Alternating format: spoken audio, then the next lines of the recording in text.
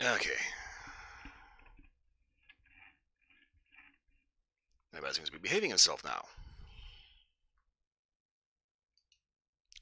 You. Okay. Running a little late today. A little problems. I started getting in the underwear to make a mess of everything. So yeah, I had to spend a little bit of time cleaning that up. So yeah. Fucking robot. Anyway, getting back to Sherlock Holmes.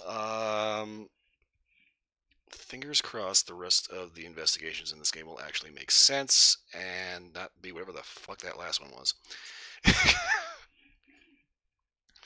Supposedly we get into Holmes's imagination, which somehow takes him to a Mayan temple with actual lethal traps. And Capra admitted it. But yeah, it was so fucking weird because it just like out of fucking nowhere, just bam, we're in like an antiques archaeology club, and then boom, we're in the middle of a fucking temple. Like, what the fuck is this Tomb Raider bullshit? And then on top of that, the actual perpetrator of the crime was a guy with one arm, one eye. That was so ashamed that his friends abandoned him and in this temple due to a very esoteric trap that cost him his arm and an infection that cost him an eye, that he got captured and enslaved and managed to buy his way back to freedom with a pygmy that was parading around as his son, but was also a harpooner and harpooned one of the guys from the club that he didn't like. It was so just out of just I don't how how do you come up with that conclusion? Because that's not where the evidence was leading me at all. Anyway,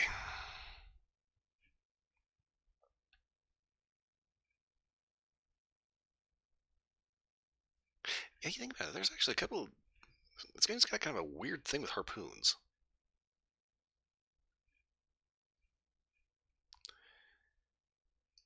Okay, go ahead and get into the scene. Get the mouse out of the way.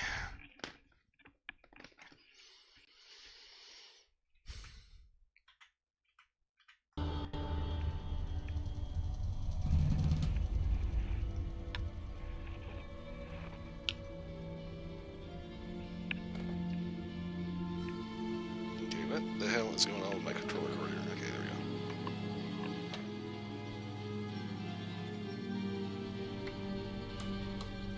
I've got the most rinky-dink ass setup here. Okay, anyway. Infamy.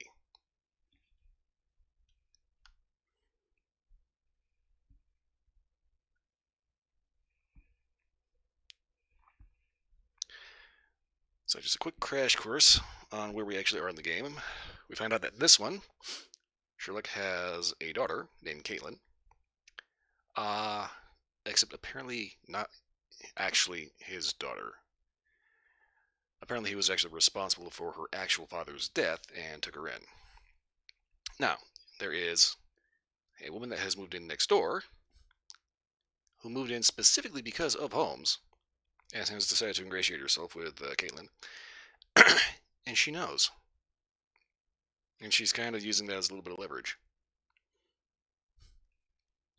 So it's going to be kind of interesting to see exactly where this plot line goes.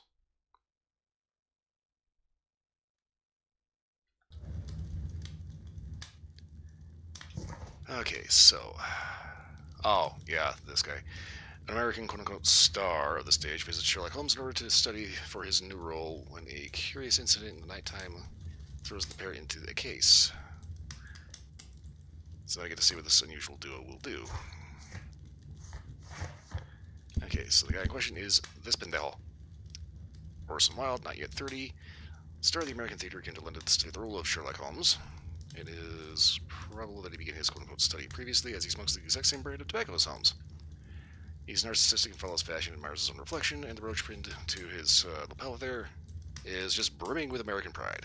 Oh, by the way, this is the guy that was the murderer in the previous case. Yeah, this was the guy. Also, it's a little weird that in this one, Lestrade is exactly the same as he was in the previous game. This is Sherlock.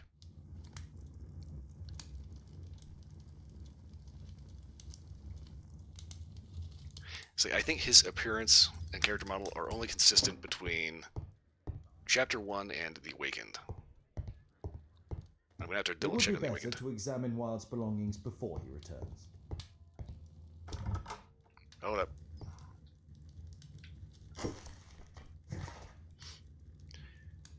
Mr. Holmes, if you're reading this and I'm already dead, I would like to thank you for all that you did. It means a lot to me. It was my deep scar, my greatest redemption that I felt I had to perform before leaving this world. Thank you, sincerely, albeit. Right. Let's stick a dagger on that. Oh, Wilde's already making himself at home. Okay, so normally this is Watson's room. Caitlin showed up and was staying in here. And this dude took no wasted time turning a little girl's room into, well, from the doctor's room into a little girl's room into a fucking whatever just putting his face all over everything. Wilde truly has a perfect disguise kit. Do actors really need all this?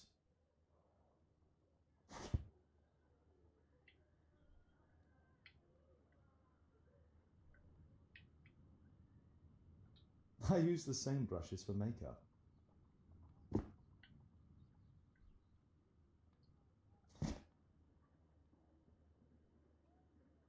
This must be grease paint. Tacky. Grease paint is just so awful for your skin. It really is. Ugh. Face powder of an excellent quality. I've never had face powder do that. I forgot my hat. Father? I'm just checking, You've got something on your face. Is it makeup? It might be. Practicing my disguises, you know me.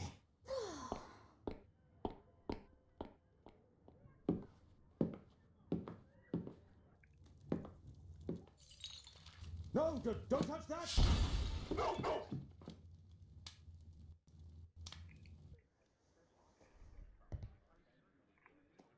Ah, Mrs. Hudson, with our tea.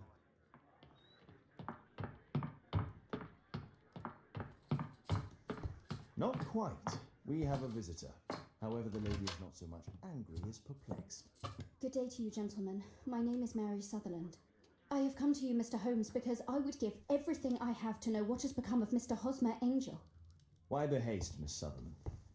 Mr. Hosmer Angel has disappeared, and my father, Mr. Winterbank, will do nothing. It makes me so angry. Staring menacingly.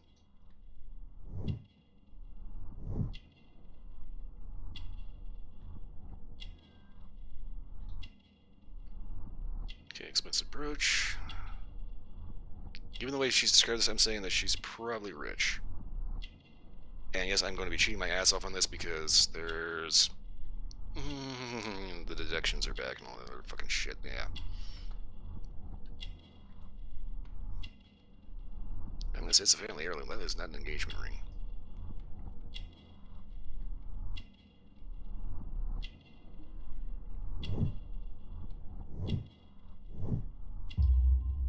Fuck. Damn it. Improvised character portrait. Great. Wearing mismatched boots. Okay.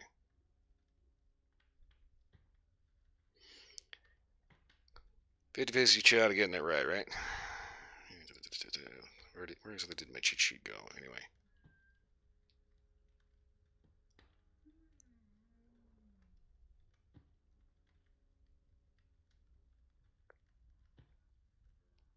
Oh, fuck, that's fucking... I don't want Devil's Daughter. I want Devil's Daughter, not fucking... I want... Not Chapter 1, I want Devil's Daughter.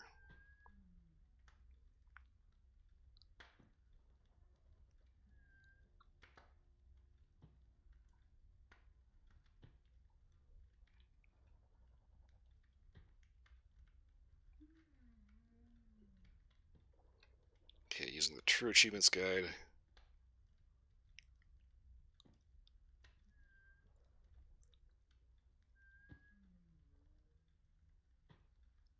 Okay, wait a minute. The ring was an engagement ring. That is not an engagement band. Guys, okay, devs, I don't care what the hell you say. That is not what an engagement band looks like. Mr. Windybank is your stepfather, surely, since the name is different? Well, indeed, I call him father, although he is barely older than myself. And your mother is alive? Oh, yes, although I wasn't best pleased when she married again, and so soon after father's death, and to a man so much younger than herself. What is your connection with Mr. Hosmer Angel? I met him at the gasfitter's ball. Mr. Windybank did not wish for me and mother to attend. He never did wish us to go anywhere, but this time I was quite set on it. Fortunately, he left for France upon some business, and so didn't have any say in it. And I met Mr. Angel that night. We met again after that and would take walks together, but then father returned, and we could no longer meet. Why was your stepfather against your going anywhere? Well, he didn't like anything of that sort. He used to say that a woman should be happy in her own family circle. Well, he's one of those guys. Did Mr. Hosmer Angel make no attempt to see you? Well, father was going off again in a week, and Hosmer wrote and said that it would be better for us not to see each other until father had gone. After that, he stopped writing. Do you have your own income?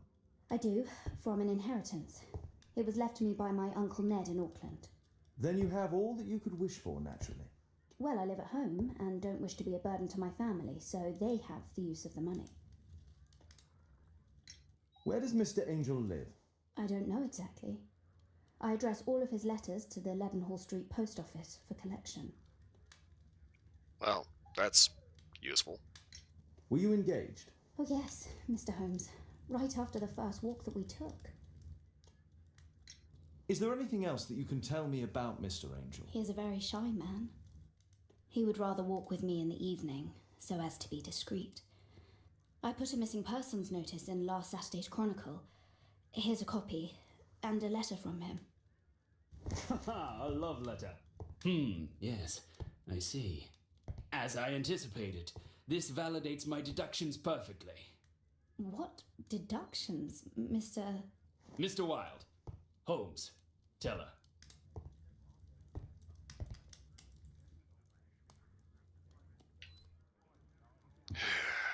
Mr. Wilde is an obnoxious prat. But I noticed the disappearance of July Mr. Hosmer Angel has mysteriously vanished. Mr. Angel is 5 feet 7 in height and a strong build. The solid complexion is black hair with bushy side whiskers. Oh, damn it.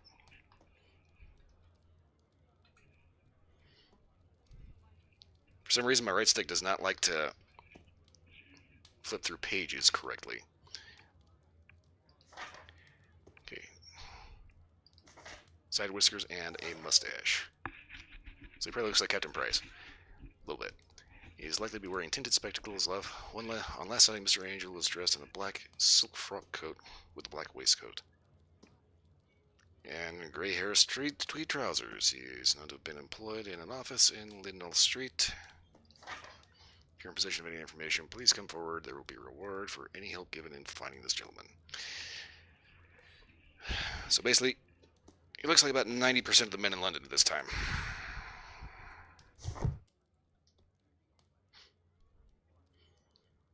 Okay.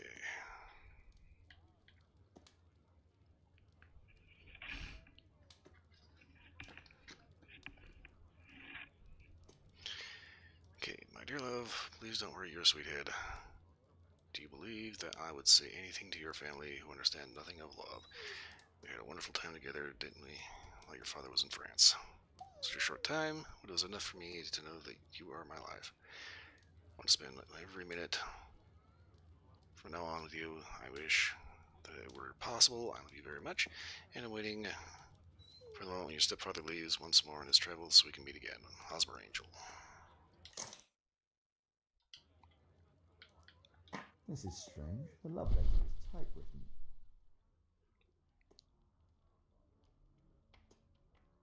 Huh. Who Blueprint Sun, London, 1894. Good quality paper, quite smooth. Fairly common ink, nothing special. I'm waiting for the moment when your stepfather leaves once more. We had a wonderful time together, didn't we, while your father was in France? Miss Sutherland only met with Hosmer Angel while the stepfather was absent. Hosmer Angel decided not to leave his signature. Let's study this letter more closely.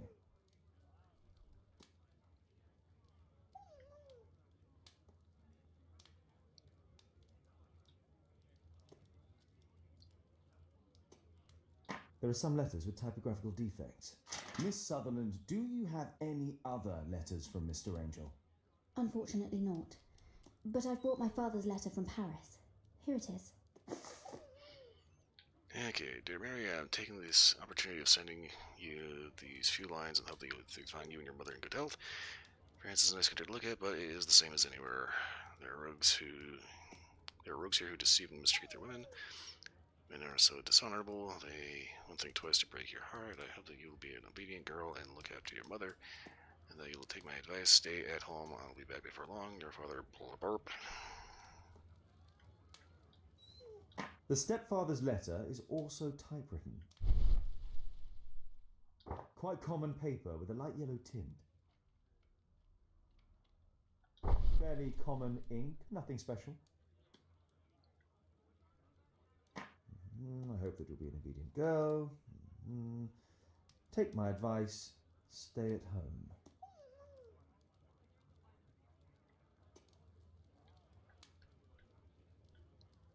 Okay, so far we've never actually had to have this mechanic of examining letters like this before. Miss Sutherland's stepfather's signature. The stepfather is trying to keep the daughter at home. Let's study this letter more closely. There are some letters with typographical defects. Both letters have typographical defects. They merit further attention. As we take a look at the M, it's entirely possible these came from the same typewriter. Okay.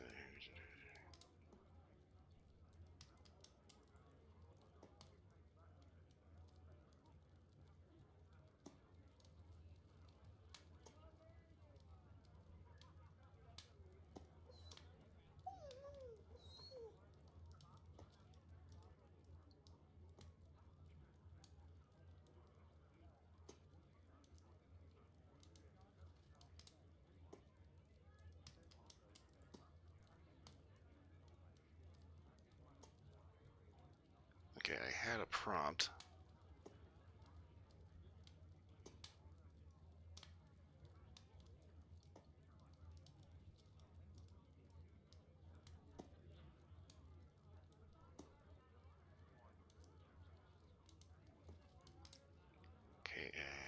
Okay, K.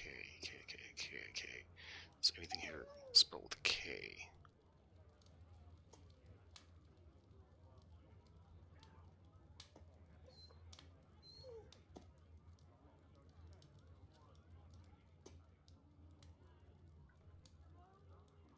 This letter has a defect. One more letter with a defect.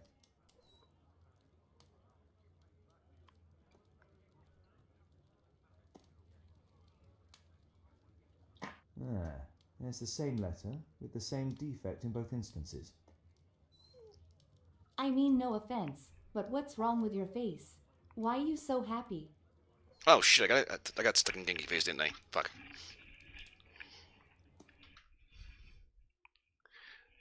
Damn it. Thank you, Duncan. Okay, so here's the thing. I was using the arrow keys to try to kind of like see if I could thumb through the pages. I had to use the mouse to do that in this game for some reason, and I keep forgetting that I have expressions hotkeyed, specifically to the arrow keys. One more letter with a defect.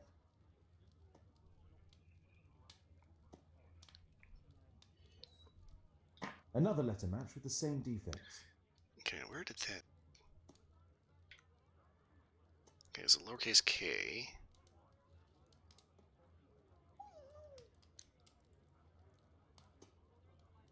Another letter match with the same defects. So, based on the specific defects, we could say that these letters were composed on the same typewriter. Yeah, let me guess. You're gonna just like sit there and just let me sit here grinning like a fucking idiot for like the entire stream, weren't you? Okay.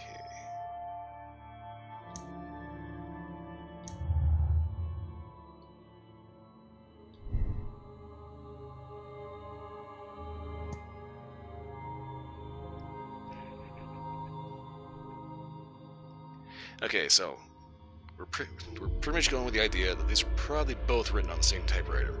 We find at least 3 instances of the same symbol that has the same defect. So, once is a fluke, twice is a coincidence, 3 times is enemy action.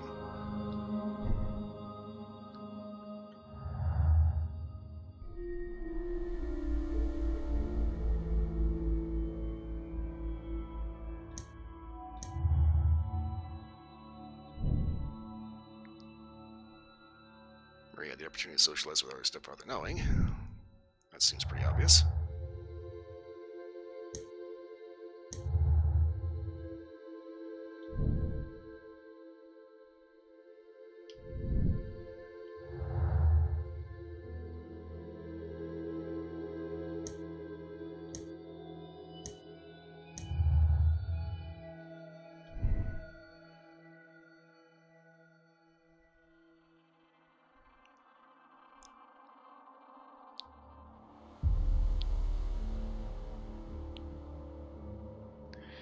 Okay, so it's a little unusual that you would only meet when her stepfather was away on business.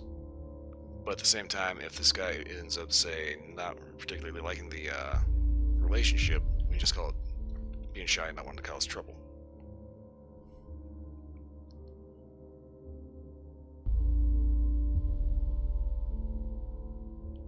Yeah, I always hate when the internet fucks up and I end up getting a slideshow stream. That's always like the worst. Okay.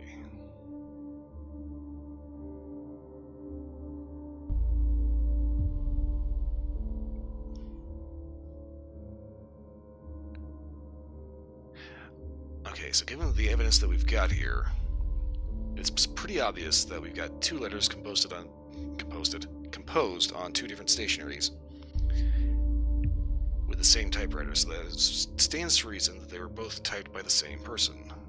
Thing is, her stepfather actually signed his, but not the Hosmer Angel one, which means he probably lied and found out that Mary was getting out of the house and disobeying his orders.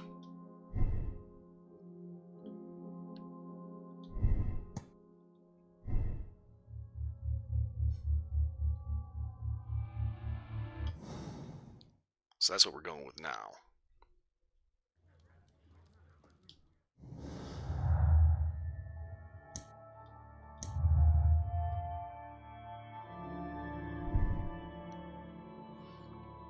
The family have an interest in Mary remaining single as they have access to her inheritance.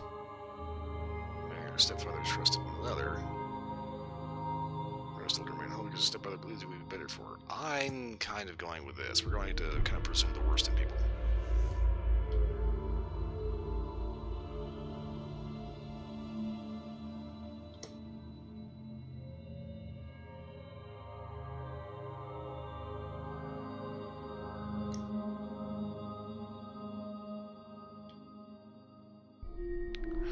Okay, wait a minute.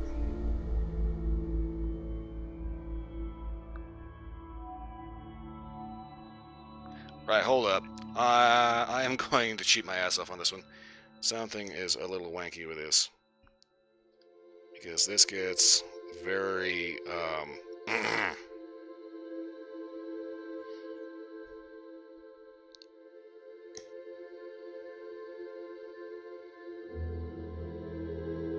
Okay, yeah, we deduced this right.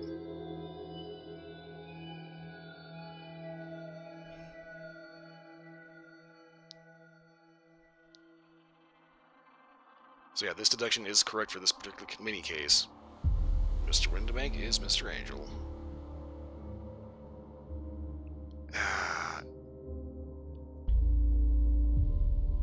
And we're going to tell the truth on this one, because what the fuck?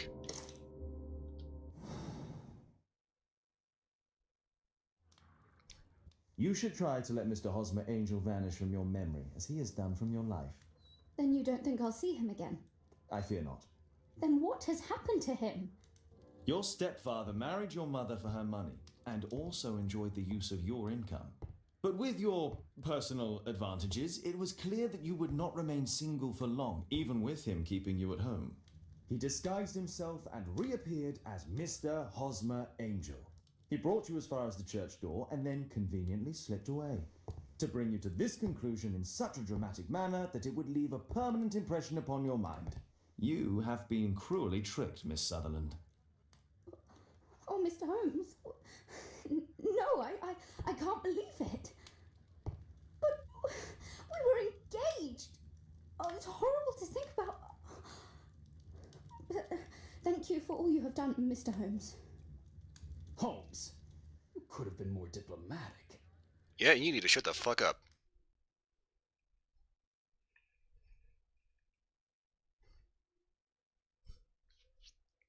Can't even just me. Do his getting set to get engaged to his fucking stepdaughter. What the fuck, dude? You're gonna pull your head out of your ass, my god.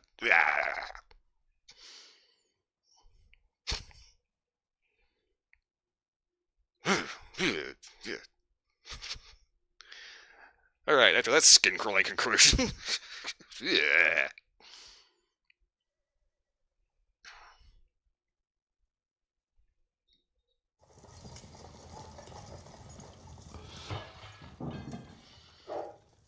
What is going on?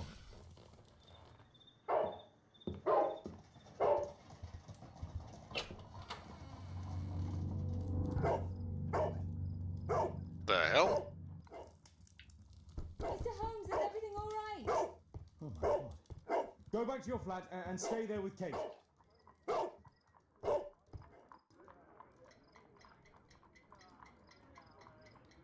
It's ticking.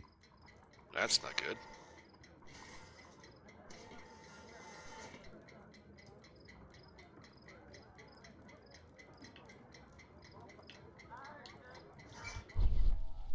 I see wires inside. They could be connected to the cover.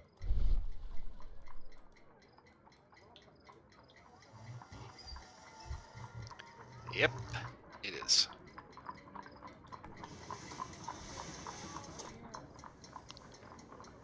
Okay. A fancy ticking homemade gift from a secret admirer. I have 2 minutes to defuse it. Okay, ideally we want to cut the battery. A source of electricity for the detonation. There are wires attached to the bell and hammer. When the alarm triggers, the bomb will explode. Aha! This solenoid protects the bomb from being easily diffused. If it loses its power supply, it will close contact between the secondary chain wires and the bomb will explode. Shit. Okay. Aha! This solenoid protects the bomb from being easily diffused. Not what I If it clicked on, loses game. its power supply, it will close contact between the secondary chain wires and the bomb will explode. A package with explosive material. There are wires going in and out. It's useless to predict how they might be tangled up inside.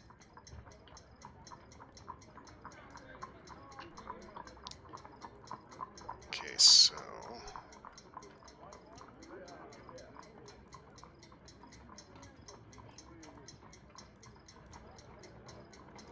What am I missing?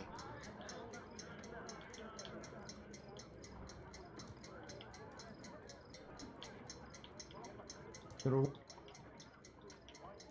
a package with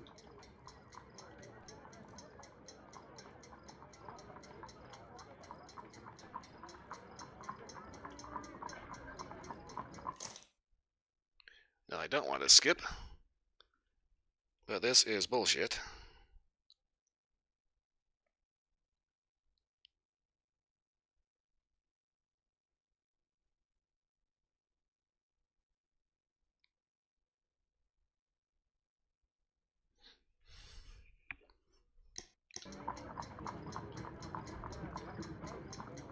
Aha! This. If it loses. How do I get to where I can cut shit?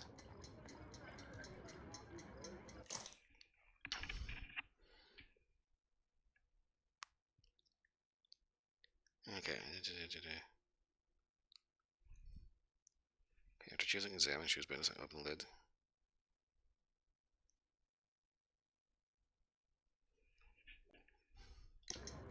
Okay.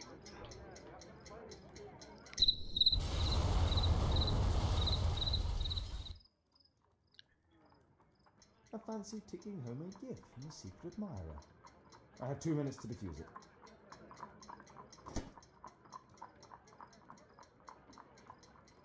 A package with explosive material. There are wires going in. Yes, I know that. If it loses.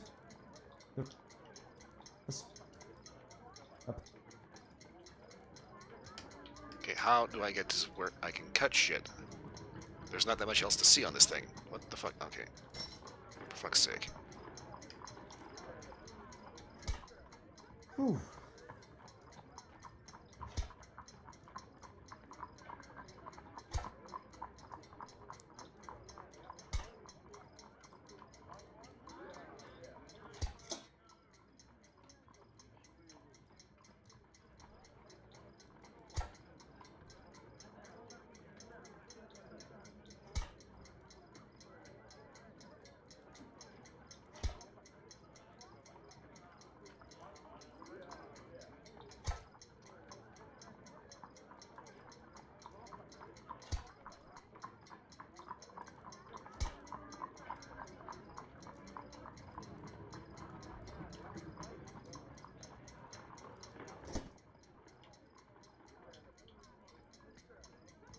Did I get them all?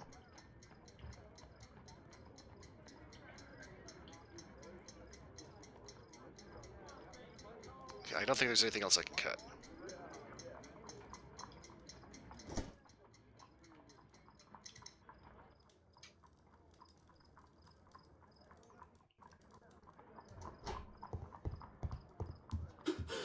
What happened? Just a small bomb. Somebody wants to kill me? What for? I don't believe that you were the target. Who then? Who do you think? Mr. Holmes, are you all right? I saw the bloke. I tried to catch him, but he escaped. Can you describe the man? He was thin, about 5'5", with black hair and a hair lip. Wiggins, tell us everything you saw. The fellow was watching your place, so I thought maybe he's a client. But then he took something out of his jacket and threw it, smashing your window.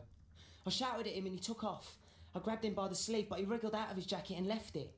I'm sorry I didn't catch him, Mr. Holmes. You did very well, Wiggins. Now, let's take a look at that jacket. Here it is. Good job, Wiggins. Here's a penny. Oh, thanks, Mr. Holmes.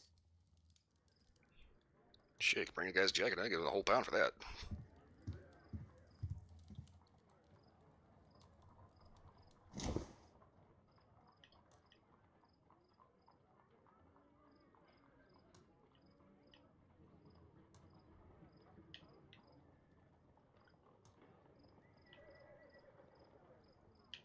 Yeah, I have a feeling that bomb thing was probably one of those puzzles that we'd probably have been figured out through a very tedious amount of trial and error. Alright, I know it's a fucking... Okay, here we go. JT are the owner's initials.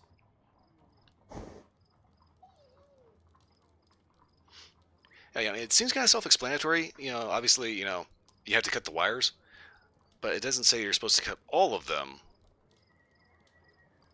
And, you know, it's like, I had to look it up. You had to start with the lowermost blue one, then just like counterclockwise all of them until you end up running out of wires.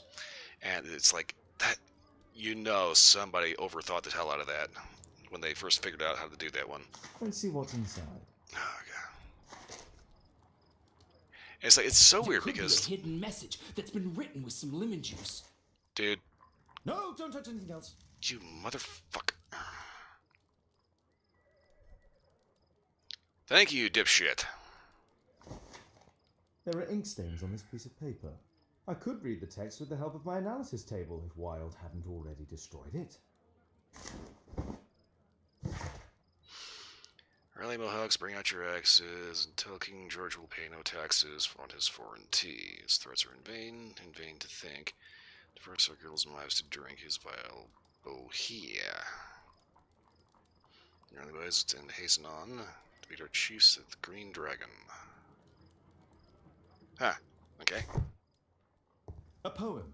But what does it mean? This isn't a poem. It's a song called Rally Mohawks. That great moment when America rebelled against England's dominance. Then rally, boys, and hasten on to meet our chiefs at the Green Dragon.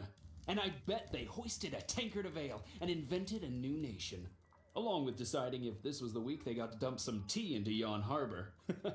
Why ever did he keep such a song in his pocket? Yeah, plus, dude, you do realize you're in London? Maybe kind of tone down the Star Spangled Banner there a little bit. I guarantee you there's going to be a big angry Scotsman that's going to kick the shit out of you.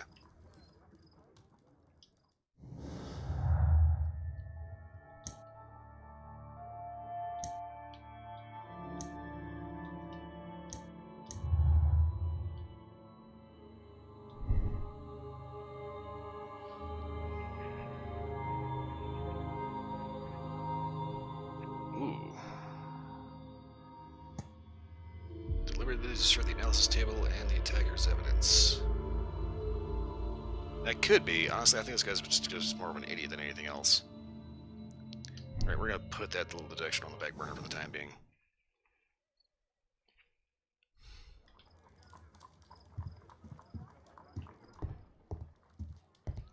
Yeah, it's kind of weird. It's like for, the past couple of, like Chapter 1, The Sinking City, and Awaken knocked it out of the park. Great. Absolutely fun. It just had a blast with them. Then we get to Crimes and Punishment. It's like, okay, this is like, what the fuck? Okay, gonna need a little bit of help on this one. This one, on the other hand, has just been such a freaking weird-ass roller coaster.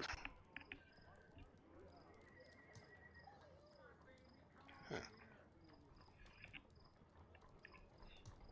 Thanks to Wilde, my analysis table has been completely destroyed. Good job, Toby.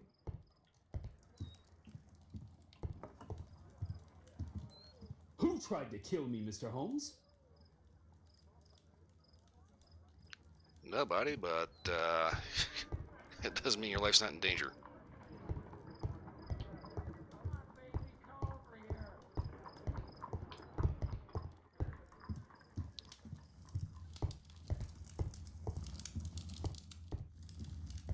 I need to finish here first. What else is there?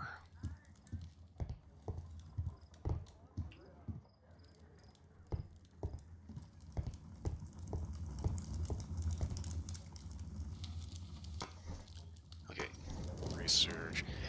No, encyclopedia.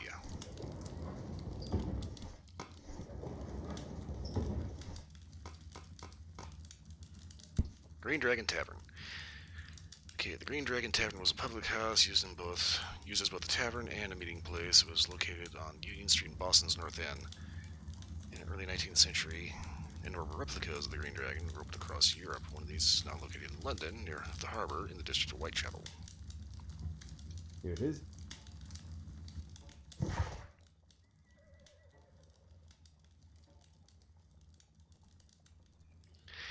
Yes, indeed. Back to Whitechapel. Okay.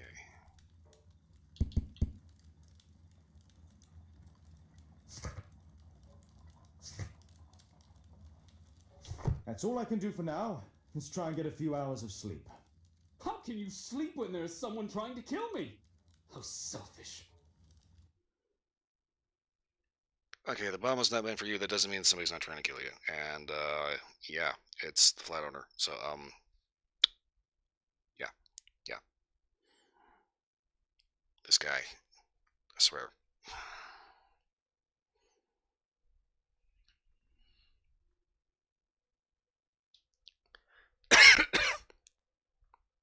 It's like, this dude doesn't get, like, a little bit of self-awareness, I'm about to yeet his ass out the fucking window.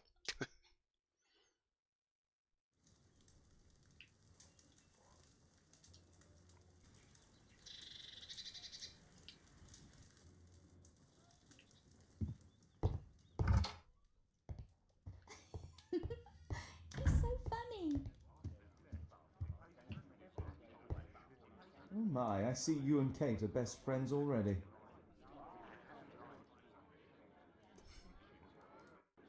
Did you sleep well, Kate? Very well, thank you, Father. Is that Wild? Whatever is he doing now? He's transforming you into a legend. Oh, silly man. Kate, what's the Good. matter? Well, I just came by to tell you that I'm going to the zoo with Alice. We'll be having lunch in town. The zoo? What on earth for? Perhaps because it is my birthday today? I'm so sorry, Kate. With Wild's visit, Look, here's some spending money. Go and treat yourself to a thing. All right. I'll go then. Kate. You never do anything right. All right. Come here. I've had enough of you not caring about me. I do care. I've just had a difficult night. Yes, Alice told me about the bomb, but you wouldn't. Kate, I only want to protect you. You don't understand anything. I wish Alice would adopt me. Don't be ridiculous. I don't know why my parents entrusted me to you. Did they really know you? Kate, come back. Damn it. Such a waste. This Alice, I have an odd sense about her. It's as if she's playing with Kate's feelings. This would be a good opportunity to investigate Alice's flat while they're absent. And anyway, it'd be better to visit the Green Dragon Tavern during the evening. Nosy.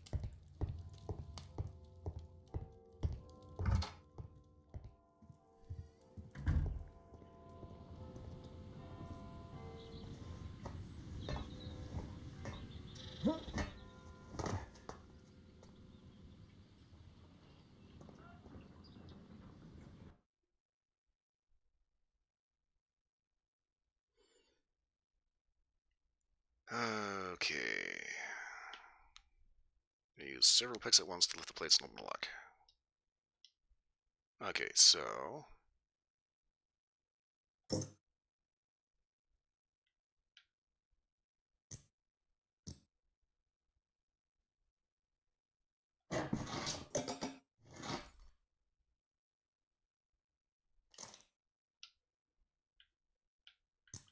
before I select another pick... Oh, wait.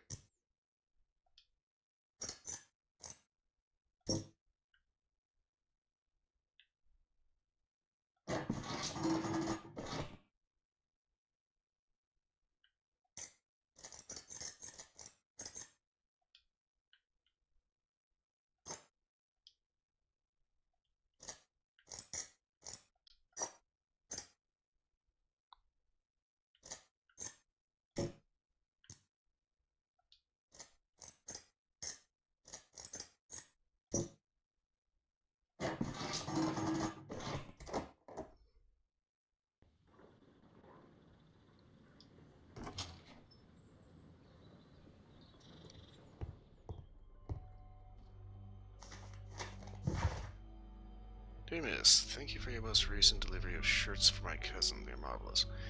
As I told you this Saturday, I shall be attending the wedding breakfast of my dear friends, so I'll need to look stunning. Please be sure to finish my dress by Friday at the latest. I'll send for it in the morning. Alice has recently used this. Ooh. It looks as though Alice has not slept here for a long time. It's a lot of pillows.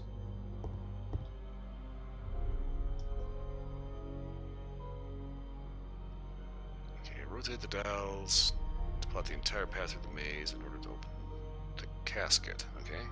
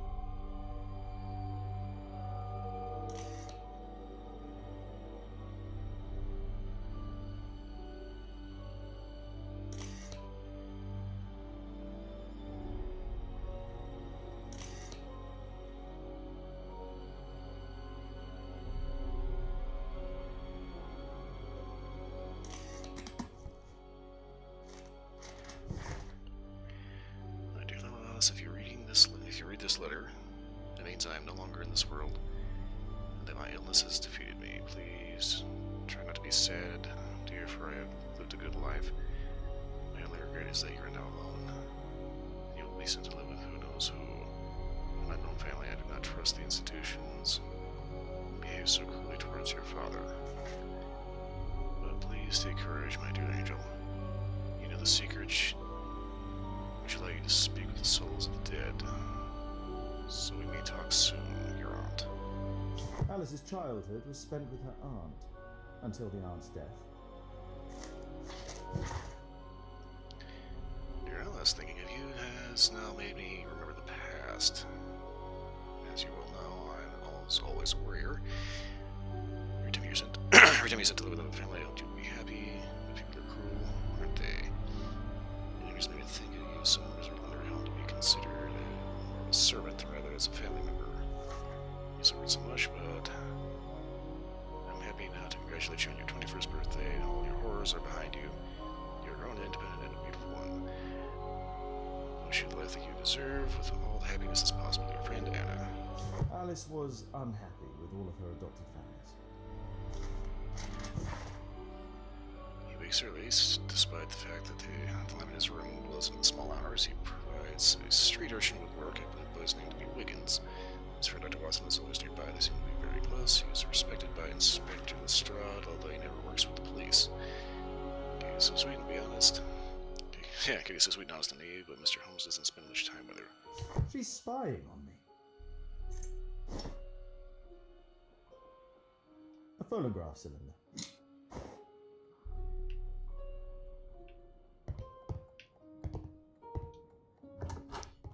Yeah, of course, just pockets everything. Sarah de Bouvier is Alice's mother. What?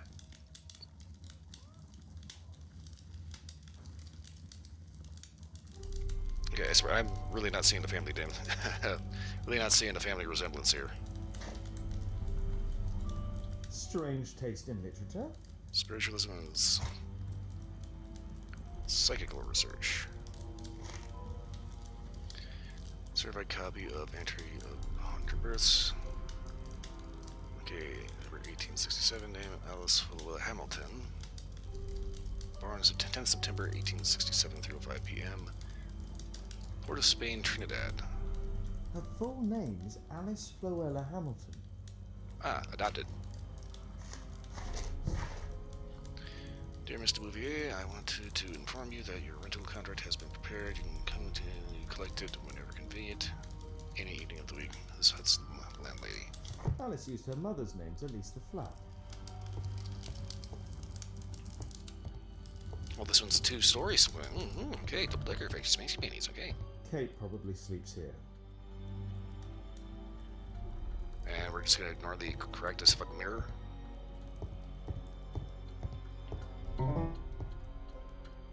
Yes, piano. This is a big apartment. And only slightly disheveled. This lock is quite new.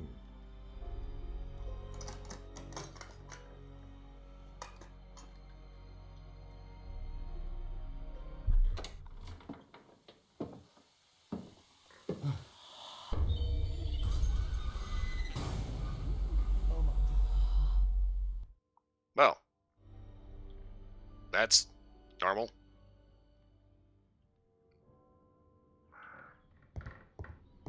The wheelchair is the same as the one in the photograph above.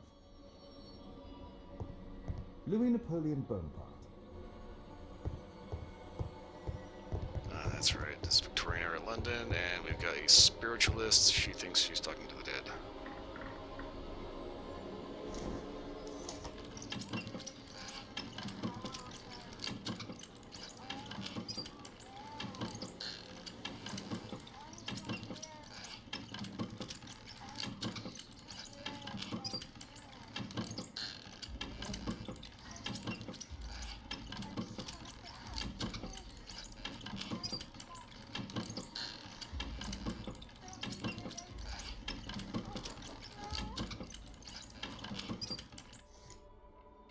Alice is talking with her father, William Hamilton.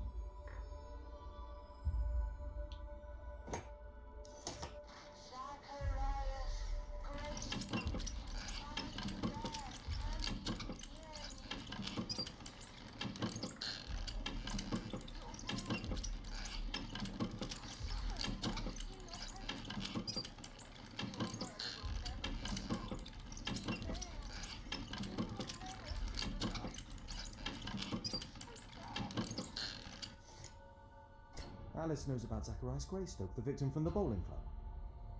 I solved that crime. It's my distant ancestor, Horace Verney. William Hamilton. But I know him. He was a bandit who I arrested 20 years ago.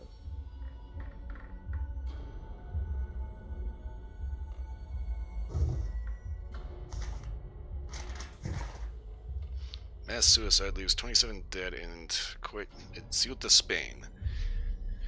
The bodies of 27 people, including 4 children, have been discovered in Ceuta, Spain. The deceased, who were members of the Veneration of the Dead, had consumed a soft drink laced with deadly cyanide and sedatives. Police were only able to save one young woman, Alice Florilla Hamilton.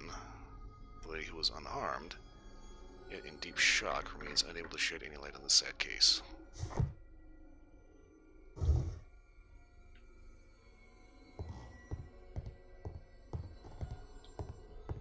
Abraham Lincoln.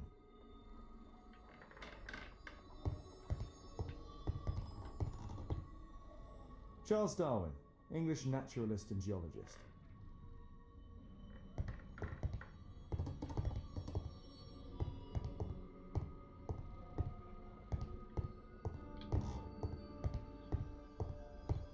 My word, look at this setup. Alice practices spiritualism.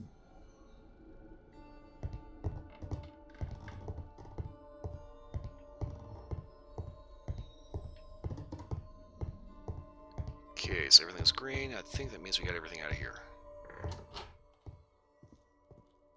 It's shut tight.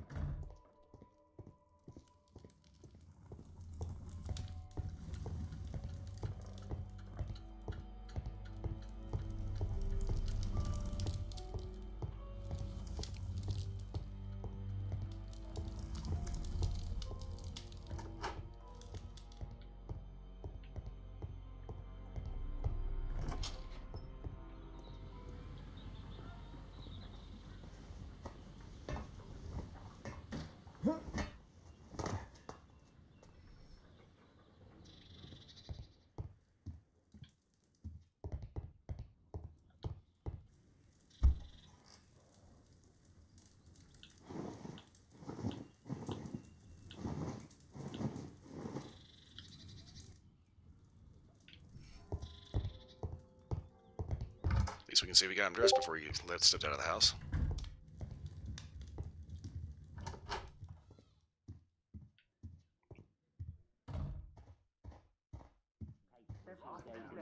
Let's not go outside. The journalists would notice me.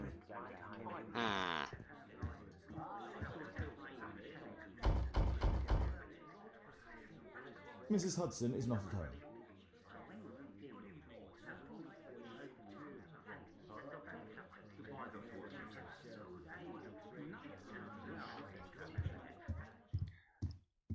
Force is not an option. I should find another way inside Alice's flat. A back room.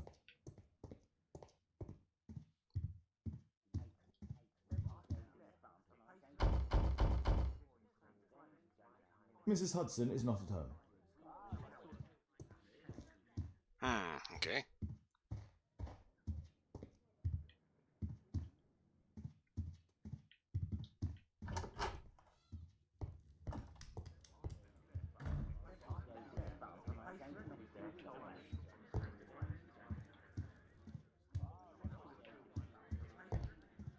Thanks to Wilde, my analysis table has been completely destroyed.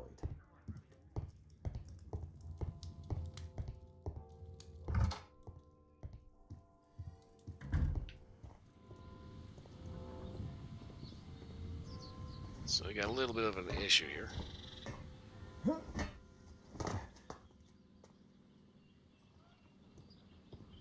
It's kind of funny, the whole spiritualism thing. Basically, believe it or not, a lot of like the goofy paranormal shit that we see on like paranormal YouTube channels and shit stems directly from all this, all just weird ass honky.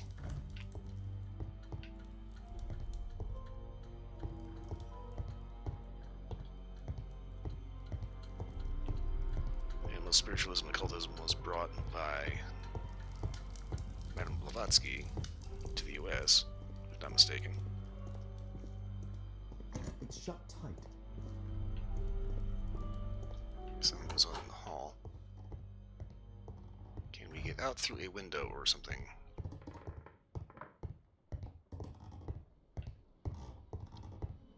It's like she's got all these goofy photos and artifacts and weird books. Charles.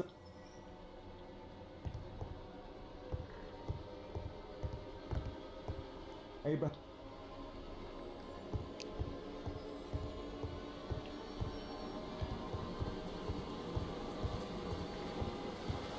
Later at the time, this is actually fairly normal.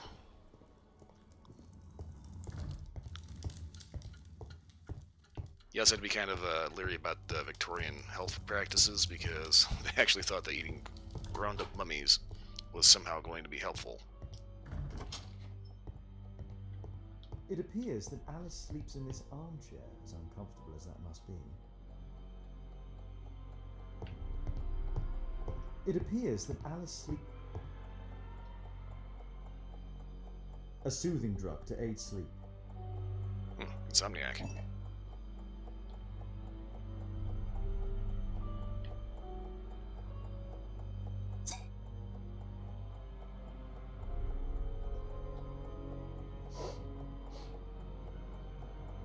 It has no smell. Oh yeah, just chug it. It has a bitter taste. No smell, bitter taste. It's a tincture of barbiturate.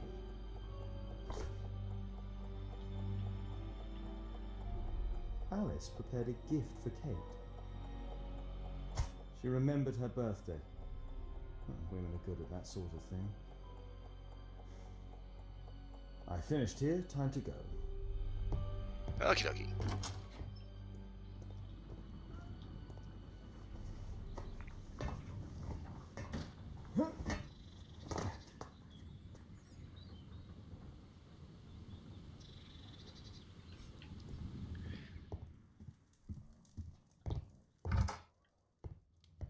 Yeah, I suppose it's fine because obviously it's on her table and she's clearly, consuming it for something.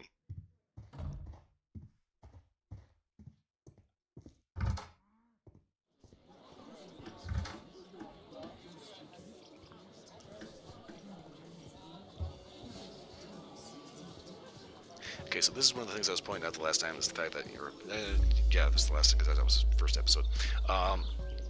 They've kind of added more explorable areas around 221B Baker Street, which is kind of funny because they did something kind of similar in... I need to change my clothes. Ah, bloody hell. They did something similar in Awakened, but...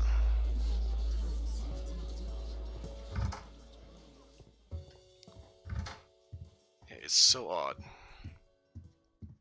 It's like we see a lot of consistent design elements.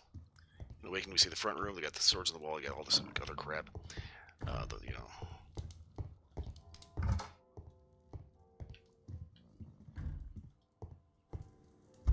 Okay.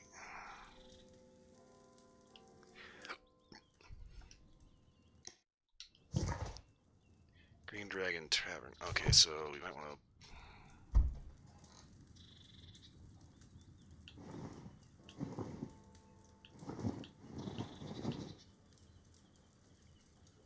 Bandito outfit? No.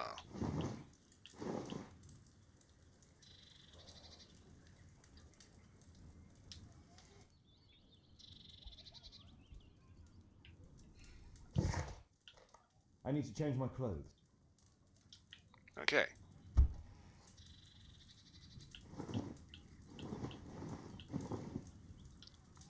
Got gotta love how I have absolutely zero idea what the fuck I'm supposed to be wearing.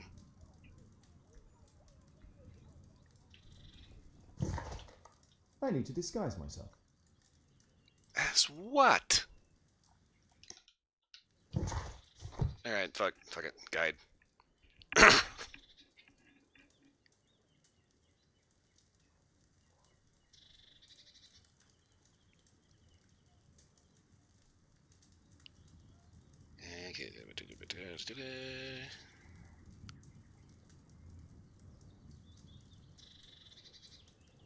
Okay, bandit. And any kind of facial hair. Okay.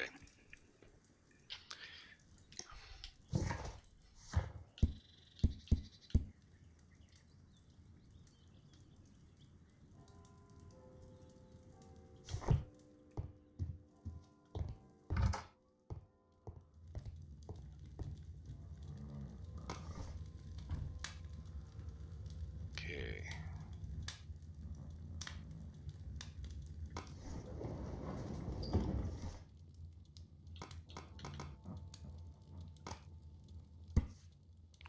Failed to escape from Newgate Prison. 4 prisoners crawled through a narrow drainage pipe to escape from Newgate Prison in London. It was a well-planned daylight operation, but ultimately unsuccessful. Thanks to the fast reaction of our police force, the 2 prisoners were killed. Oh, fuck. The remaining men were sent back to prison. One of the dead prisoners was the prior criminal lord of London, William Hamilton. As is already known, William Hamilton was arrested in 1875 during a Scotland Yard operation under Treasure Inspector Lestrade.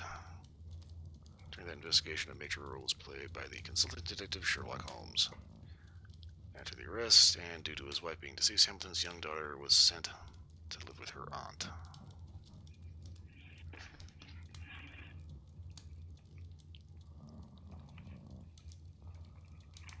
That worked today. Nice. Get back, relax. Watch me try not to punch my screen with how fucking esoteric and weird these freaking just bizarre cases are. Here it is. Okay. Ah, back crack. Okay, so.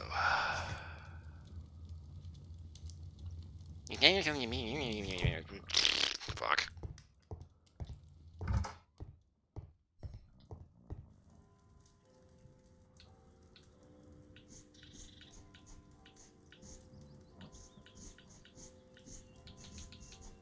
Alright, he's going to a tavern. Let's go ahead and give him the full man squatch.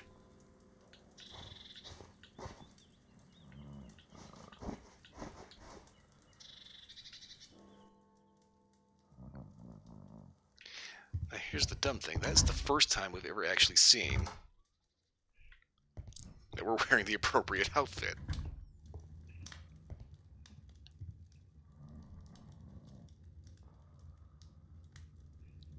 Yeah, the difference between the games, you can really see and feel it. It's you know, it's like they had kind of like an overarching kind of idea about where to go with it. But okay, so here's the thing.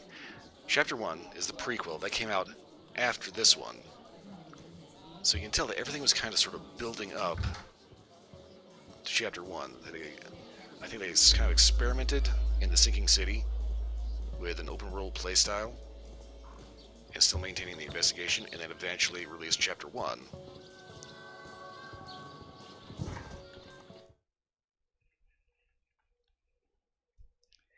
And then they kind of went back to it with The Awakened. Except now we're getting like our timeline's gonna mess up because I don't know what year this takes place. I want to say 1895.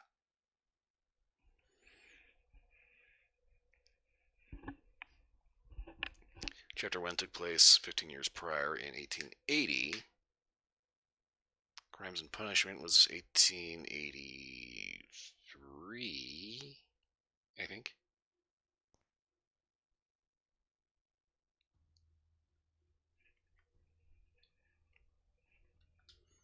I have to be careful in this den of iniquity.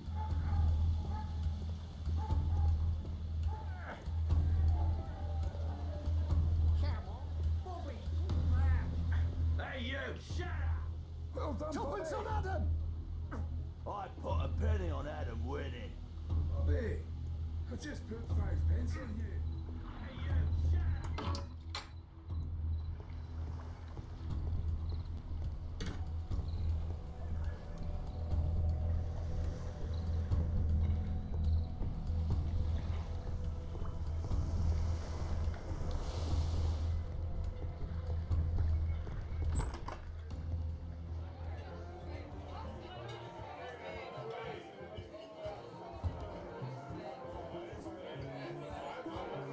should be quiet so that I can listen to what people are saying.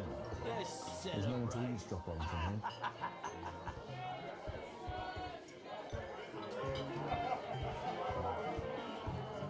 There's no one to eavesdrop on from here.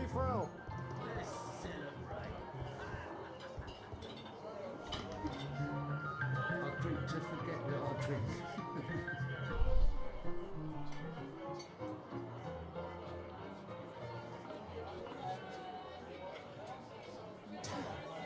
You're Tucker Holmes for real.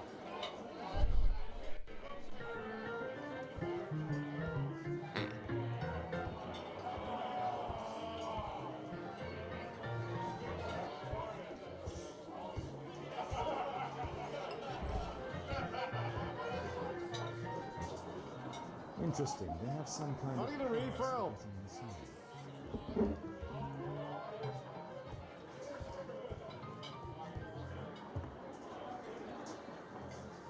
I can hear nothing from here.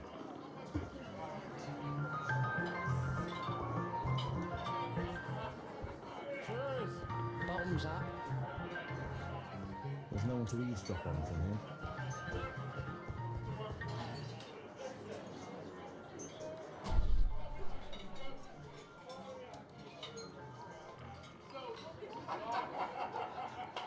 Good bear. Strong. Perhaps I should try. Let's celebrate. There's no one to eavesdrop on from here.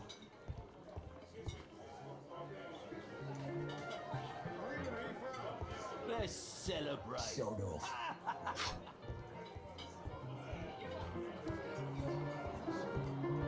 Drink to forget that I drink. Bottoms up. This is Martina.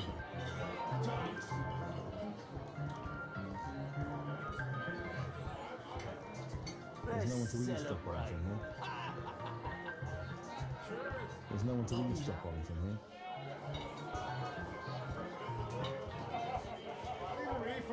Hey, Mug Hunter, what do you think you're doing? Get out of here! I drink to forget that I drink. There's no one to eavesdrop on from here.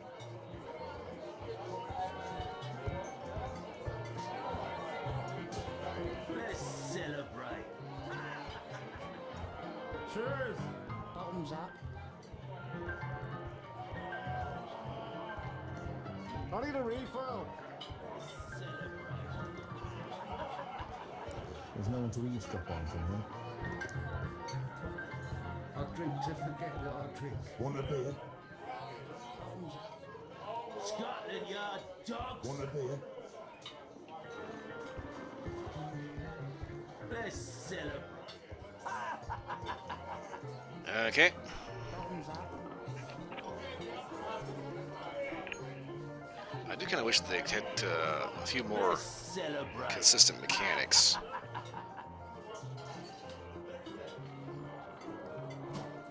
drink to forget that I drink. Bottoms up. Scotland Yard dogs.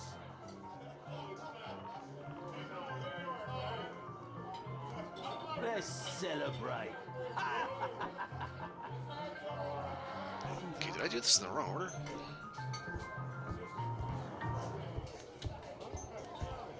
Let's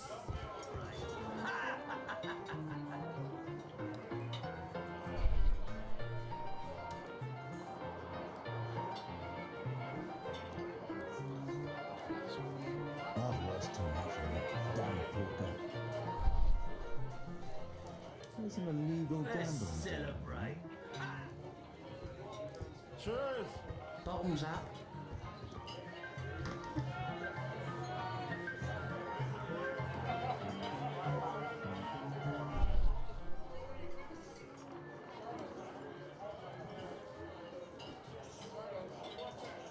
Remember the earlier?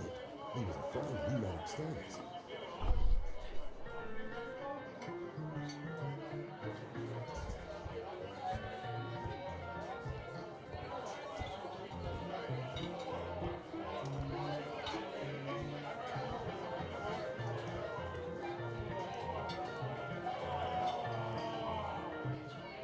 man with a hairnet. He could be my attacker. I should find a way to go upstairs.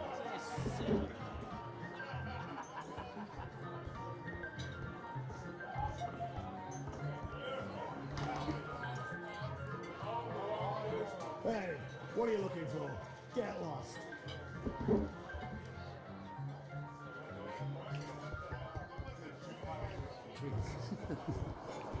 Bottoms up. Scotland Yard dogs. Let's celebrate. Cheers. Bottoms up.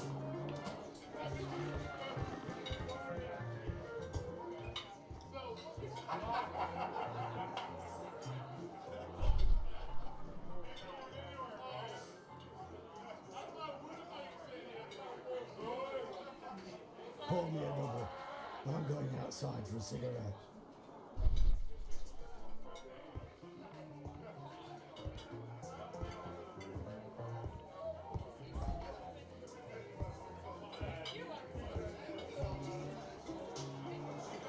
He has a pass. I could steal it to gain entry.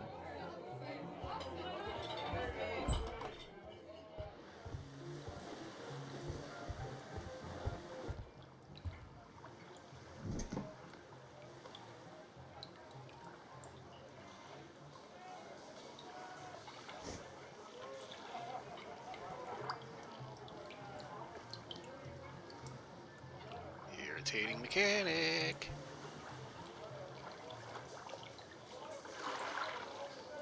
Oh, fuck. God damn it. So it's a mix of stick control and a quick time event because it changes the damn button each time.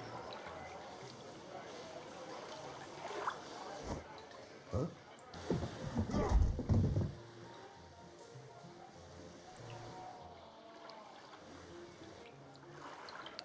Okay, can we seriously not just choke this guy out?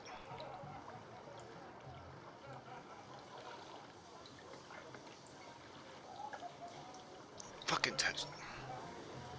It changes even on defense.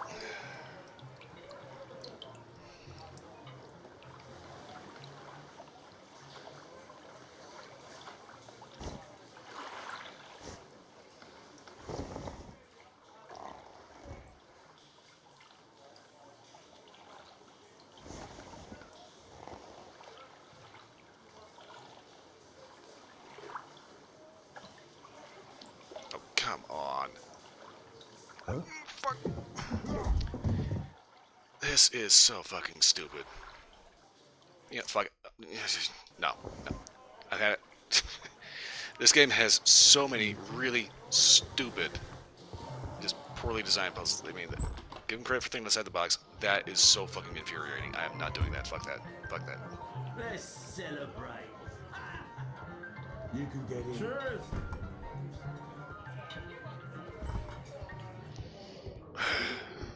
I could try to to do that right, but it's like, nah, fuck it.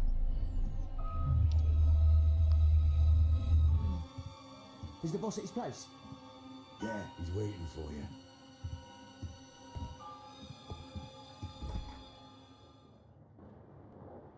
Our man. I should find a way to follow him.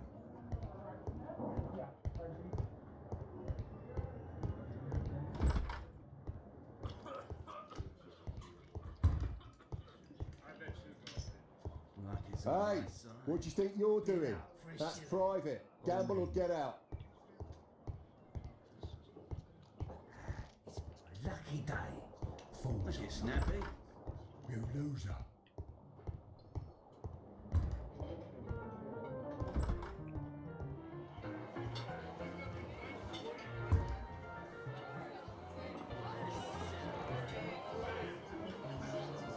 Cheers.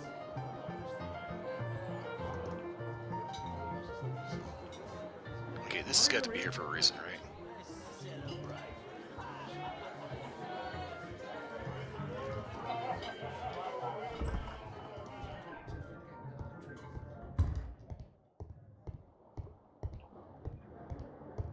The door to the gambling room is there.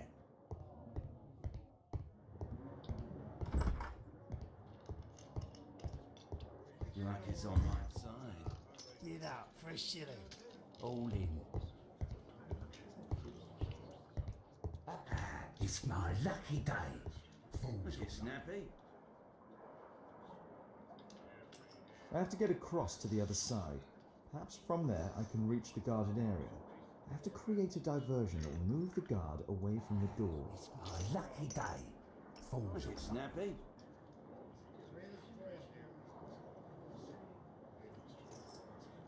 There are knives here. A well cared for hat. All in. I can smell the money. What are you looking at?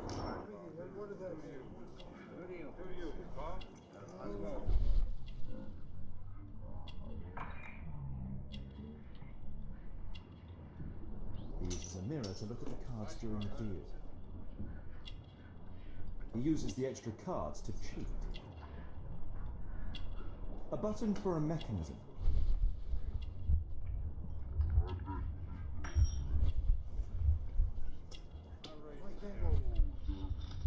This is a holdout that deals extra cards.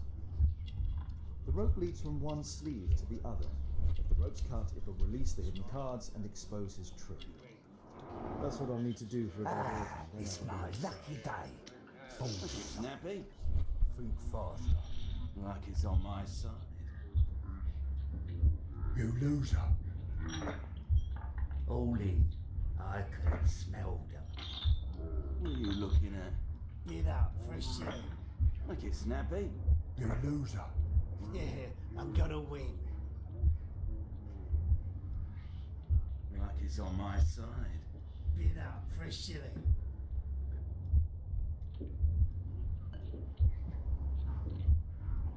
No, such a diversion will not help. Like it's on my side. Bid up for a shilling. All in. It's my lucky day. Let's get snappy. Okay, how's that out of sequence? Like it's on my side. You loser. All in. I can smell the money. Okay. Bid up for a shilling. Like it's snappy. You loser. Yeah, I'm gonna win. Like it's on my side. Bid up for a shilling. All in. It's my lucky day. Let's Fools. get snappy. Think faster.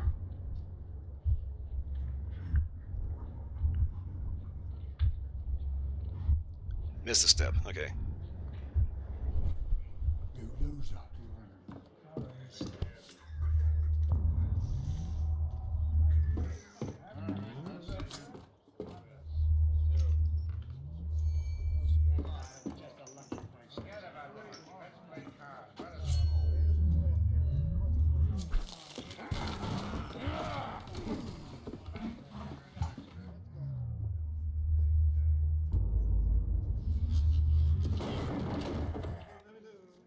I have to try and go around. Oh god, we got this fucking thing again. Okay. Bah.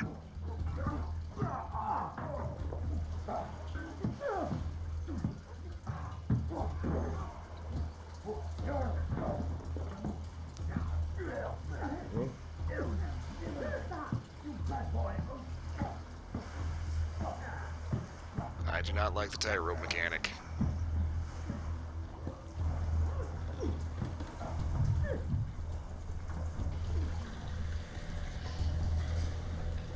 Okay.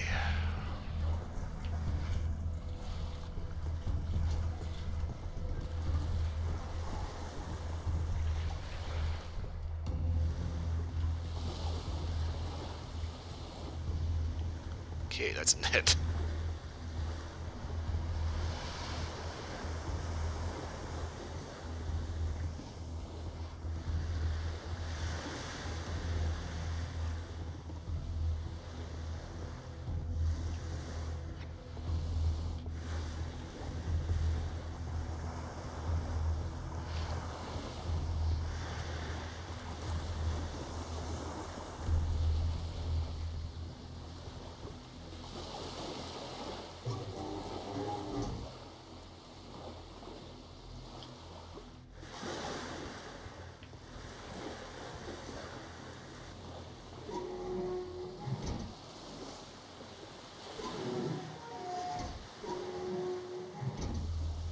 Oh, this is gonna be fun.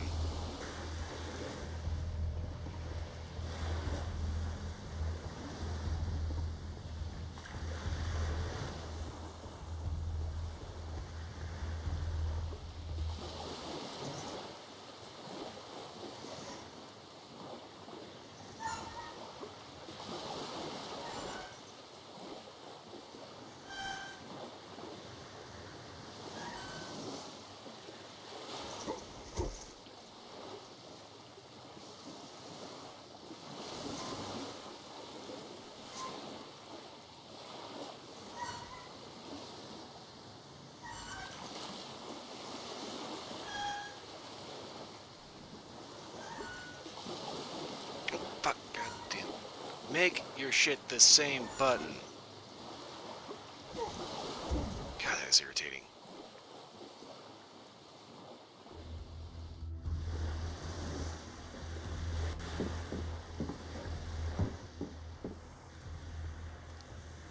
It's like, it kind of feels like it's a holdover from QuickTime events.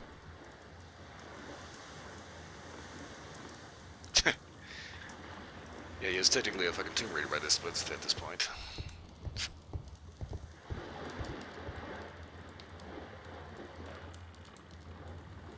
They only left this room recently.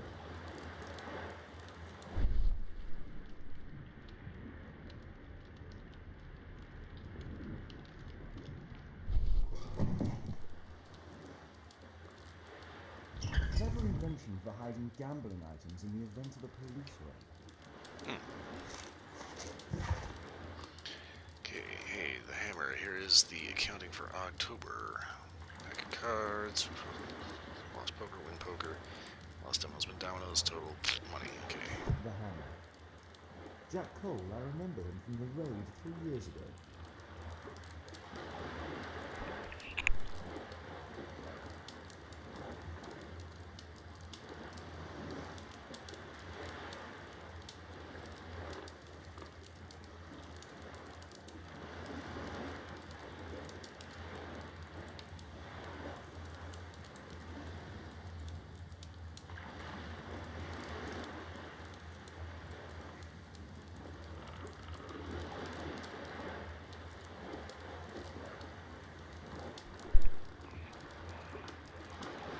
Yeah, okay, so I said, say goodnight.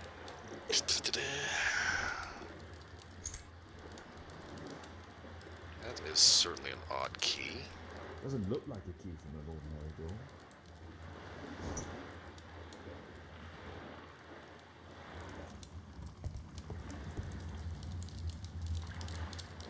The man from the gambling room is the same card cheating accessory.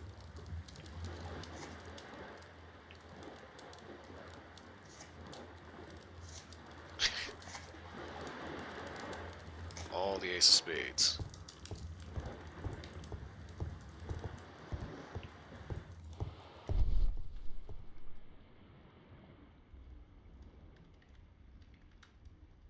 A crack. There might be something behind the cupboard.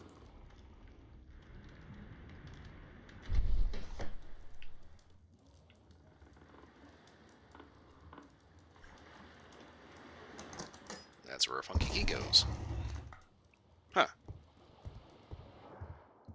Gotta love how we just like take all this stuff, open every door, leave everything, just like the keys sticking out of the lock, Left. and like nobody gives a shit. It's evident that all of these items were stolen by Jack Cole's gang. It's the suitcase belonging to that fellow with the hairnet.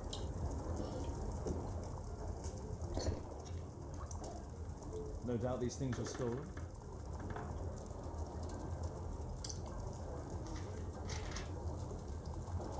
Our man, most likely with his family. After moving into our new home.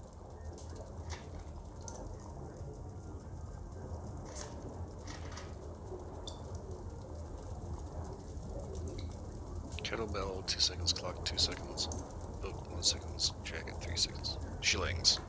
Total 8. This fellow pawned his belongings. He must be in great need of money. Butler's pawn shop. butler's pawn shop on Lambeth Street. He apparently lives near this pawn shop. What's going on in there?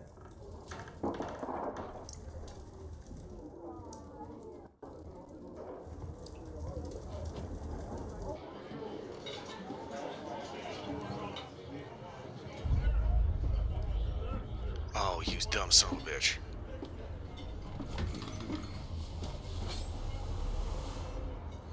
I need to save also real quickly. Oh, crap.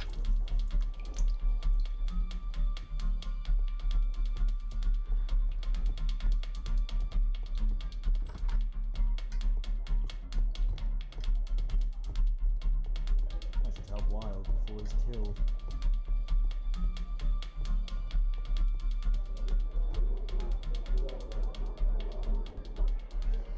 Holmes! You sneaky bastard, I'll kill you!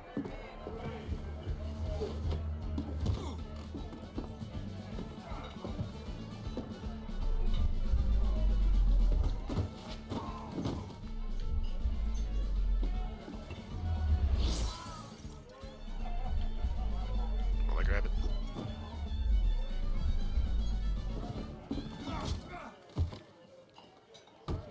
I hate this fucking quick time bullshit. Holmes! You sneaky bastard, I'll kill you!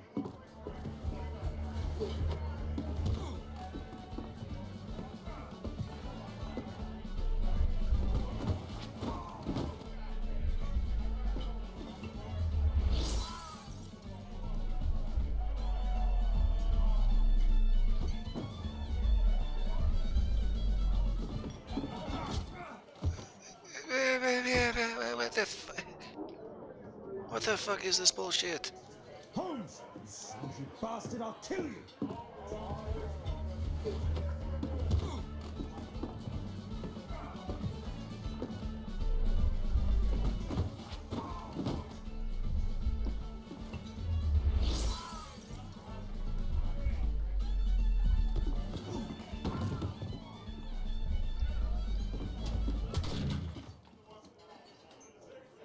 What?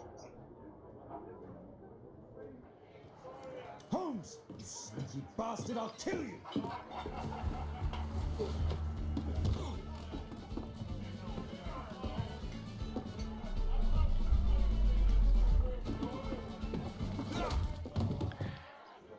I hate how everything fits together in a very precise, very irritating way, and it changes it every time. Bastard, I'll kill you!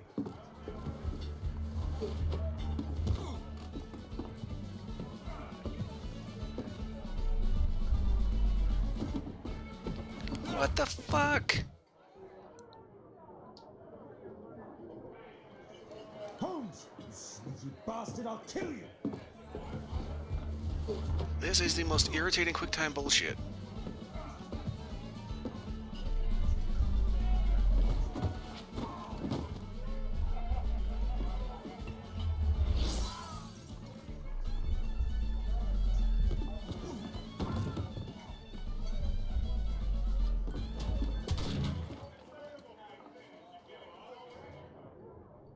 Okay. What is this bullshit? Yeah, obviously I know it's a drink tray and it's not going to be fucking bulletproof, but what the fuck? It's the only option I've got.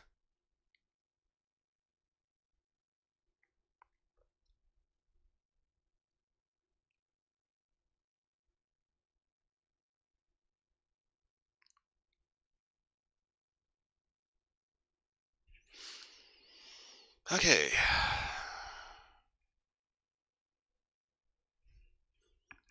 Holmes! You sneaky bastard, I'll kill you! Use the guide again.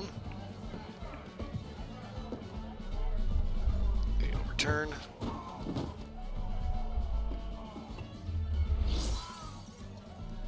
Smack him in the face.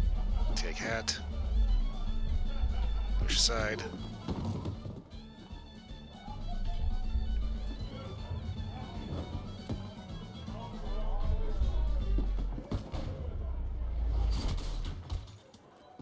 Asshole.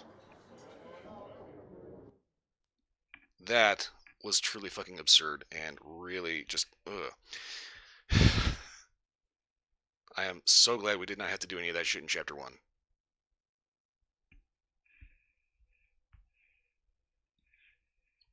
The fights were annoying, but at least there was a certain amount of skill. Also, fuck John.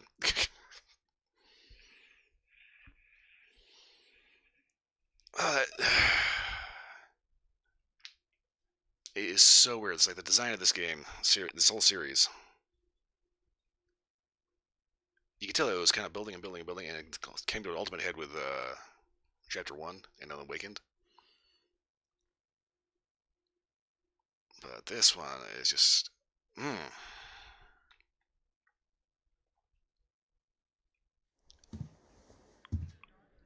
are you? You are Alice, yeah? Listen, Holmes suspects something. What are you talking about? You must be more discreet. Your little game with his daughter. No! Too soft, Holmes. You You motherfucker. are Mr. Holmes. Why on earth? You see, she recognized you, and I expected it. You must live the character. You see, Now you go upstairs right away or I will drive you back to that pub, understood? and there you are. You've got it. All right. Yeah, this is But not seriously, acting. This you is should an take actual acting threat. classes. I know that you came here to avenge your father. You moved into my building, you've spied on me, and now you prepare your revenge through my own daughter. Don't be such a fool. I adore your daughter. You see conspiracies in everything. I have good reason to. Perhaps you forget what I do for a living. How I pity you. You mistake sincerity for dishonesty. Do you dare tell me that your presence here is accidental? Obviously not. When the opportunity arose for me to meet you, then I came, but not with hatred, rather more with fascination. I had hoped to learn something about my father from you, some answers as to my identity, when strangely enough I find that you yourself are a riddle, even to your own daughter. You shouldn't have involved my daughter in your sick problems. You're only confusing her. It's over. She doesn't know it yet, but I'll be leaving soon. I've finished my business here, and you will never hear from me again. Good. But you better speak to me directly. No being furtive. I had no idea that you could show such a high level of indulgence towards the children of criminals. You. I'm going, please, I beg you, do not spoil my last moments with Caitlin.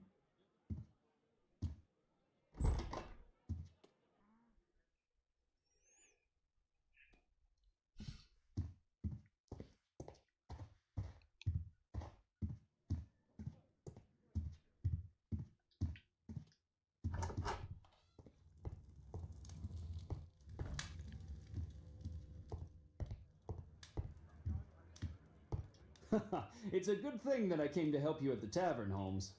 Actually, I would far rather you stop helping me.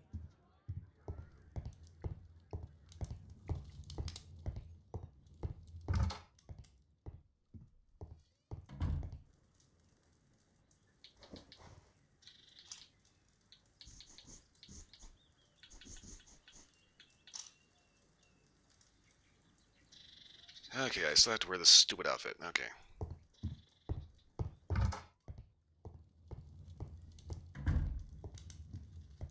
A map of London and its surroundings. Could be useful.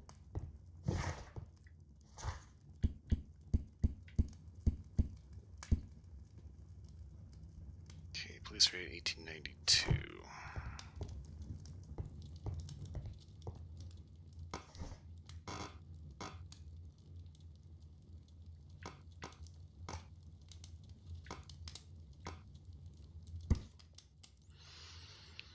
Okay, well-known private detective Sherlock Holmes' collaboration with Scotland Yard has carried out a raid on one of London's most dangerous and affluent street mobs, the Westminster Gang, regrettably, and as usual, the police attempt... Blah. 3 pages long.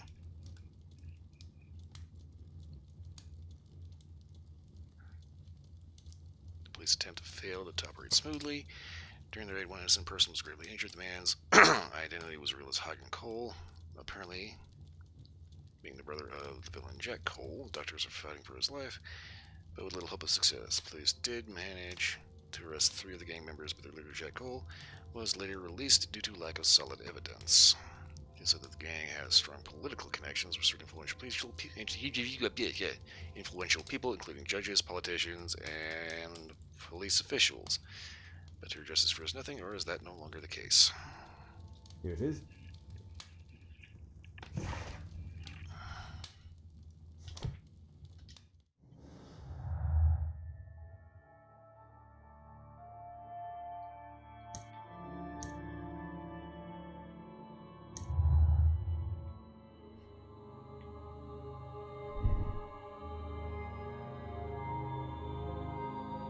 Okay, at this point, I'm going to say this dude is probably just coincident. He's just a bumbling idiot.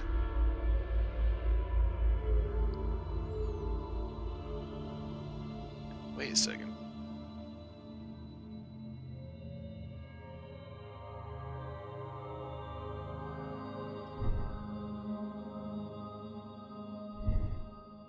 Alright, I'm gonna leave this one alone. Something is fishy about this dude.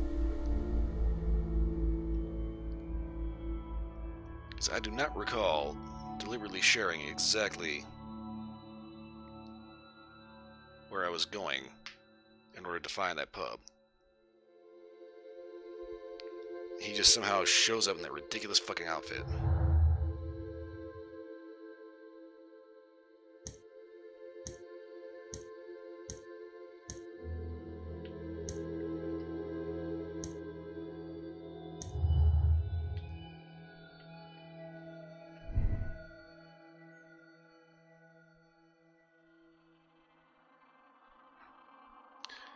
Since the fine actor, reporters did not notice that he was not Sherlock Holmes, or residents obsessed with the idea of being Holmes. Let's make sure everybody has behave and dress in the same manner. Okay.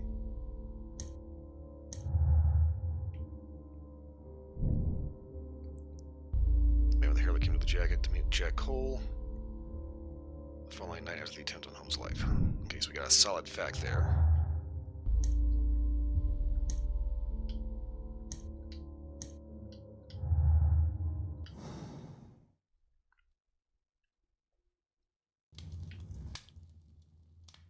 Not made up my mind about this dude. I don't know if he's actually intentionally trying to sabotage shit or he's just a blistering idiot.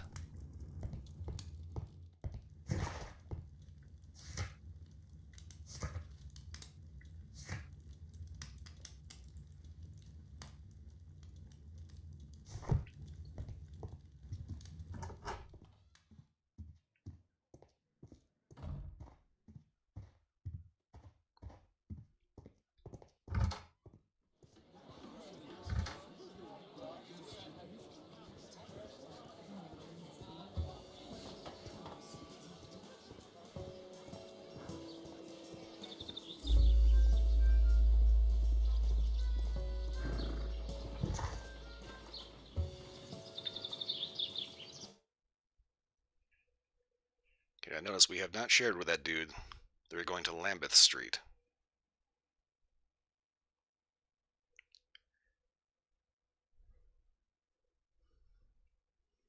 So there's no way that he would know that that's where we're heading.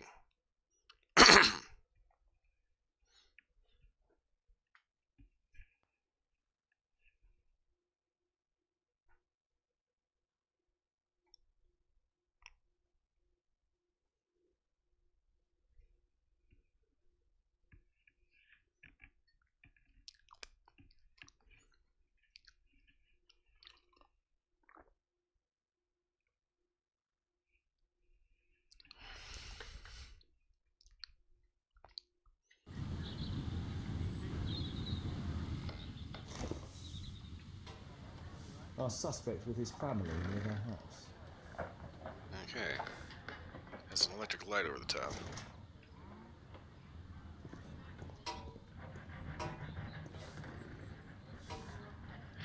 Okay, I'm looking at this Tai Chi dude. This kind of reminds me of something that happened recently. There was an MMA guy that went up against the Tai Chi master. Totally cleaned that dude's clock. But at the same time, it's like, obviously, the Tai Chi guy's gonna fucking lose. Dude's like 10,000 years older than sand.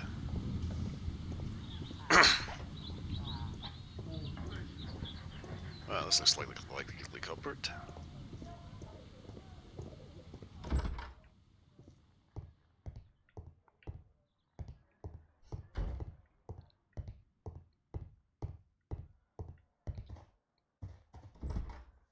Good day to you, madam. Good day, sir.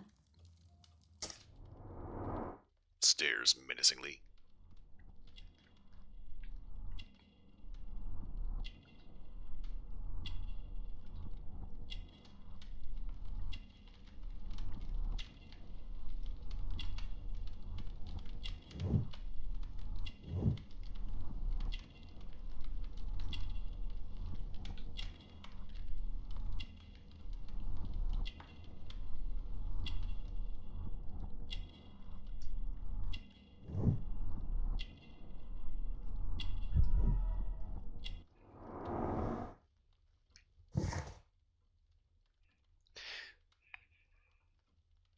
Yeah, he probably could have sussed out that we were going to that pub because of the song. But the thing is, how many of those pubs are in London?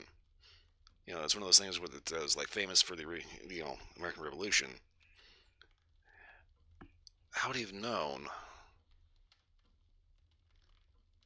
that there was a pub in London? Unless someone's just like blurted that out.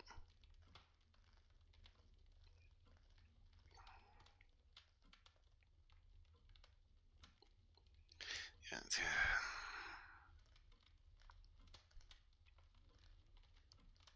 it's one of those things. I think Holmes needs to I'm be. here to see your son. Jeremiah? He's not at home now. Might I ask you a few questions about him? Perhaps we could speak inside. I don't know who you are, sir, but I'll have to ask you to leave right away. She won't speak with a stranger.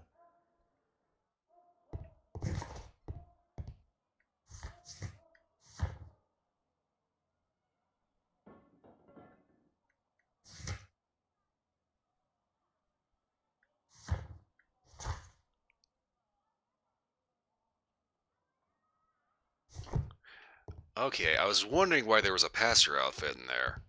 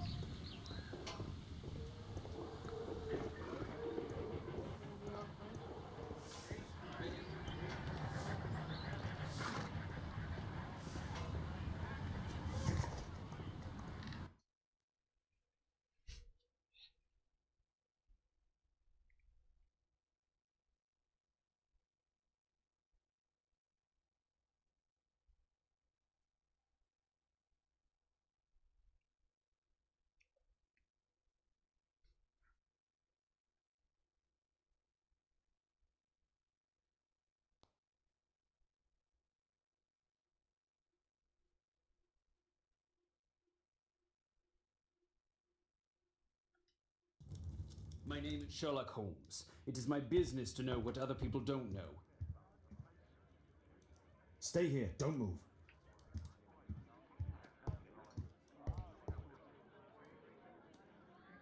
Wiggins, could you come up, please?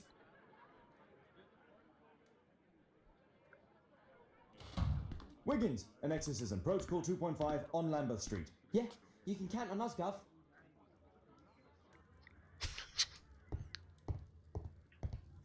Just issues orders like he's commanding a special forces team.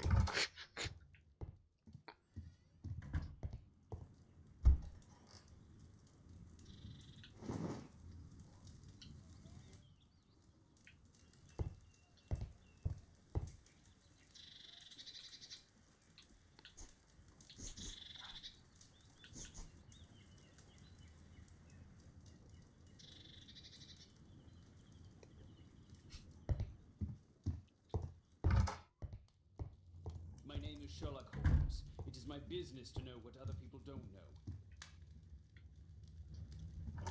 Swear I'm about to fucking launch his ass out the fucking window.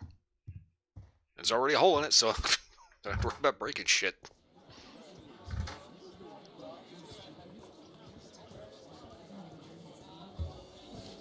Yeah, the design of this one is, I'd say it's perhaps a bit more dashing than the previous game.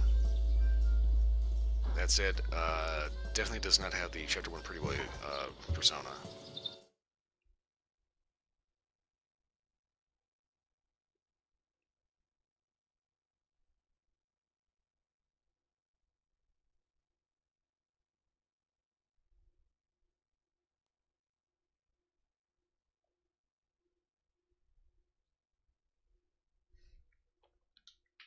We're ready, Gov.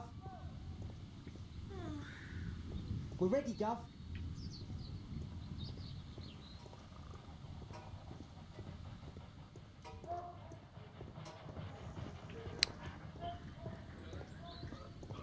Would do that.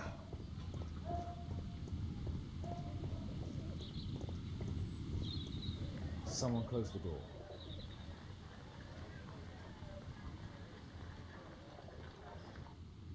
I should find a way to attract the attention of Jeremiah's mother.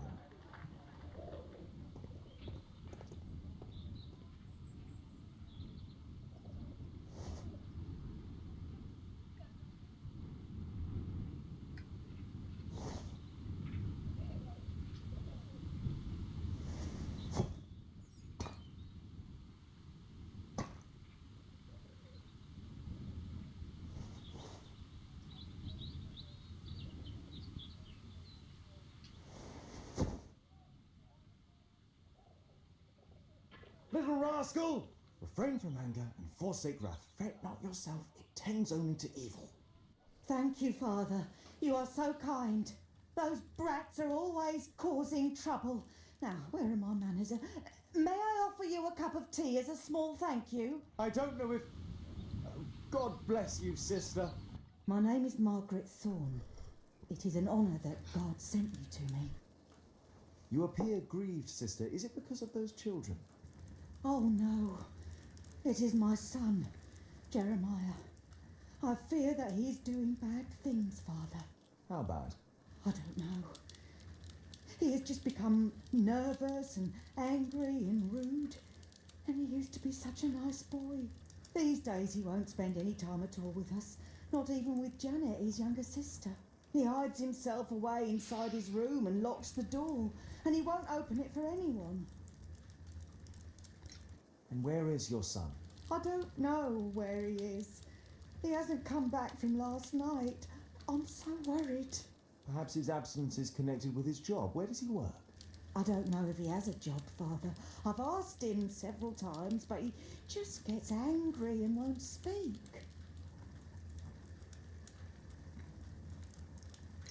Perhaps Jeremiah is being poorly influenced by his friends. I wouldn't know. He never mentions any friends. I am afraid that he could be possessed by the devil himself. He's changed so drastically lately. He won't tell me anything and he flies into rages and shouts at me. I don't know what to do. Don't distress yourself, sister. You were right to confess. Truly, I can feel an evil presence in this apartment. Oh, God. Allow me to search for the demon in this house. God bless you, Father.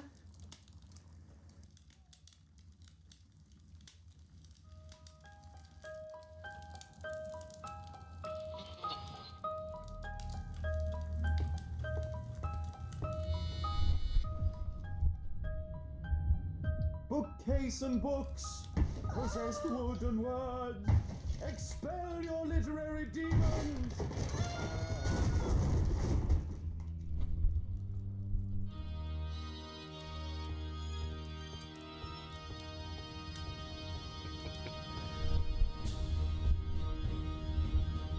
Oh, Holy Spirit, save your pen from demons and poor musicianship!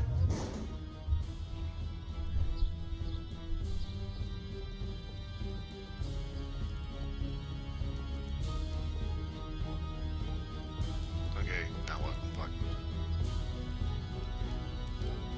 Father, it's a demon.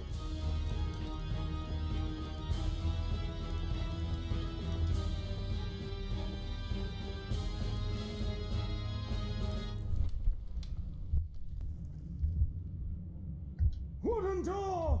Iron handle! Battle the demon! Unholy vandal!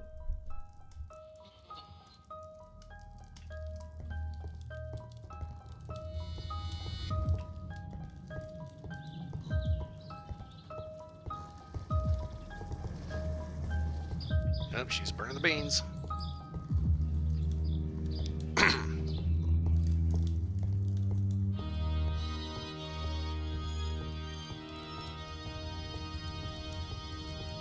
place. Oh no. Fire and flames! Better for crumpets than foul-toothed demons! Be gone and bring peace!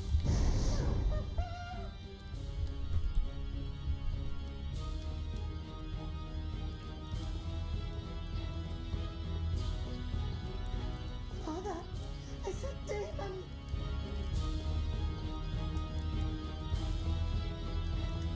Okay, I can't imagine where there'd be anything else.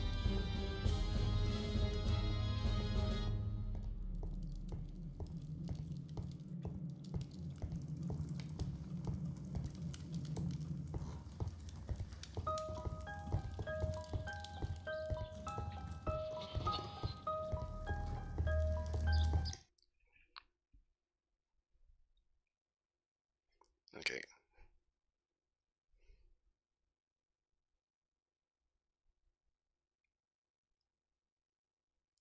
Okay, the window. Oh. Fuck. Window! Window frame! I must protect you from demon pain!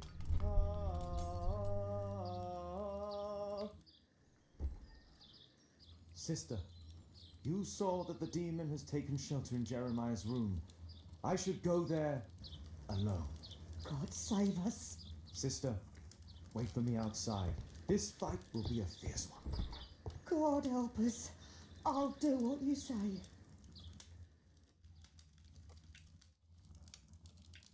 That was the corniest fucking shit. Does he plan to escape from London?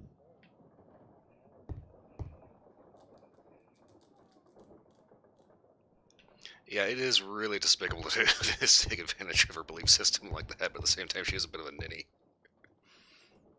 Hello? One of the solenoids for creating a bomb. Ooh.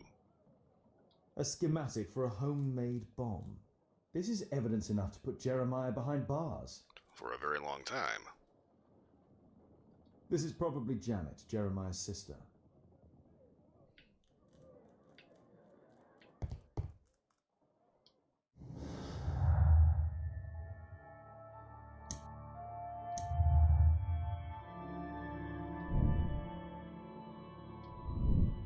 So pretty obvious he made it.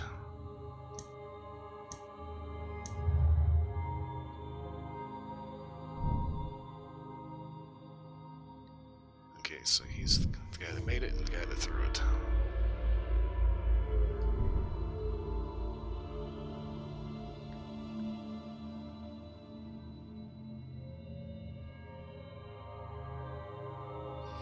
Jeremiah has checked the hammer coal in order. Discuss the attempted assassination of Sherlock Holmes and discuss the next stage of the plan. This makes the most sense considering the fact that he was the one that made the bomb.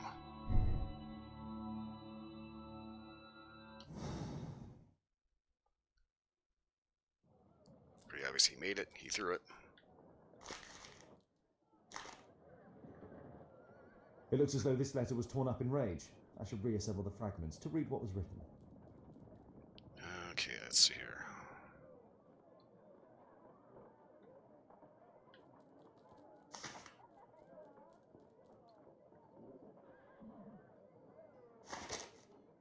Okay.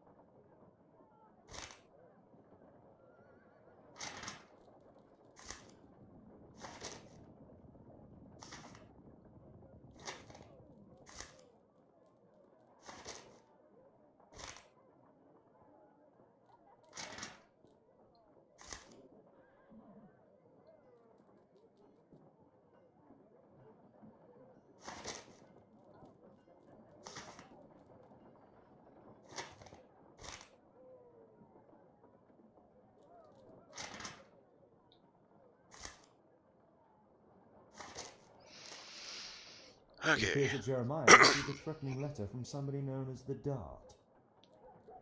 Here, Jeremiah, I'd just like to remind you that this world can be a cruel and unforgiving place, especially for those who don't keep their promises to finish what they started. It would be pretty rotten if someone you loved or cared for, such as your sister, ended up in a joy house, the Dart.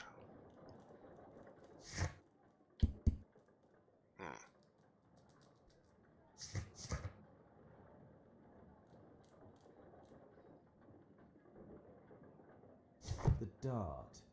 He was at the center of a notorious case from 1888. It's over. The demon is defeated. Oh, thank you. Bless you, Father. Now, pray for Jeremiah's soul and give thanks, sister. Goodbye. Lord be praised. Goodbye.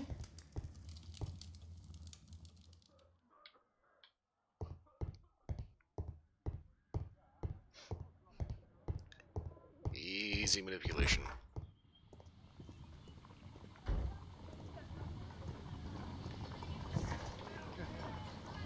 Sad to see that too. She seemed like a sweet old lady.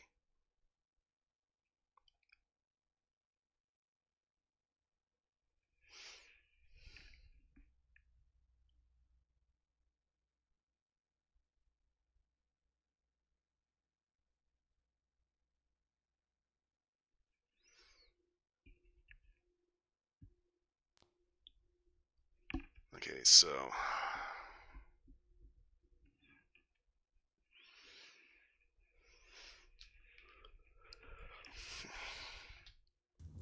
The game is afoot. Not a word. Into your clothes and come.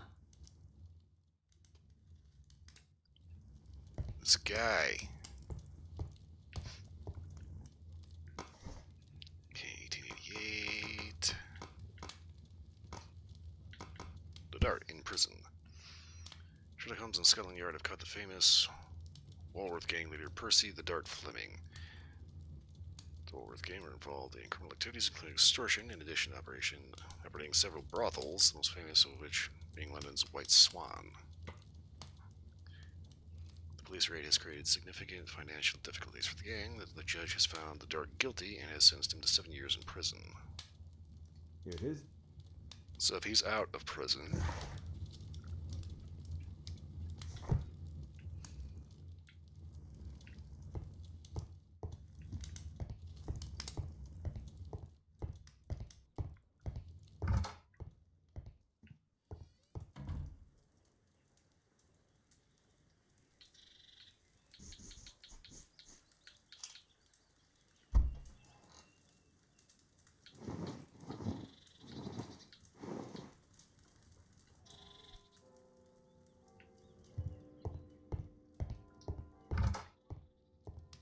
You see what you cannot observe. The distinction is clear.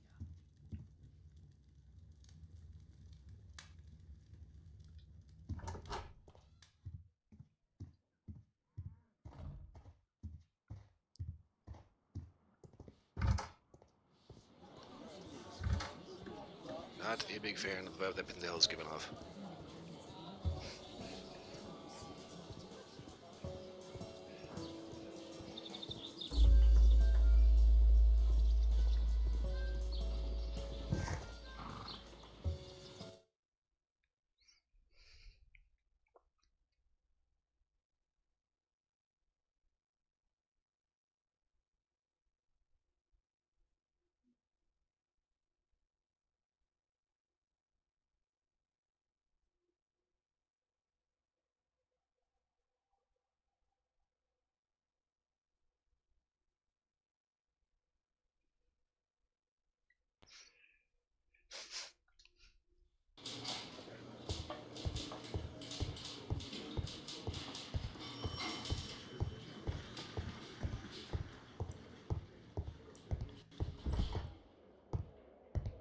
Mr. Holmes, you're still alive. I can tell that that displeases you. Oh, a faulty deduction for once.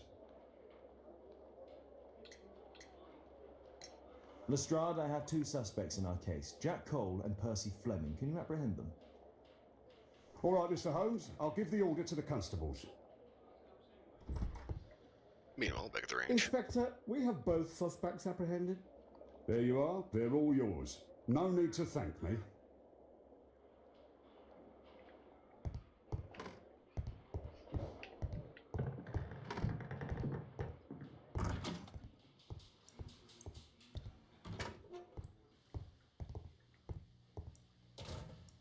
Please, escort this suspect for interrogation. That is such a Good day different to you, tone from the Percy previous the Dog game. Fleming. Game. It's the flopper. Flopper. You're aware of what happened at Baker Street the other night. I'd say I'm a little luckier than that. Well, I don't give a fig.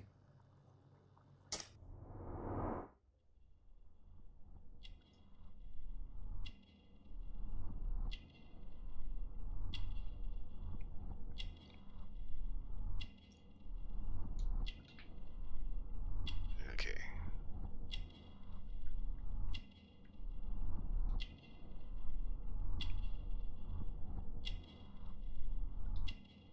Fashion choice, considering how neatly it's tucked in.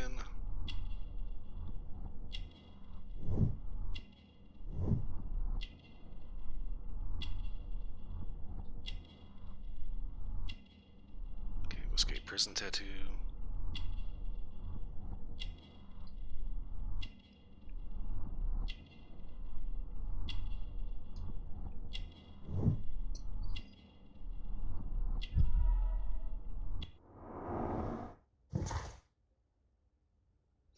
Percy Fleming, also known as the Dart, is the leader of the Walworth Gang and the owner of several brothels.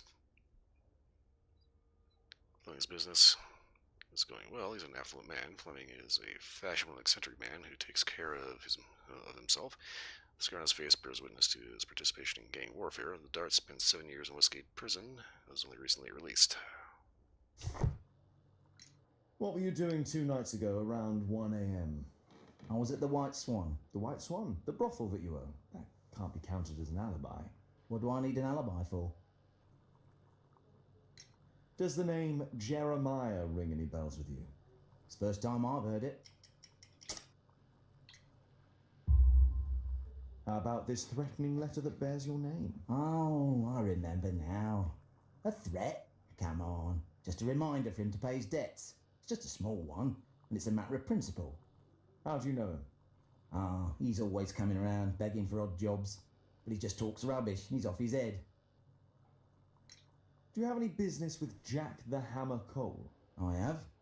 He sometimes provides my business with goals. But he's stupid. A hot-headed clown. Yeah, I'd be worried about him if I were you. Yes? He told me what you did to his brother, and... well, let's just say he hates you. Please, escort this suspect for interrogation. So, Jack the Hammer Cole, we meet again. Why am I here? Don't pretend that you don't know. You're a suspect in the case of an attempt made on my life. Rubbish. Just like the old days, eh? Arresting me on suspicion. You've got nothing. Oh no? How about the revenge for the trouble that I brought to your gang? And also your brother. Don't you dare mention my brother.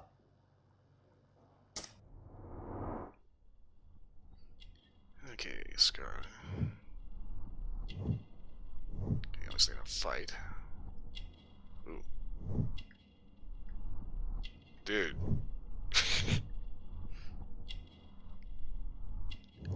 It's like his face was designed by Reggie. He's got his fucking nose in cursive. Fuck.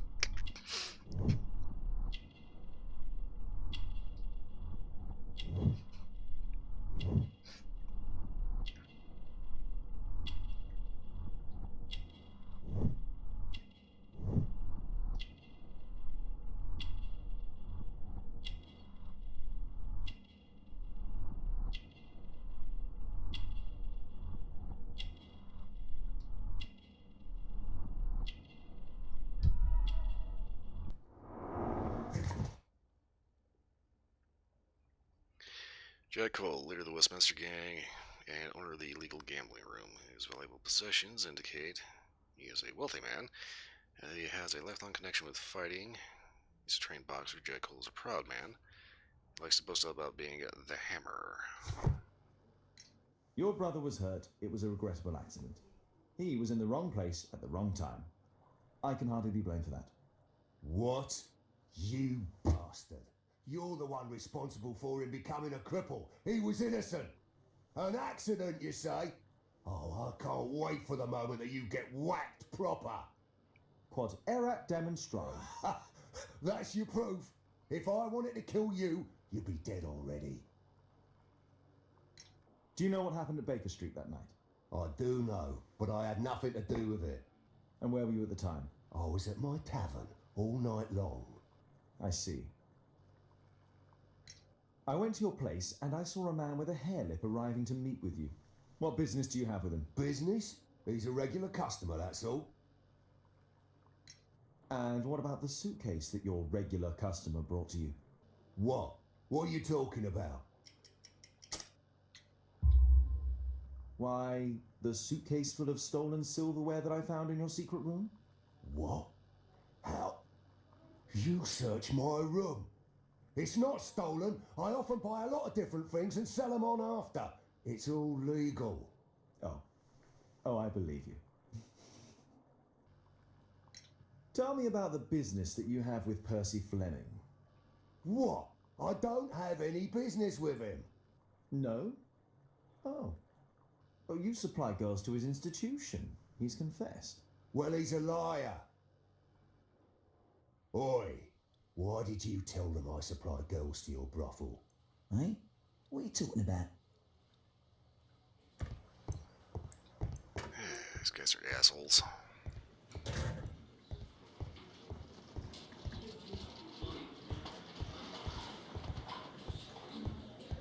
Let's go ahead and get out of the station here.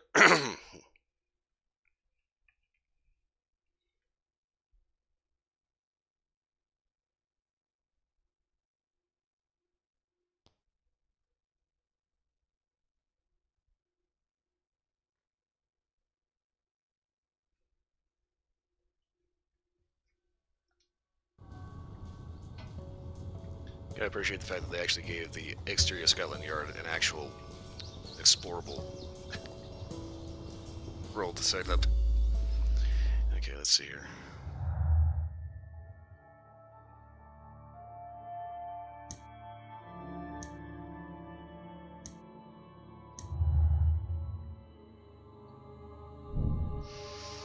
Okay, person that from has strong motives to kill Sherlock Holmes. He was revenge to his long prison spell and resulted in financial problems.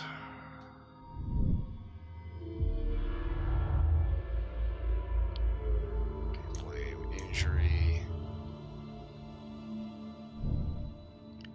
Jack the Hammer Cole has a strong motive to kill Sherlock Holmes. He wants revenge for his brother who was severely injured during a police raid organizationalized by Sherlock Holmes.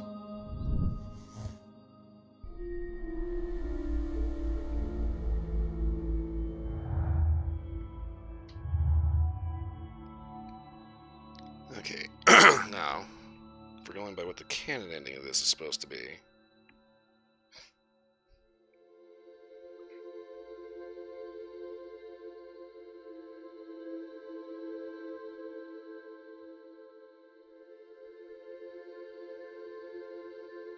okay, wait a minute.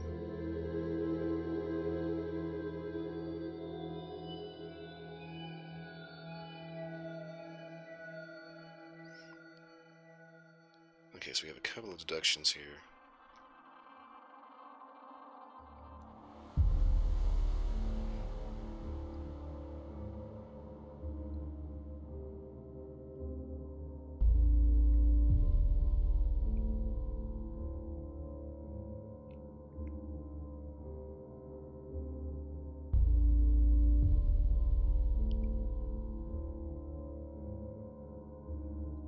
Okay, so we managed to follow that.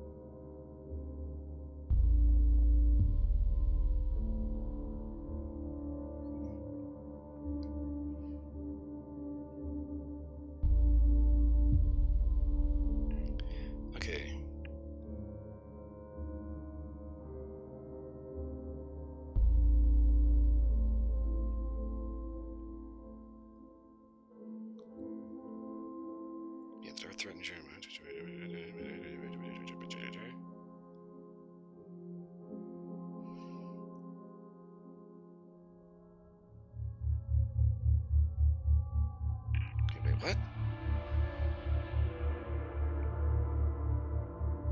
Okay, hold up.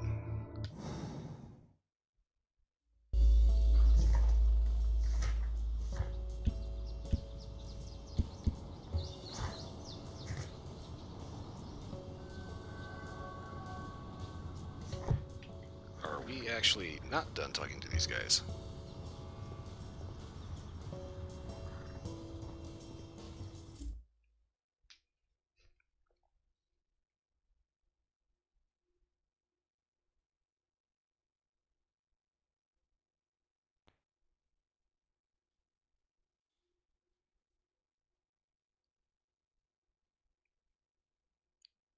Evidence room. Fuck.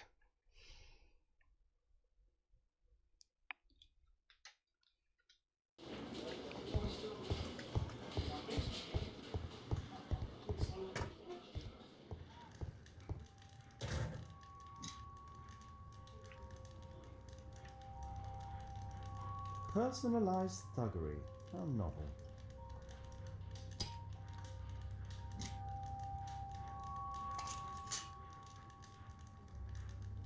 Expensive cigarettes.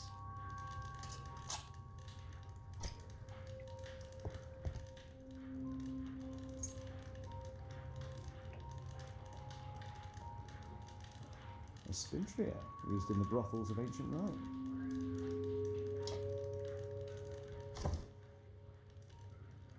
Well, that's rather tasteless. This dude is a walking stereotype, good lord.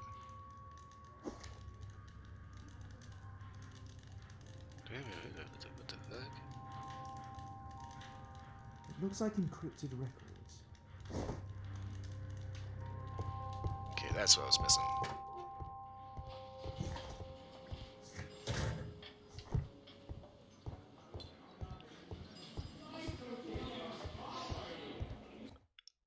Okay, now we're done. It's actually nice when this one actually tells you when you actually completed something.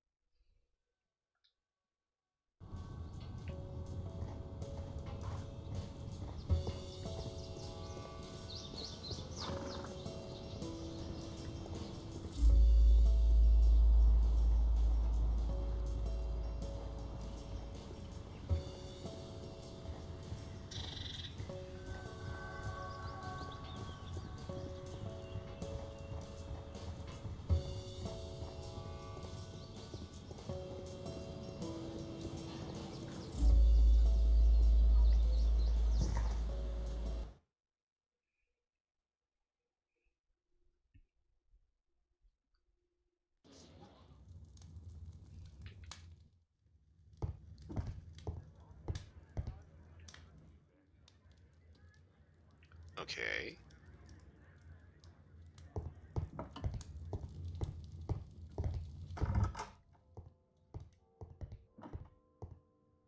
Honestly, the level of narcissism.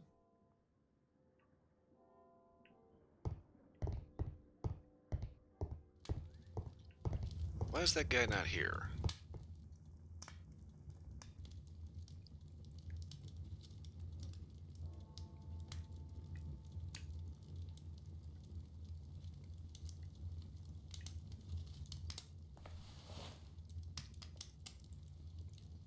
The text is encrypted.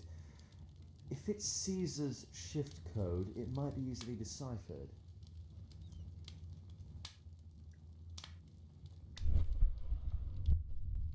Hmm?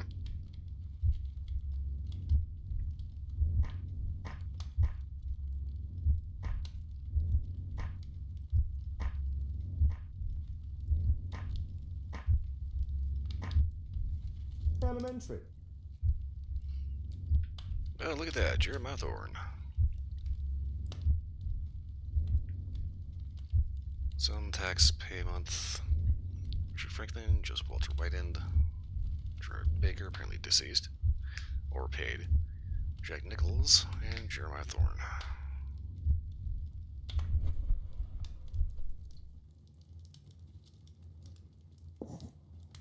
It's a notebook filled with debts, and Jeremiah's name is on the list.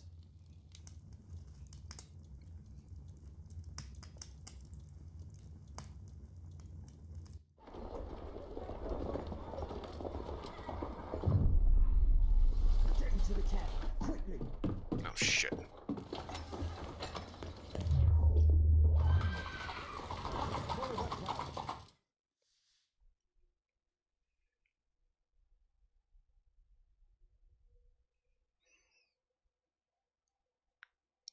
Swear this dude is doing his damnedest to get himself killed.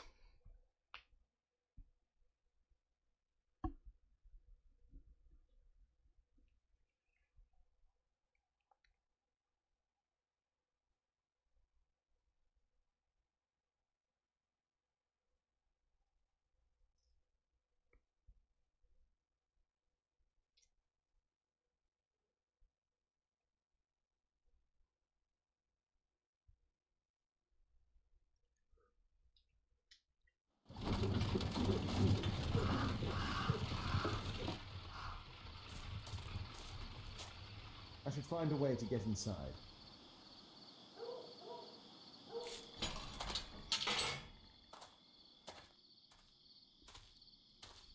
Okay, so given the fact that he's getting abducted, I think we can make... Oh yeah, how this dude managed to live this long so far is just an absolute freaking miracle. But I think we can make... Fuck, we can't. I think we can make some deductions. He's just a bumbling idiot.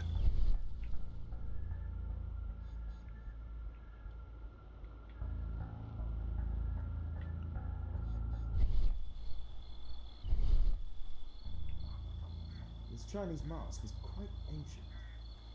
No, wait, it's just a well-made replica. Also, it's actually a Hanya. It's not Chinese, it's Japanese.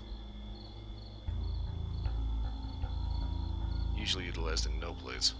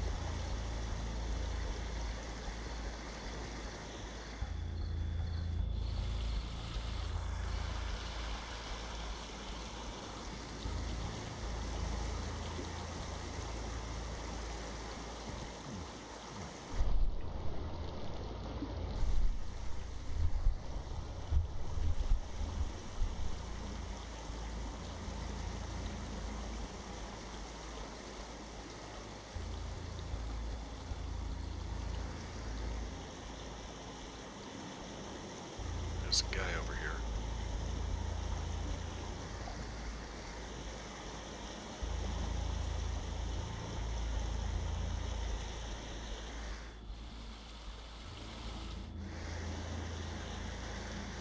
There he is.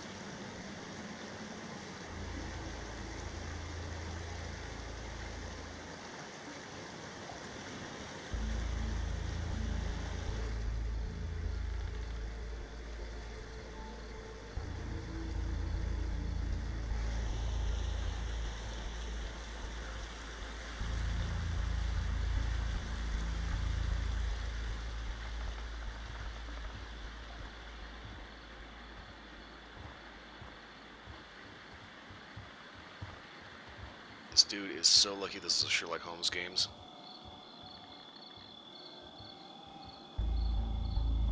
Because it was up to me, this dude had to be A, choked out, or B, have a bullet or a trank dart in his head. One of the two.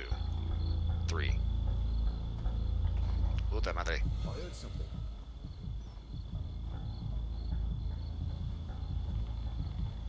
That was nothing. Yeah, sorry there, Sweaty, you didn't hear shit.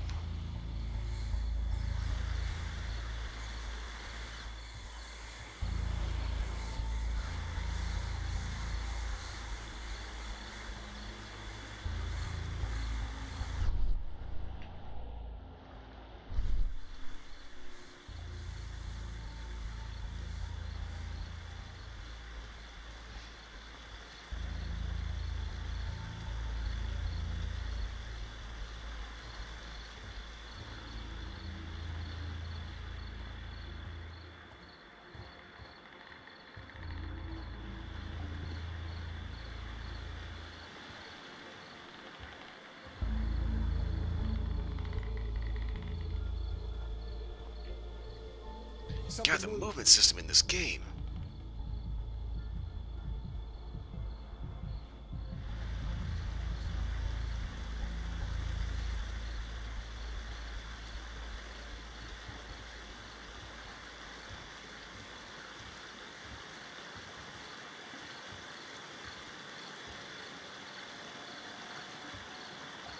Honestly, when it comes to the Hanya masks found in a graveyard, I'm thinking maybe since it's a replica, somebody either was trying to scare somebody or it was like just somebody left it for a dead relative. This is a graveyard after all.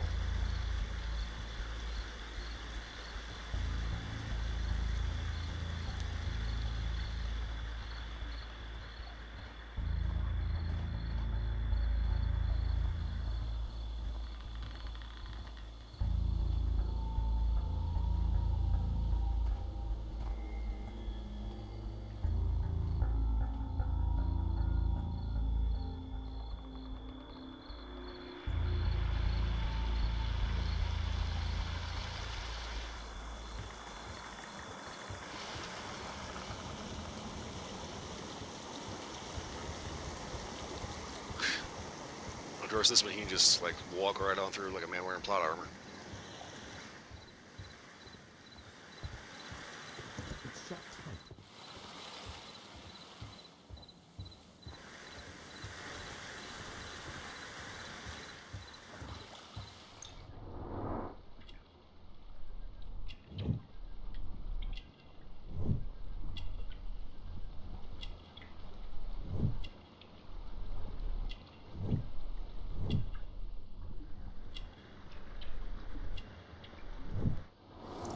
There was a fight here. Orson attempted to resist, but someone or something convinced him otherwise.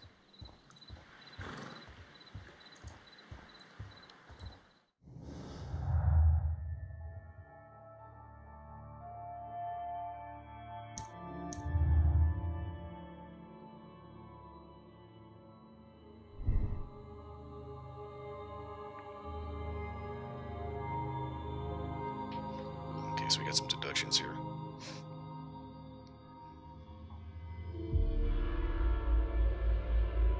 Okay, so if we're going by what the guide here is going with, when it comes to this guy, coincidence, he was genuinely trying to help, and he's just an actor.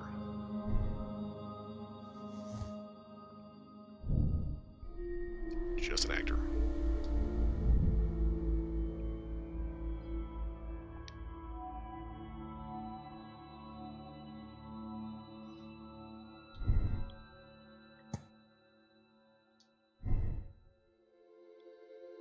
So we know that there's a number of debts.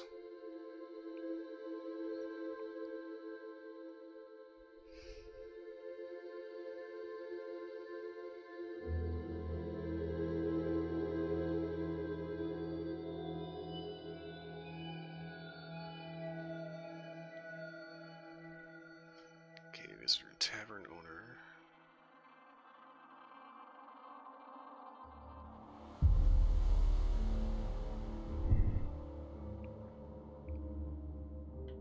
Okay, so apparently it was just stolen items.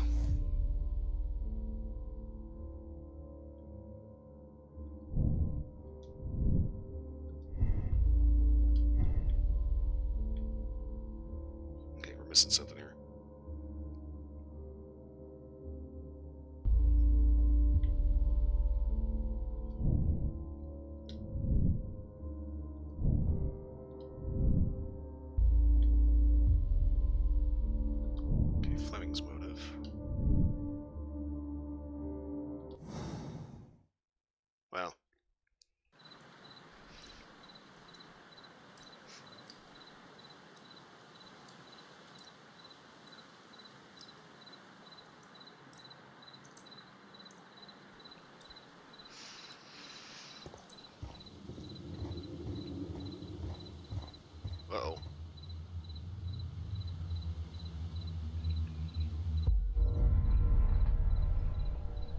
shit.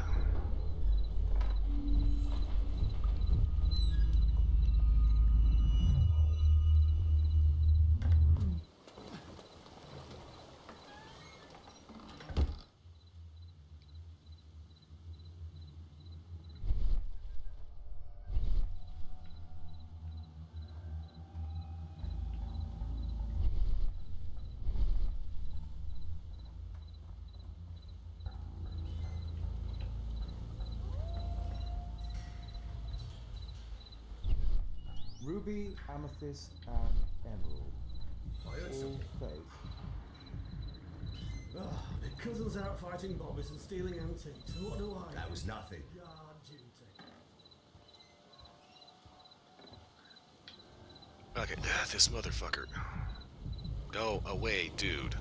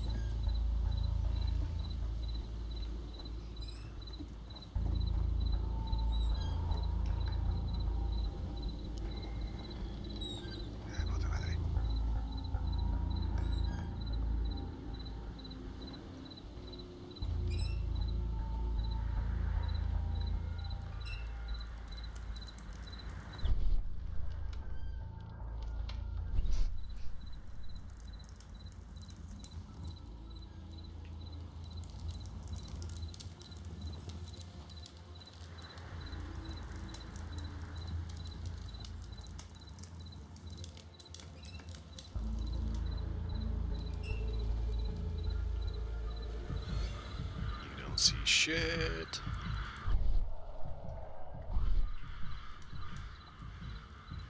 Huh?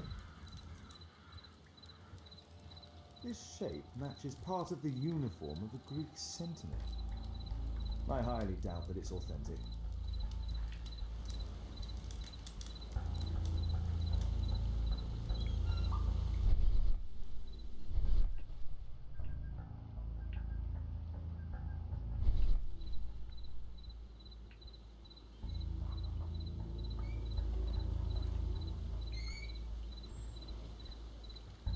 The sound of a gong will attract the guards. I need to be careful.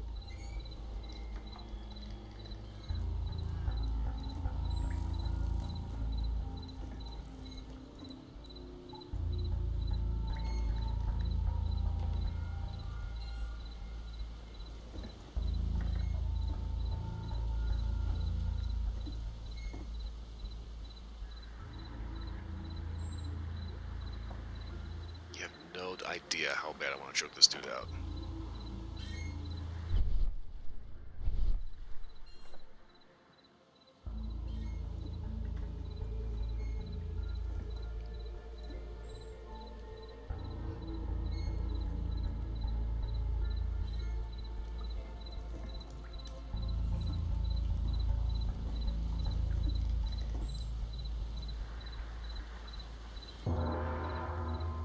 Check out that sound. There's someone there.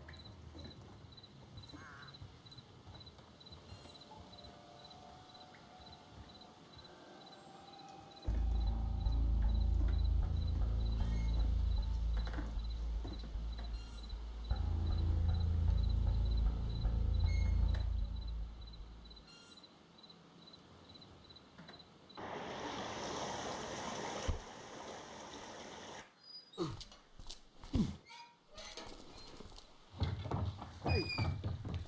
What? No!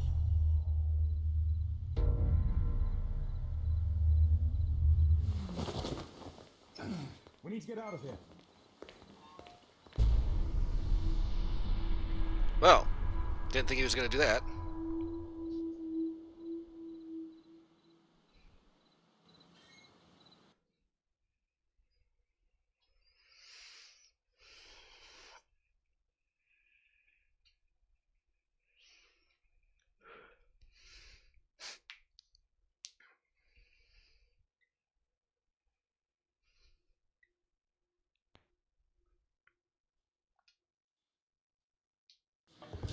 Lestrade, I'm glad you're here. What's happened, Mr. Holmes?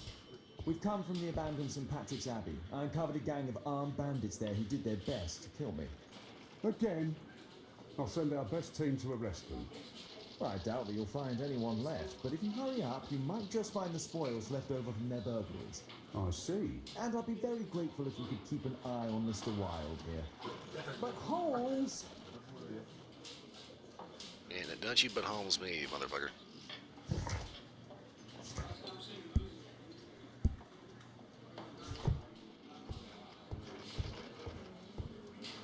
Wilde, please try to remember. Yeah, the slightest detail, etc. Well, apart from the smell of those bandits who kidnapped me, nothing special.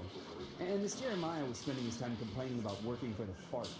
I think you mean the dog. Yeah, whatever. Jeremiah said that they should all wait till the fart was released. It makes no sense, right? Asshole.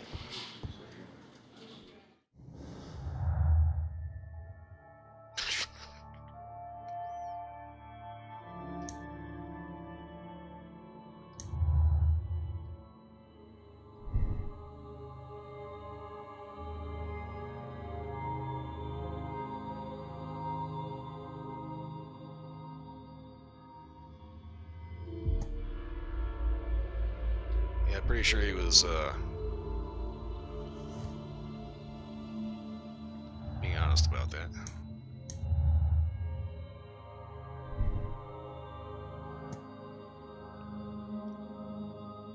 I'm gonna call that a defensive stabbing because he was very clearly about to piss himself.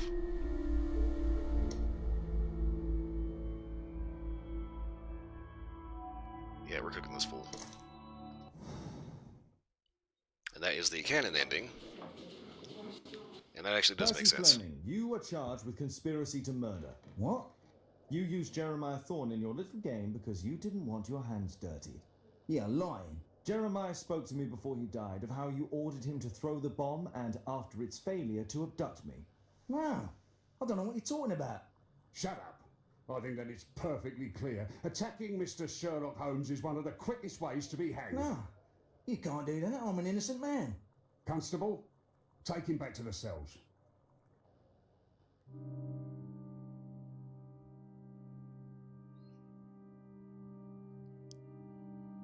Yep, we're accepting that.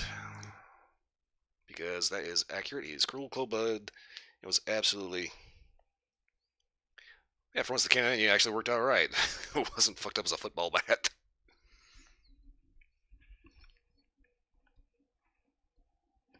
Except that goofy thing with the mini case right at the beginning. My god, what the hell, guys?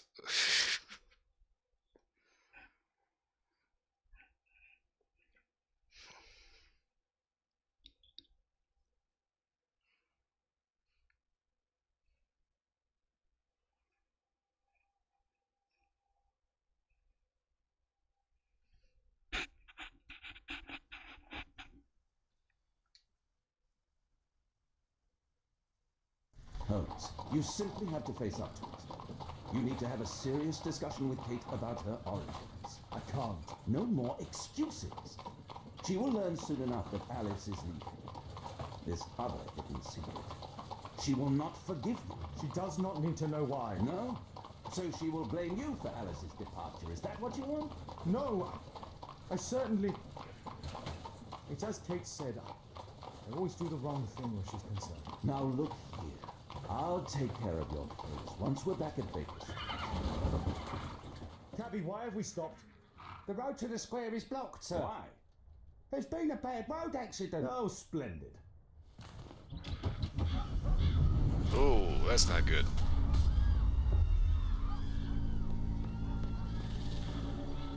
We'd better hurry. There may be injured who need help.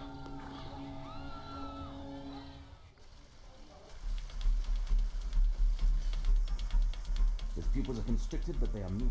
He is still alive. He has stopped breathing. There's no heart. I must act quickly to save him. Oh shit, minigame.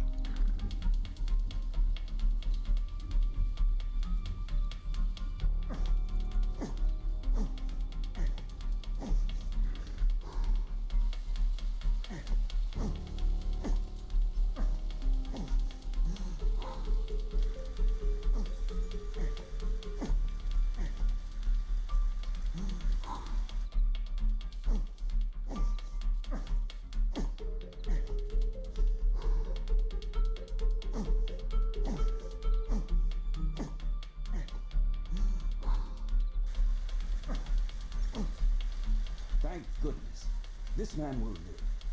Ah, he blinked. Understand now, do something.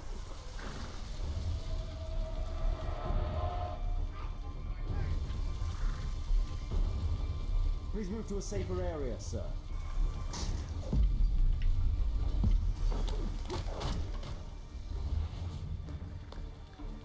I would have died if not for you.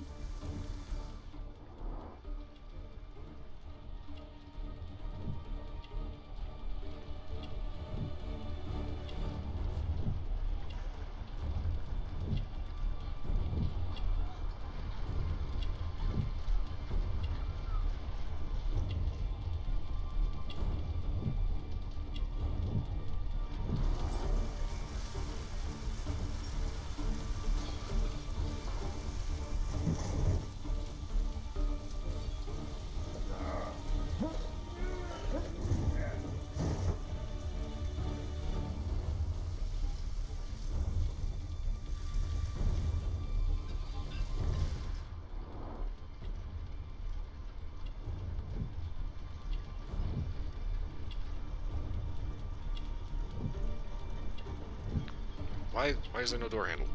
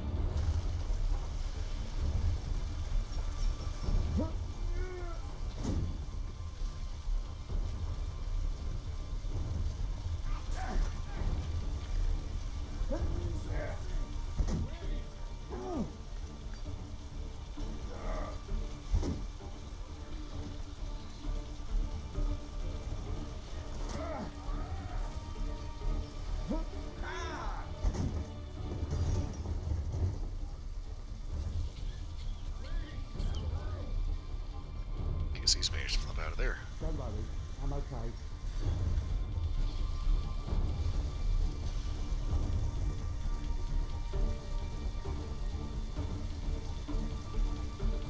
There are no wounds or injuries.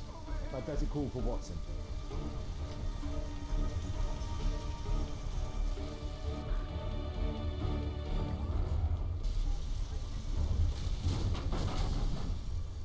Uh-oh. Somebody! Perhaps Holmes will find a way to free this pawn man. Please help me. My leg. My name is Dr. Watson. Let me examine you. Somebody! Ah! It hurts! There's some extreme bruising. The bones appear to be broken. I think that an improvised bandage will do for now. One moment, and I'll fetch what I need. Help! Now, let me apply the bandage. Oh, God.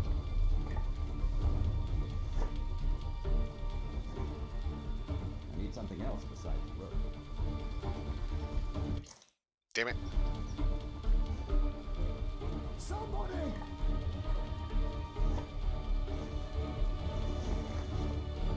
Thank you, Doctor.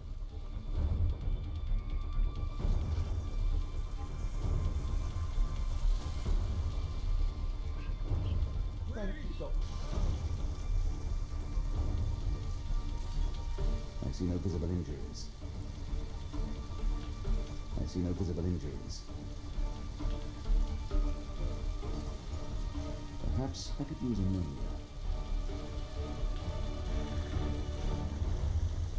Oh, my head.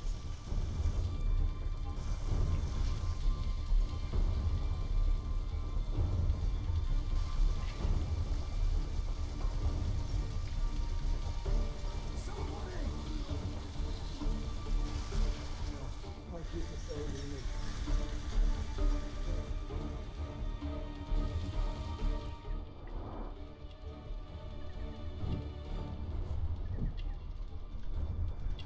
Oh, the horse fell on him.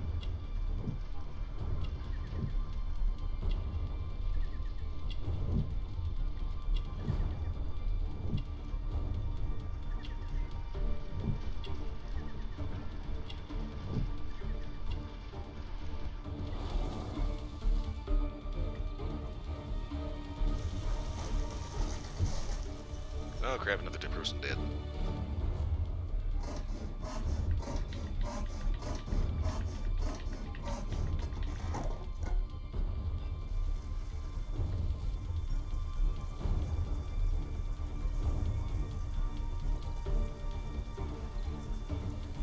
Thanks for your help.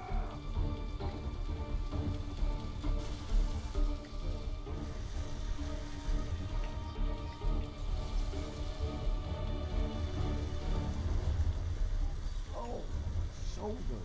I'm a doctor. Will you allow me to look at your shoulder? Ouch!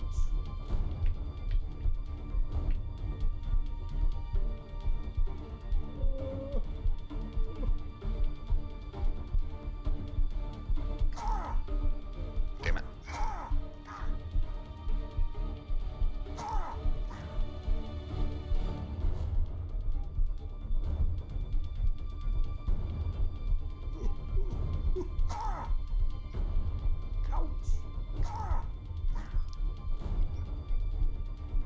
Okay, I'm not entirely sure how we're supposed to align this. Okay.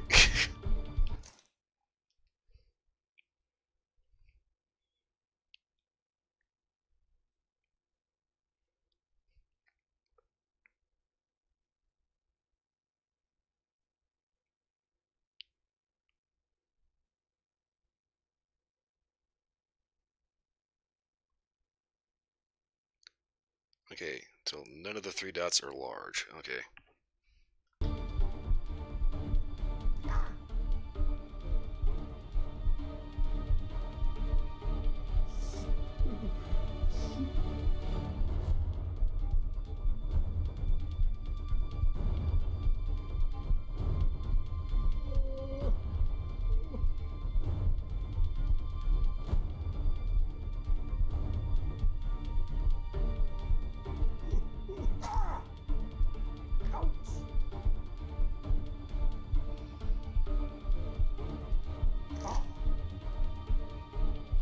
There we go.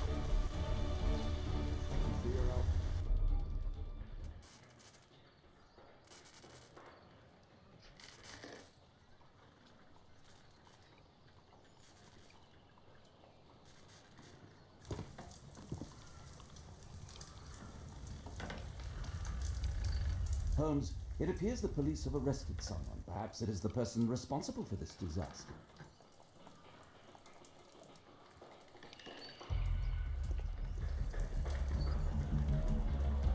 Let me go. You're talking nonsense. Insulting the police constable, eh? That's quite enough. What's happening here, Constable? Mr. Holmes, this gentleman here is the fellow who built the scaffolding which collapsed and caused this accident. That ain't true. How were you hurt? This hammer hit me on the leg. How? It flew out from the scaffolding I put up. When the damn thing collapsed, the hammer flew out and cost me leg. You were standing over there at the time. Oh, aye. Yeah, that's right. So it would not have been possible for him to bring the scaffolding down, Constable. Perhaps it was poorly constructed. Oh, right. Yes, of course. And what made it fall? Perhaps it was you, waving around that rotten stick of yours. You'll wind up getting a taste of it if you carry on like this. One moment, Constable. The scaffolding here has been entirely dislodged. It is unlikely that this disaster could have been the fault of this gentleman. Allow me to inspect the area. And if you could possibly be of use, close off the surrounding section. Do not grant anyone access, nor allow them to leave. Is that quite clear? Absolutely, Mr. Holmes. This accident is a little unusual. I need to concentrate on the details. I must include all the participants in the accident sequence. Oh god.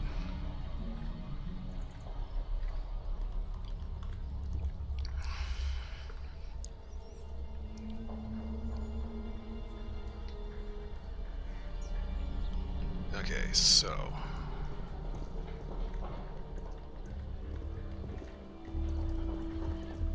this cab hit the scaffold and caused it to fall.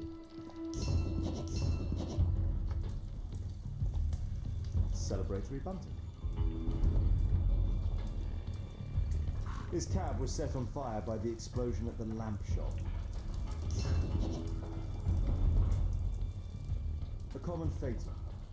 An uncommon location.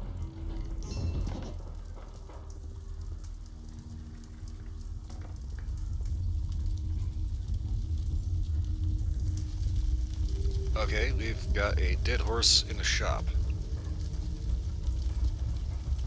This horse was blinded by the flag, causing it to bolt into the window. The overturned lamps may well have caused the fire and explosion. Celebratory bunting. A dead driver, another victim of the explosion.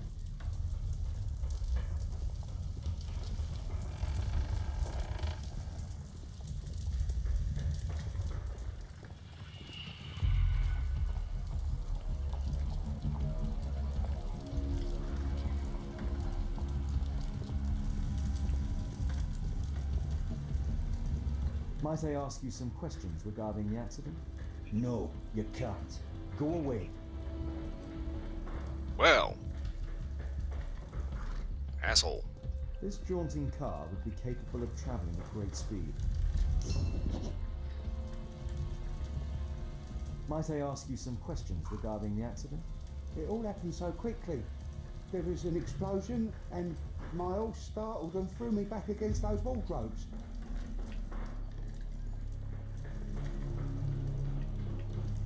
Okay. The fact that that dude is such an asshole about this kind of makes me think, maybe he was trying to get someone to go The pumpkins haywire. fell here after the sprung cart collided. Those wardrobes fell like dominoes. This mechanism played a part in the accident, I'm sure of it.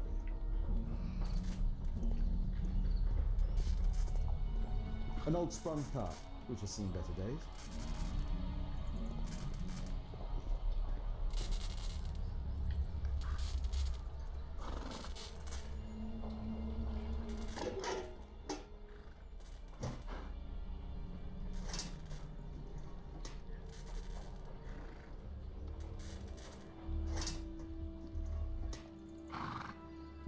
That's it. Okay, gonna take a few The seconds old of gas power. lamps in this square have been upgraded to electricity.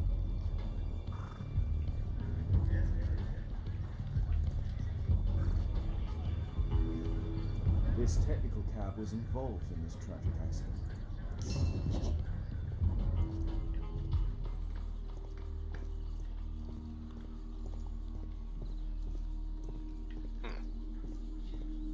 Thank you, fire hydrant. This is an absolute disaster.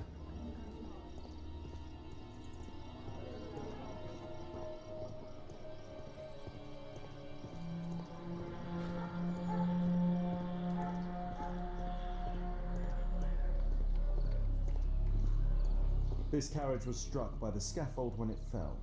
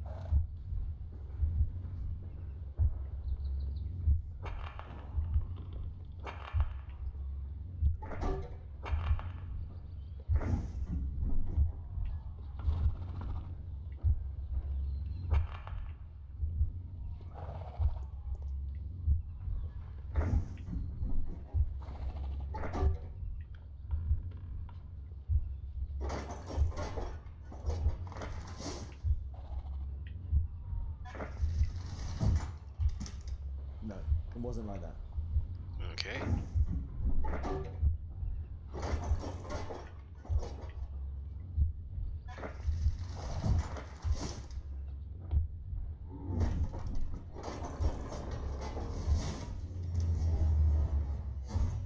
That's it. Huh.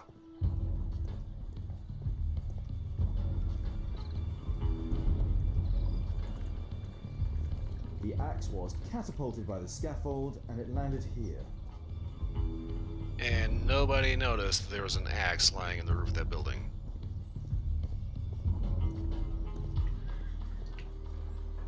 The rope holding the bunting was torn apart. A large section of it is now missing.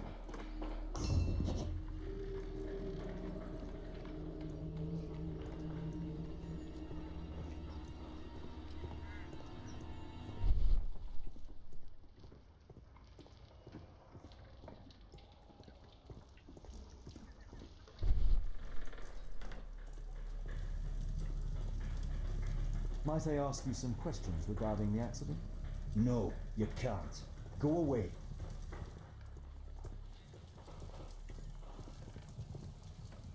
The driver is dead. He was killed by the explosion.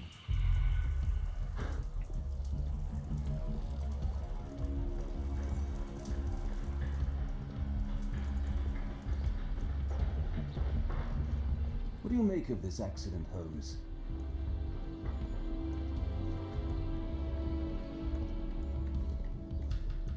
Might I ask you some questions regarding the accident?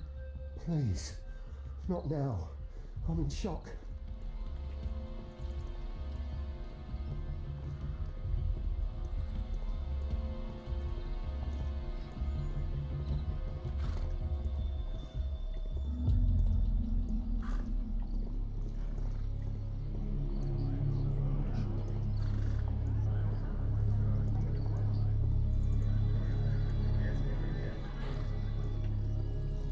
Okay. What am I missing from this situation?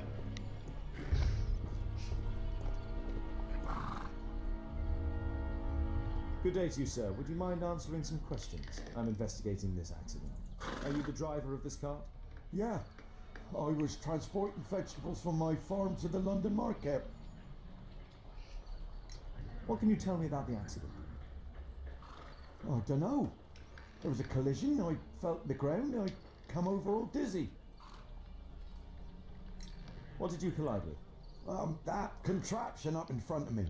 He stopped all of a sudden and I tried to avoid him, but I wasn't quick enough. Do you have any idea what might have caused this cab to stop so sharply? No idea.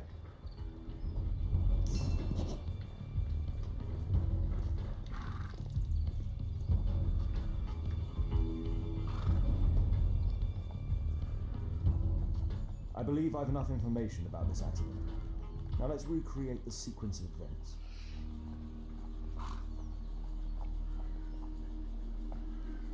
Okay, so we got the electric cart here.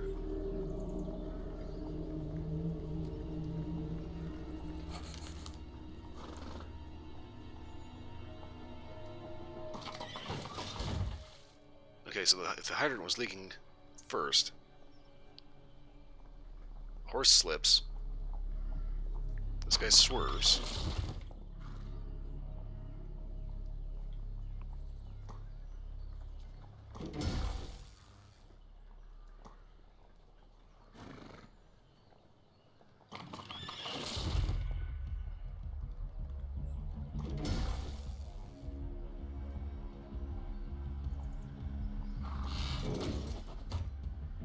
Okay, that goes off, and that comes down.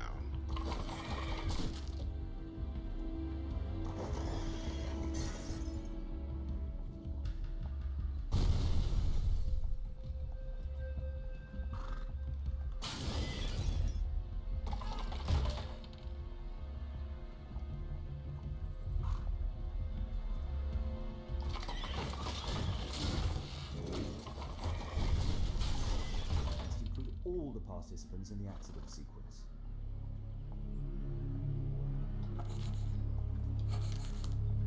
Hey, wait a second.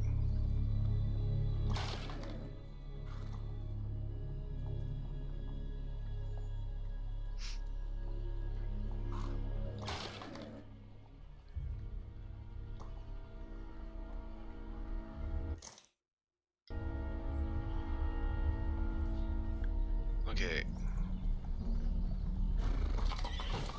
That happens. Then this. That. Aha! Squish kid.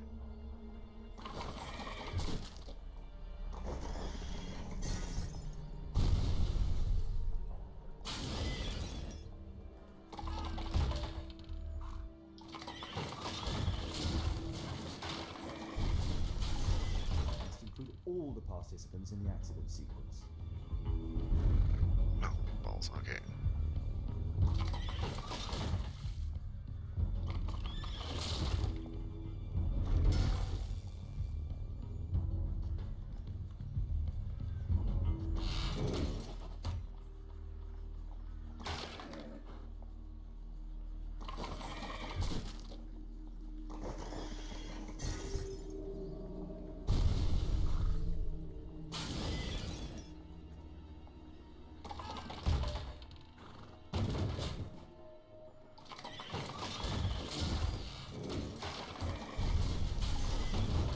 I must include all the participants in the accident Oh, sequence. for Christ's sake.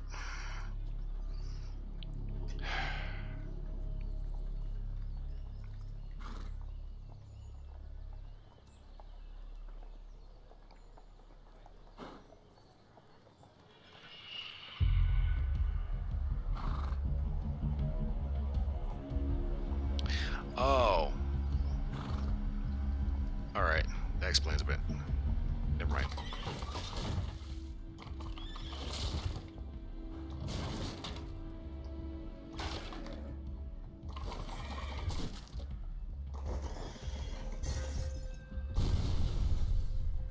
I said that's such a bass-backwards way possible.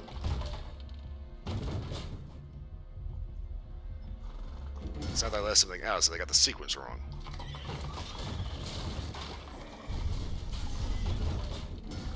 I must include all the participants in the Are you fucking shitting me?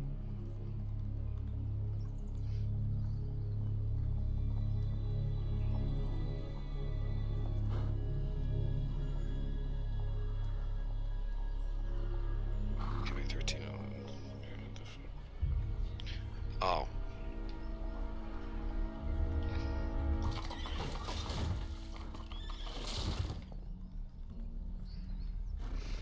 Yeah, that's just it. These puzzles are a little... I guess that, you know, when they designed them, they made sense in their head, but when they actually stuck them into the game, it's like people gave them a lot of praise for thinking outside the box, but at the same time, it's like, just because it's innovative doesn't mean it's good.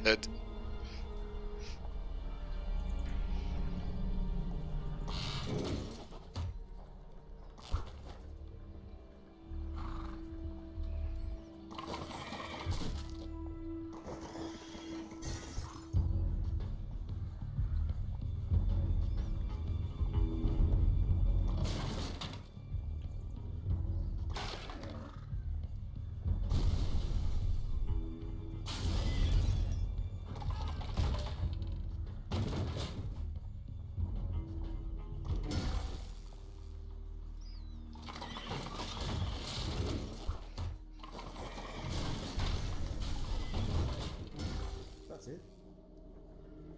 The technical cab's sudden halt caused this disaster, but the lamppost fell down afterwards.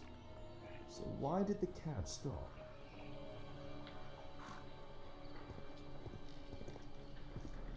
There's a metal strapping.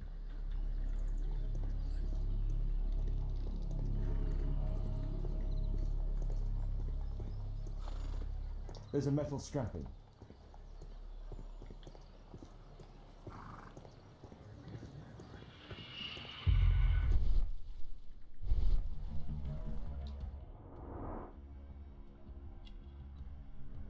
What the? A tattoo. I suspect it's from a gang. This man was killed by electricity, as shown by the distinct mark on his hand.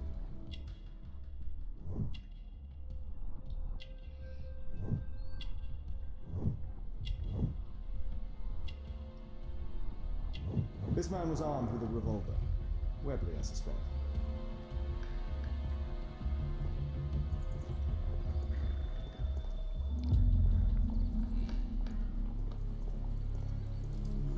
Might I ask you some questions regarding the accident? It all happened so quickly. There was an explosion and my horse startled and threw me back against those wardrobes.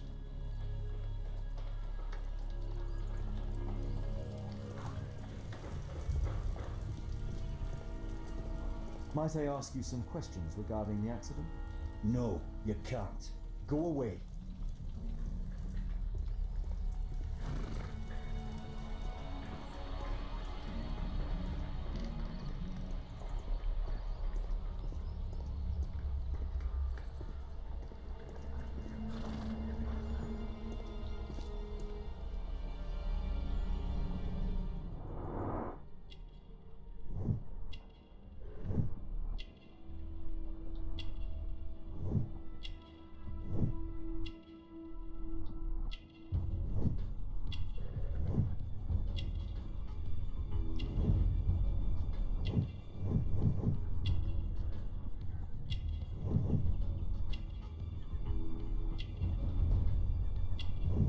Rascal. Yes, I know him. He's a small-time local criminal.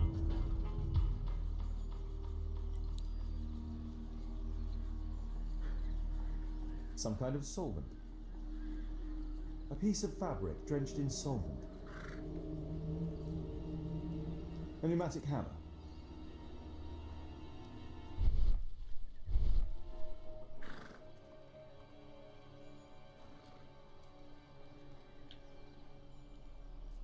Okay, what? Oh, wait. Some kind of solvent. A piece of fabric drenched in solvent.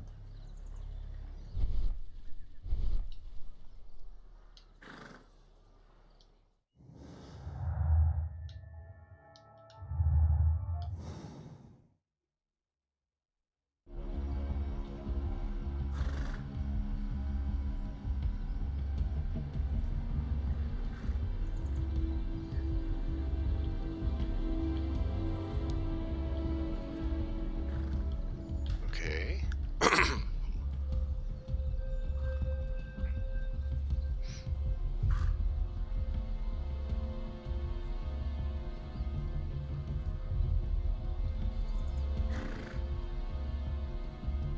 Okay, wait.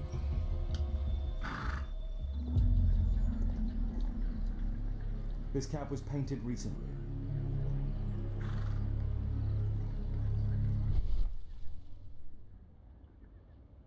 Could be important. I'll need to find a way to remove this fresh paint.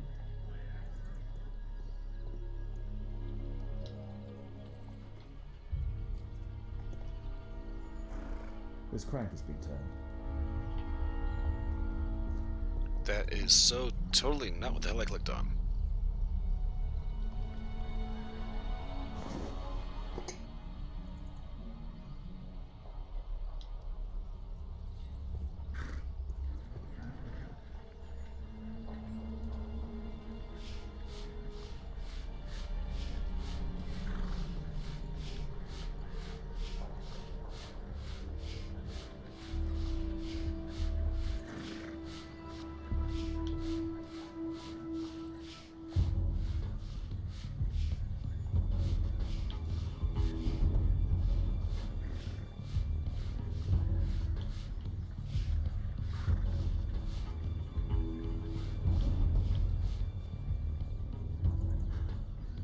Underground Electric Railways Company of London.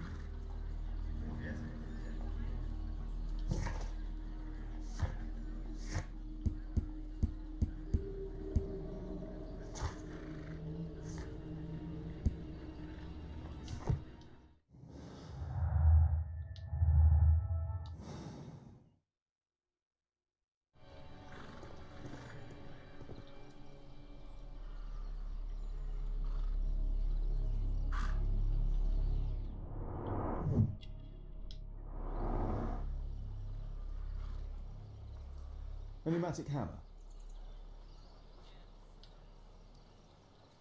Okay. So somebody cranked that open.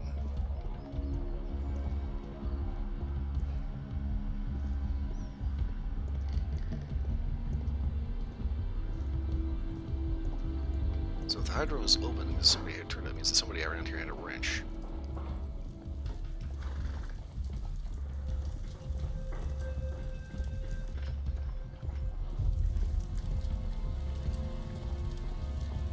Considering the scope of the accident, that dude seems a little too irritated. Okay, let's see here.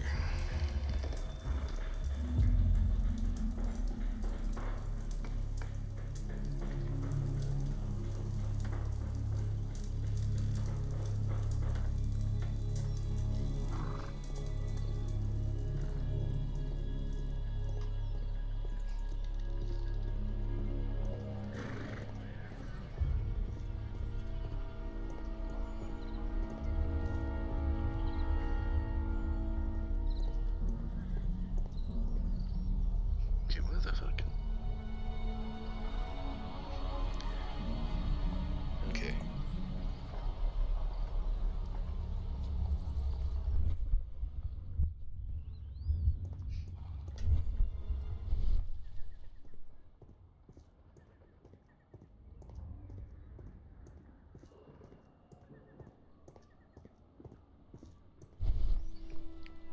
Yeah, I love here.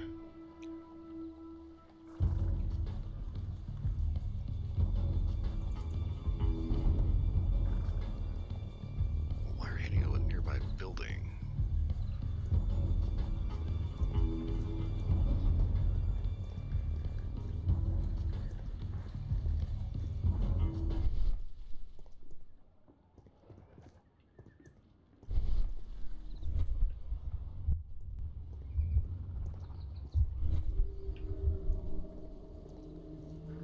Okay.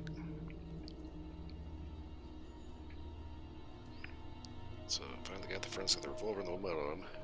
Left side of the carriage, use Sherlock talent to something under the carriage by the sewer lid.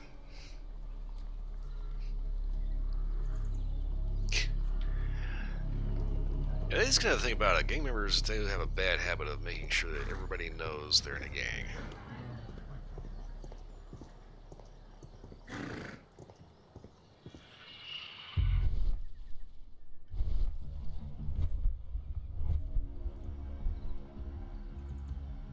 Okay, I can see that there is something on that manhole cover.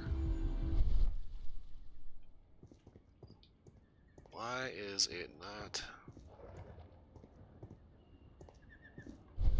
coming up?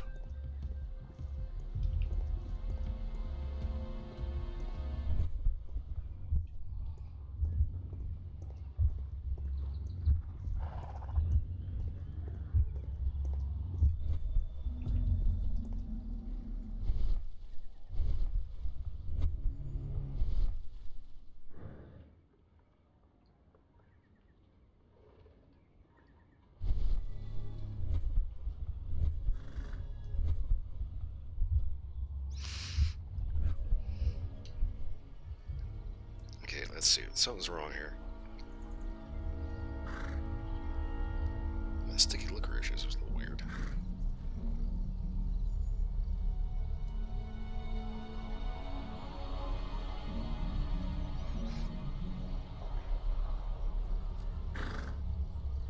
Okay, so we found Rasco.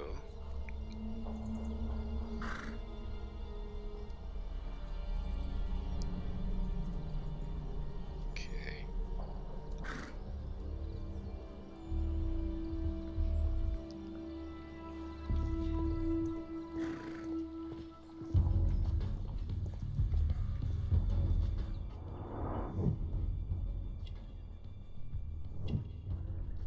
We found everything on this guy.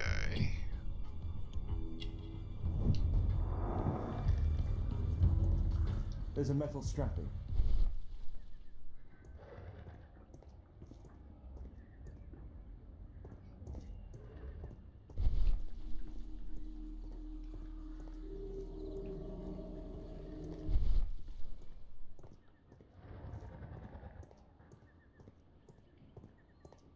Okay, there's something going from the manhole cover that's supposed to be going from the manhole cover to the nearby building. For some reason, it is not popping up as an interactable.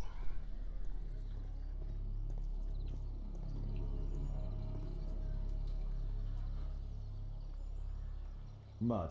Oof, smells bad. Okay, that's everything there. Wow. There is some electrical wire in here beneath the manhole.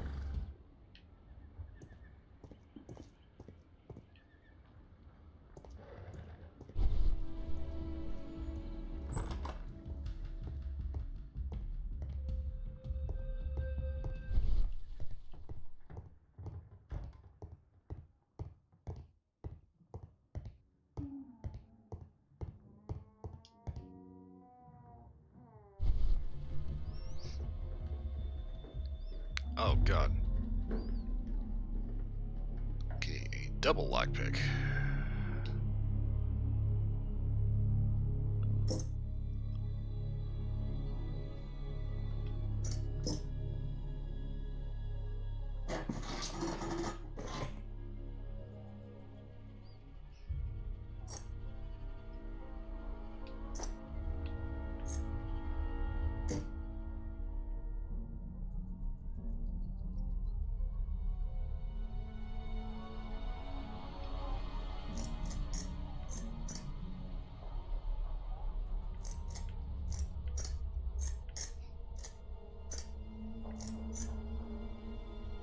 There's no space for this lockpick.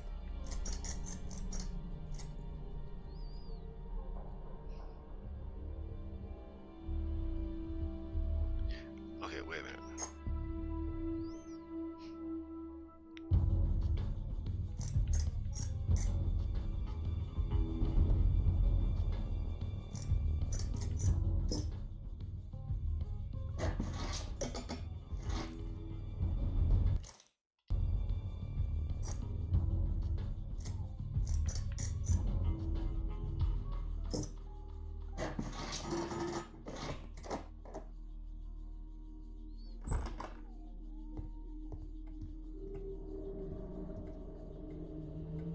An open bottle of cheap wine. A single glass containing traces of alcohol. I've not seen such a device before. Huh, okay.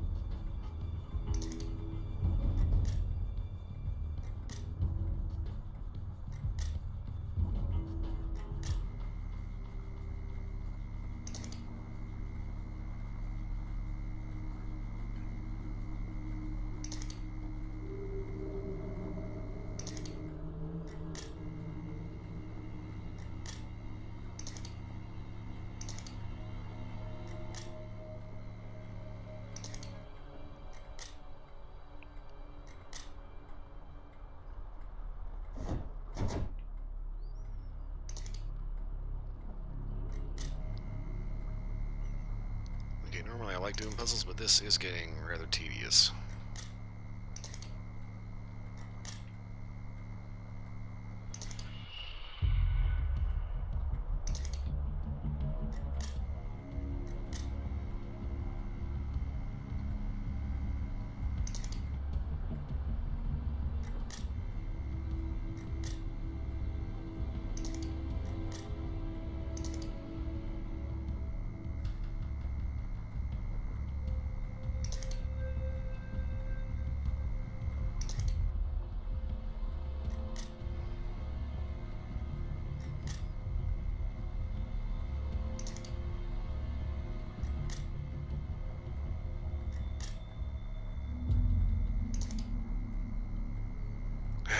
Okay.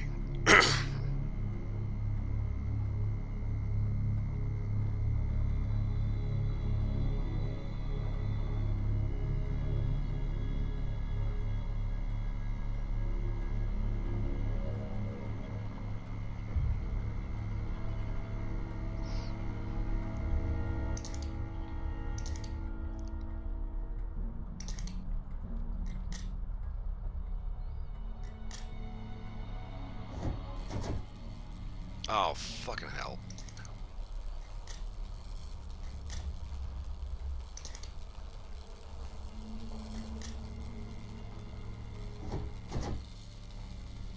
The electrical charge which affected the technical cab came from here. Ah, the puzzles in this game, my god. I can see the technical cab very well from here.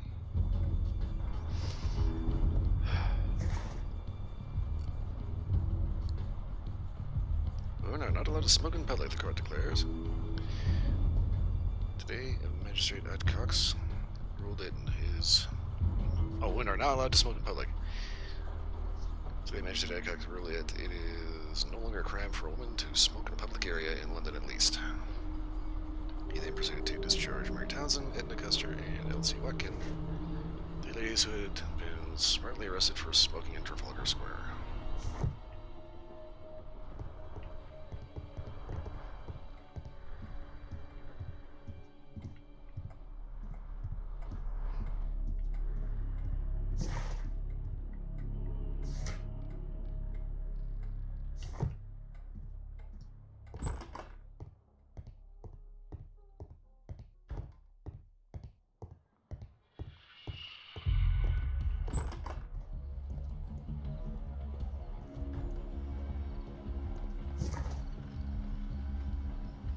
Okay, is that all we have to do?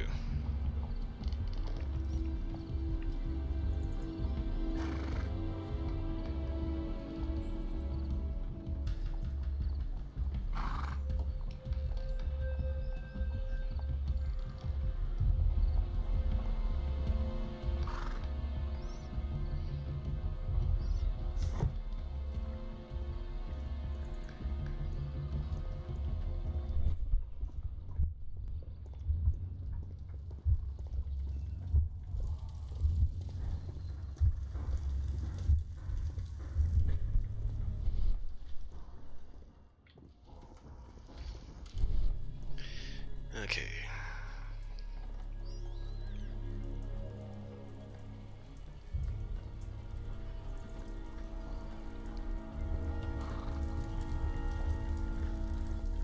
Apparently we need to talk to the constable there.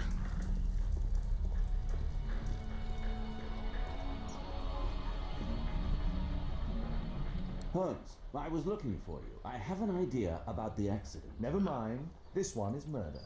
What? What? You? You're the murderer, You're eh? off your head. Are you sure, Holmes? Oh, yes. A murder and an accident, because the killer, by electrocuting the cab, created this chaos. And so this multiple crash is now our great chance. Our great chance? Of what, Holmes? The culprit could not have planned for this to happen, don't you see? And it is possible that he is still here due to the prompt arrival of the police. Now I see 5 men who could be our murderer. Let us take a look at the map. Ah, hell.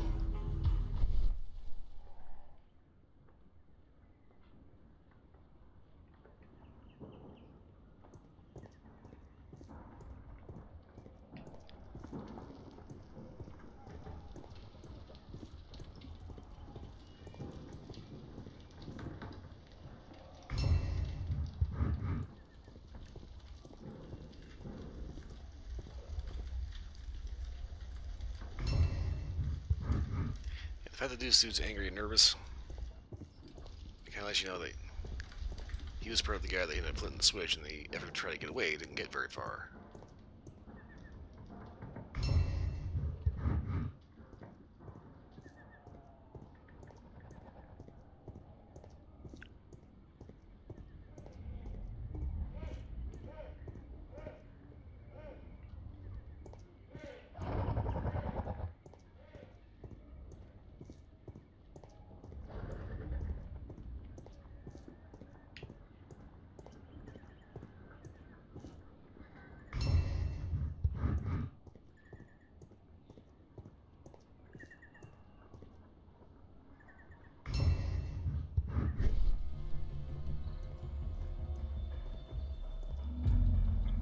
Okay, map the accident.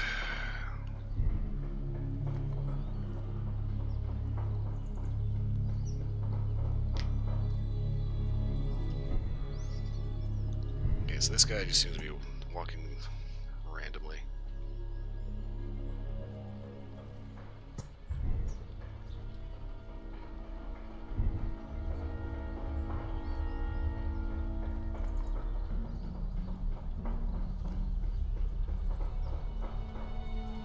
I'm thinking this is our guy.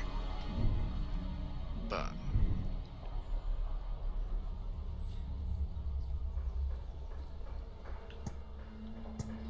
it's obviously not a suspect.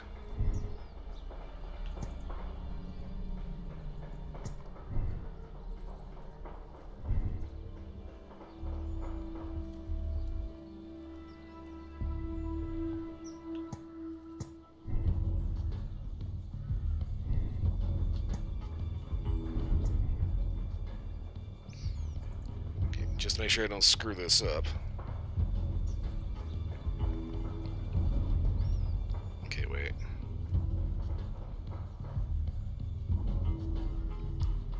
All three guys that were not carriage drivers.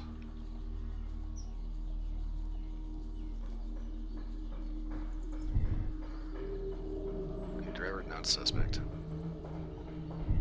Driver not a suspect.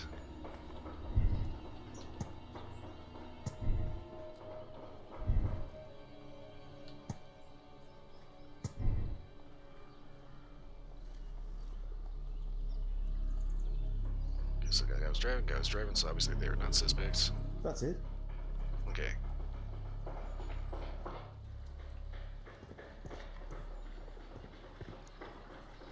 Constable, I suspect 3 people here. Take them to Scotland Yard for questioning. As long as I don't leave empty-handed, all's good and well. I know that look, Holmes. Have you found something new? That's right. In order to trap the cab, the killer must have known the precise route it would take. Or even, that could suggest the cab must have set out not far from here, in this very street, perhaps. Remarkable. Holmes, I'm terribly sorry, but I must go to the hospital now to help tend to the wounded. I understand, Watson. But don't forget our earlier discussion. About Kate.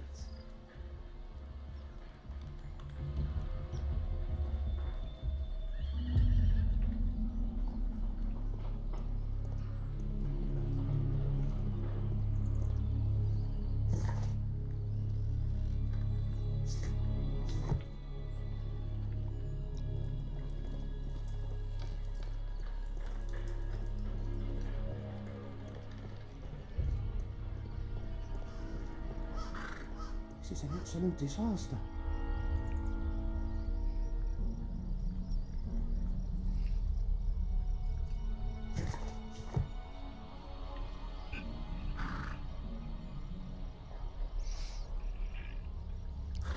Okay, coffee break.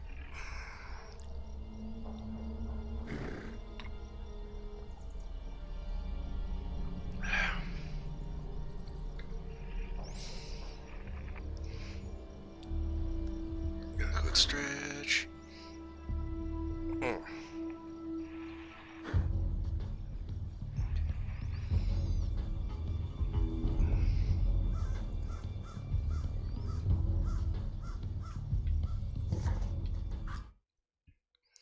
We head to the yard.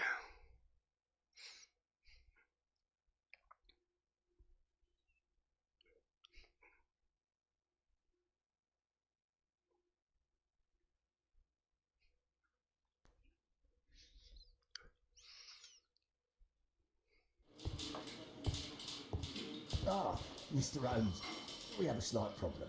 What happened? One of the suspects, Mr. Reginald Butcher, has escaped. It was after we asked him to put his belongings in the evidence room. I'm sorry. How did he escape? He hit me in the face. Took me by surprise, you know, otherwise I... Of course. That's all? Just before he left the yard, he shouted, "Sorry, I'll come back later." Sorry, I'll come back later. He could have said that without punching me. Is Inspector Lestrade here? No, he will be absent for a couple of days. Can we keep this incident between us? Yeah, Gur's got a bruised, black eye and a bruised ego.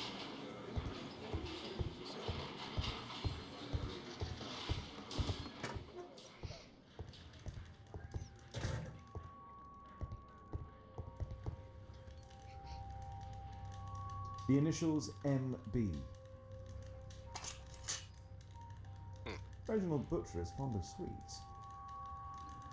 This pen is an expensive one, but it isn't new. Dear Mr. Butcher, your repeated absence, which is compounded by your delays with existing workloads, simply cannot continue. You're responsible for a number of serious errors that your colleagues have found themselves compelled to rectify. We are sorry for this present situation, as you have always been an exemplary employee. We understand the complication of your personal situation, but if you are unable to correct your behavior in the immediate future, you shall be first to terminate your employment. The Directors, Underground Electric Railways Company of London. Reginald Butcher had problems with his job. Mr. Butcher, we have the utmost excellent news for you. Please arrange to visit the hospital as soon as possible so we can conclude this matter. P.S. Your condition is stationary. Dr. Matthew Smith, Great Ormond Street, General Hospital, London. This letter from yesterday perhaps explains why Butcher was in such a hurry. At any rate, I now have an exact address. Okay, well, before we go at the end of taking a look at the rest of that shit, let's go ahead and see if we can find this fucker.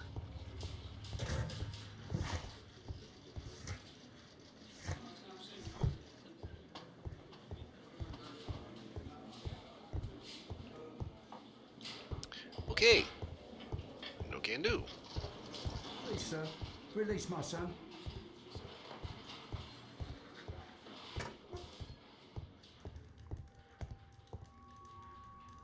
Whiskey. Of poor quality. Murad. Quite a popular brand of cigarette.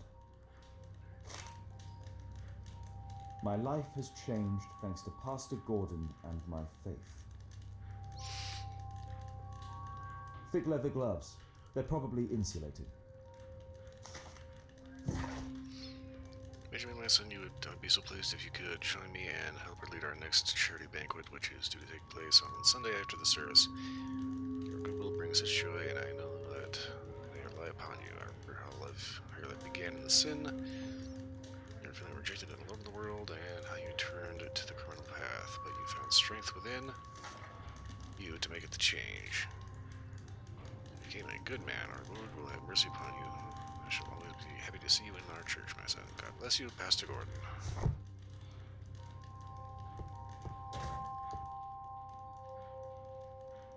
Electrical wires. Uh-oh. Dear Mr. Gare, we are obliged to inform you that despite your expropriation, you are still in debt to a considerable sum of money. We request that you contact our payment service as soon as possible, otherwise we shall be obliged to involve the police in this unfortunate matter. Mr. Stewart, Financial Director, Bank of England. A book. Karl Heinzen's 1848 Der Mord, with a bookmark.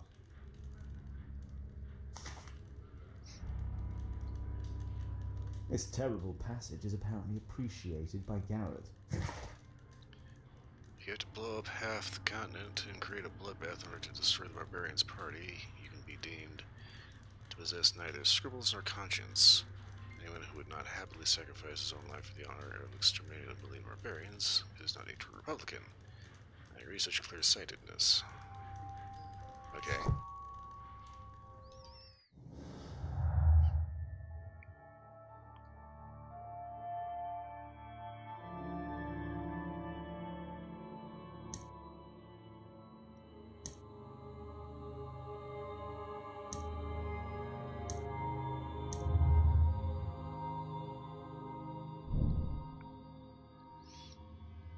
presuppose the state, capitalism, and market relations, but Thomas Garrett is in debt to the bank.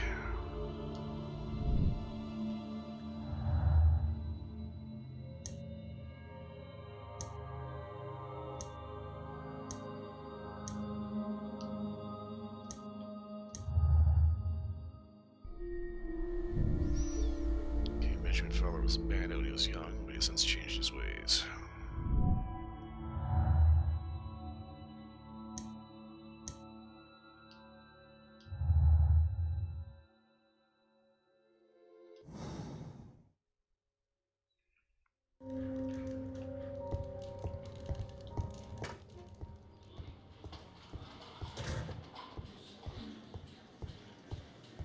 Can I help you, Mr. Holmes?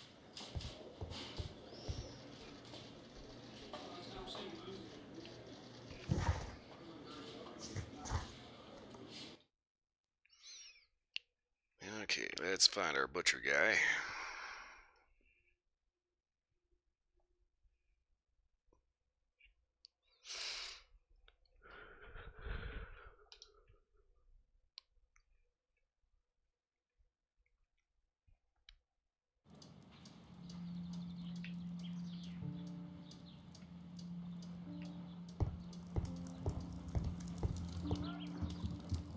I'm apparently in the children's ward.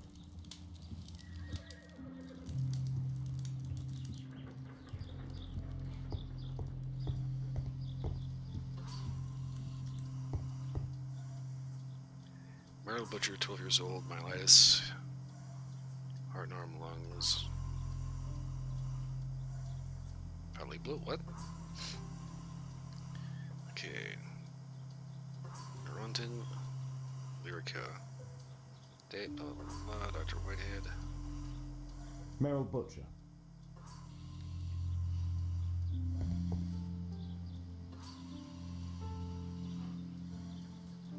Mr. Reginald Butcher, I come from Scotland Yard. Might we talk? All right, but not too loudly. She's finally asleep. Is she your daughter? My pretty little Mel. She's very ill. Now look, I'm sorry I ran, but I had to see Dr. Blowberry today and the policeman wouldn't listen. Don't worry, I understand now.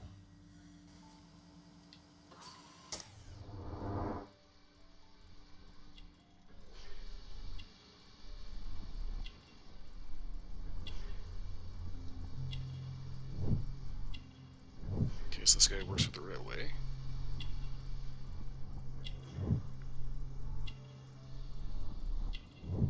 Married.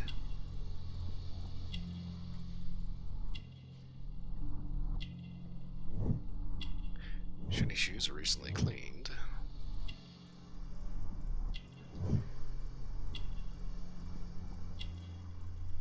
Childish bracelet, obviously daughter's gift.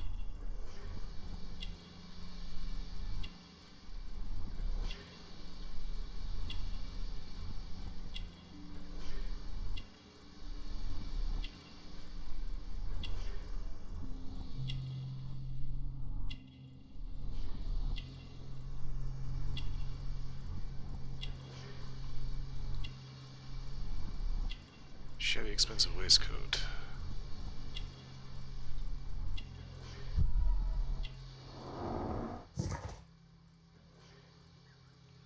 Regional Butcher Mayman holds the position of a railway worker. He is depressed due to the illness of his daughter, of whom he is extremely fond. His shoes are shining. They have not been recently cleaned. His expensive waistcoat, now in a shabby condition, reveals he was previously a prosperous man. Mr. Butcher loves his daughter. He is now ashamed to wear a child's bracelet to display his affection. What do you do for a living, Mr. Butcher? I work at the office of the Underground Electric Railways Company. Then you must be familiar with electrical devices. I am indeed. Why do you ask? It is of no consequence, but tell me, what are the reasons behind the problems you're experiencing at work? Problems? What do you mean? You have already received a written warning. Yes. I'm often late to work. My boss doesn't understand my situation. It's difficult since my daughter became ill. I see. Coincidentally, we found one of your company's cabs in the square where the accident occurred. Really? Why was it there? I have no idea. Do you? No. But A week ago, we had a technical cab stolen, along with its tools. Do you think that could be the one? It's possible.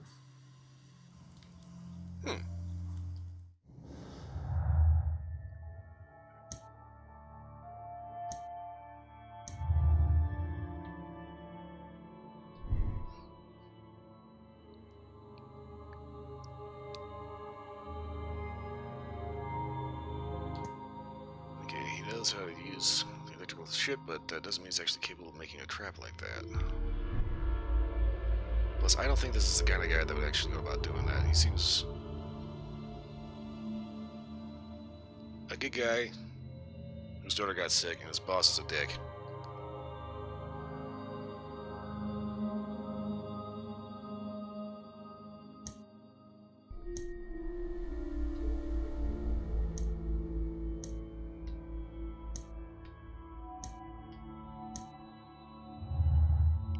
And plus, he even left it saying that he would come back to the station later. So obviously anybody that is obviously guilty is probably not going to be arrested.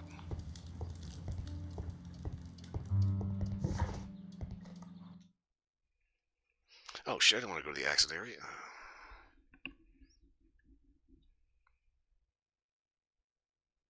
Yeah, I don't think this is our guy. But he did provide useful information that they had a technical cab stolen. And it's concerning the fact that the technical cab had been recently and poorly painted over, trying to disguise it.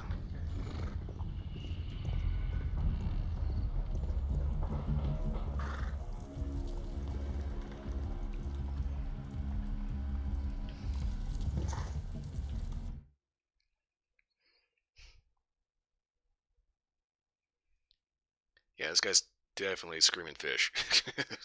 Big time red herring.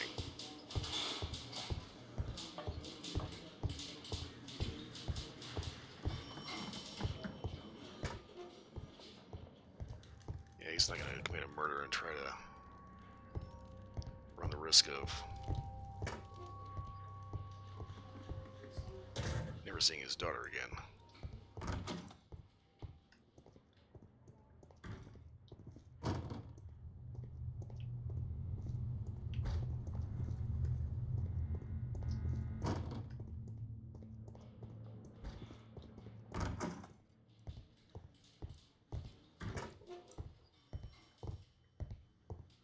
Please, escort this suspect for interrogation. Good day to you. My name is Sherlock Holmes, and I am assisting the police with their investigation. I'm Benjamin Fowler, and I was arrested by mistake. I swear it. You have not been arrested, Mr. Fowler. You are here as a witness. Oh, but I saw nothing. I swear. Let me go.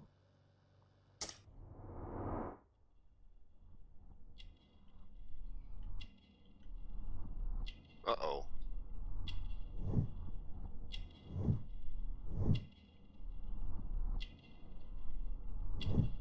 This is the guy that turned his life around.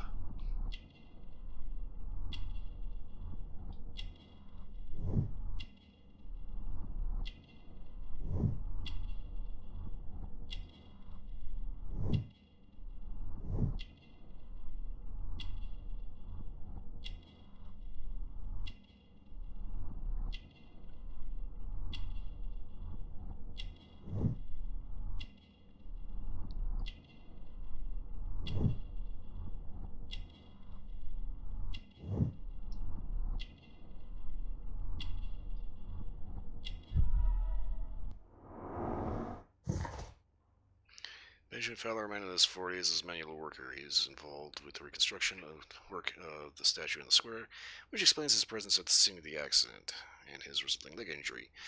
Mr. Fowler has a dog tattoo, a gang member's mark, which he attempts to hide. Yellow nails identify him as a heavy smoker, and he's a religious man. Could you tell me what you were doing at the scene of the accident? I was working on the square's statue. I work for the council. I swear it. Do you ever work with electricity? Yes, sometimes. I repair electric lampposts, but I'm not a specialist. I swear it. It's new, isn't it? And complex and dangerous. I understand.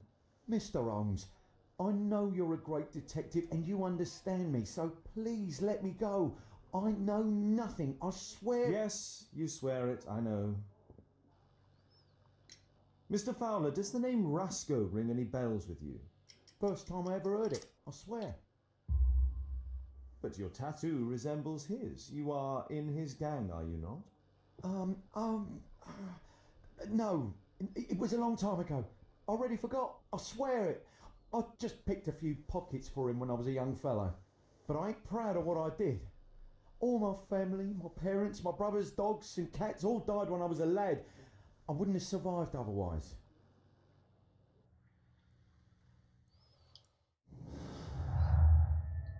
Okay.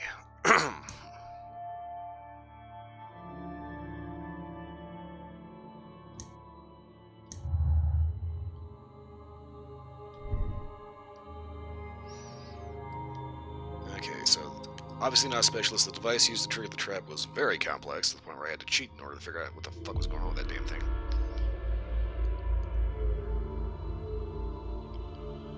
He does kind of have a little bit of a fishy vibe to him, the fact that he keeps swearing everything, but keep in mind he's got the cross on him, and he got that letter from the pastor from him.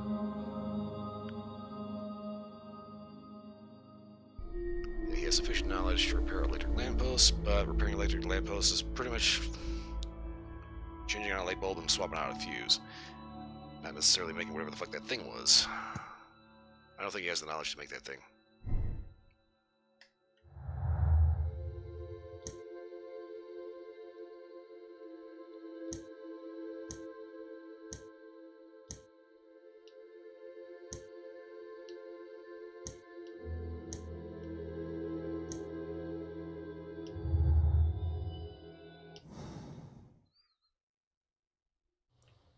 Okay. Now this asshole. Please, escort this suspect for interrogation. Good day to you, sir. My name is Sherlock Holmes. Thomas Garrett. Why am I here?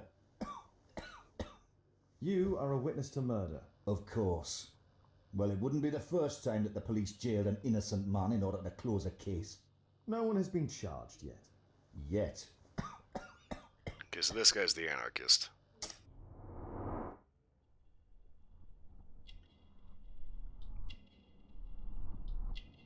Pretty obviously ill.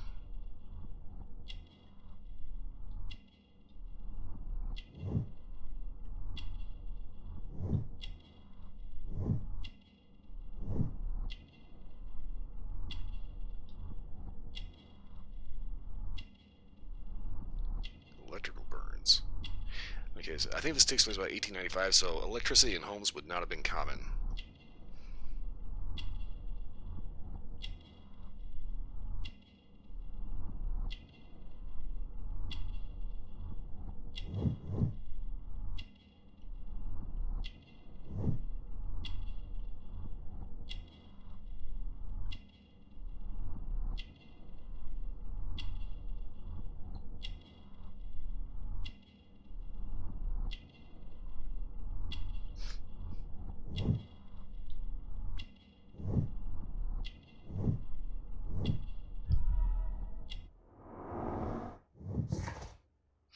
Thomas Garrett is an aggressive person who wears the symbol of the anarchist. He dislikes the police, most probably all authority. It is obvious that he is poor. His clothes are old and worn. Security exhibits black spit through his coughing, which is a symptom of silicosis. He's very ill. A specific burn on his finger reveals that he must work with electricity. Did you perhaps see anything in particular during or after this disaster? Yes. I saw part of your bourgeoisie burn up and explode. It was spectacular. Why did you remain in the square? Why not seek shelter? Like the rest of the sheep, there were some wounded comrades, workers. I wanted to help them. Of course you did. You have a severe cough. Are you suffering? It's only a cold. Why not be honest with me? You are spitting up black fluid. Ah, well observed. Yes, I have enough coal dust in my lungs to fuel an entire London district. You were a miner then? Since the age of 13, yes. At the Newcastle mines. 15 years of hell. Those were bloody times. But now it's over. I don't want to die in those holes like my father and my brothers did, in order to line the pockets of the rich. Do you have any electrical knowledge? How do you know about that? You a mind reader? There are electrical wires amongst your belongings. Clever. Yes, I teach electrics to my comrades, since I'm currently without paid work. I'm self-taught, so we're not as dumb as you might think. And I don't want to work for bosses anyway. Well, ain't he a charmer?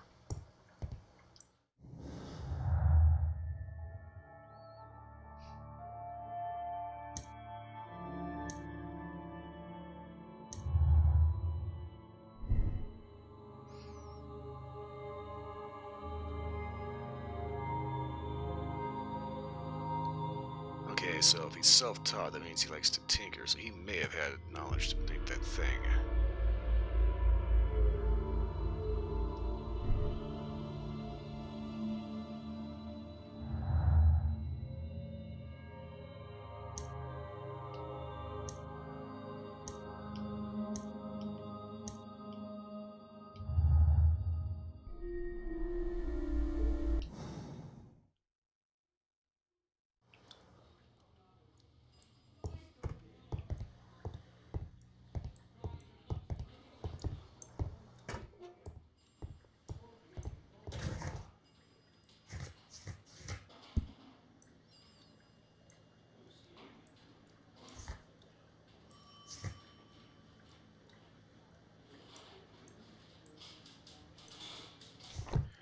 We need to get back to the crime scene, figure out where the hell that cab came from, and why it was painted.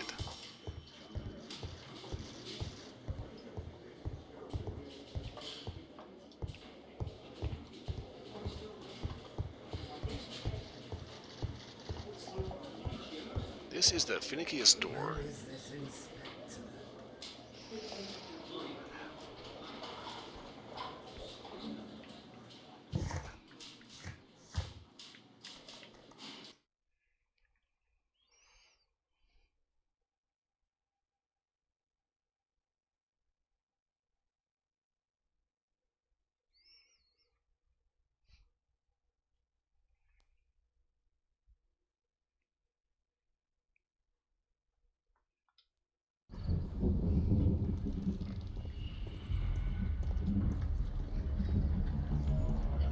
Whoa, camera. Okay, so... This is an absolute disaster. Let's take a look at what we got here. Come on. Solve the murder of the square, interrogate possible suspects, examine the belongings, find out where the cab came from.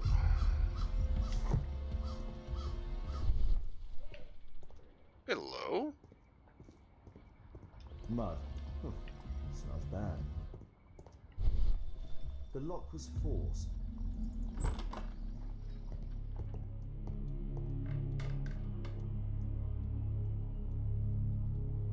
Okay, the same shit smell of mud that was on the guy's boots in the thing.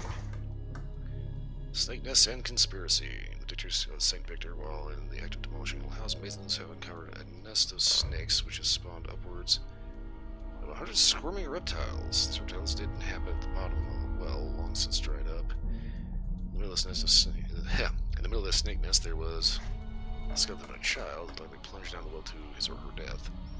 Surprisingly, the skeleton in question was still holding a red Morocco portfolio, which disintegrated apart from one legible strip of paper, which read, "Do not reveal the plot."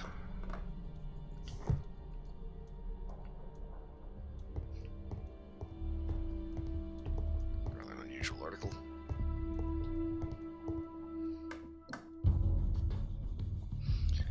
Okay. Wow.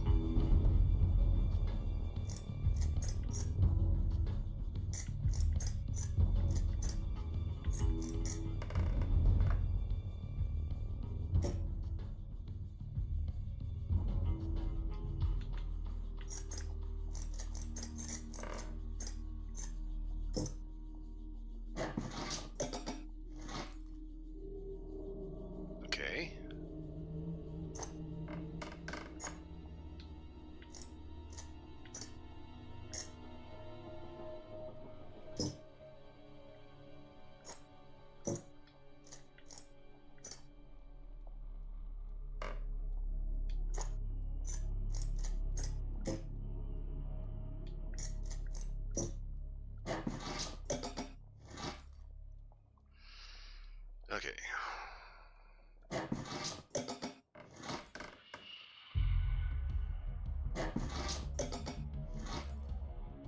so 3 has to be in front.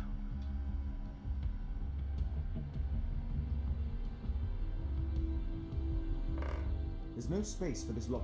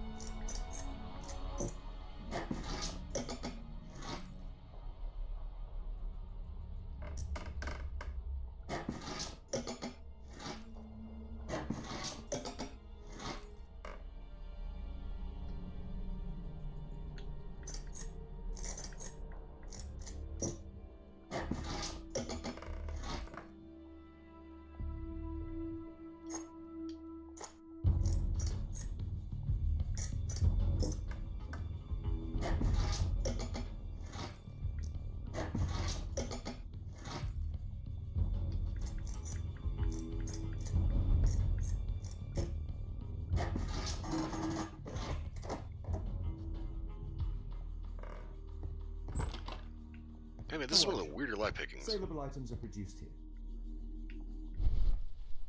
It's one of the weirder light pick mechanics. It looks as though the carpet was placed here intentionally.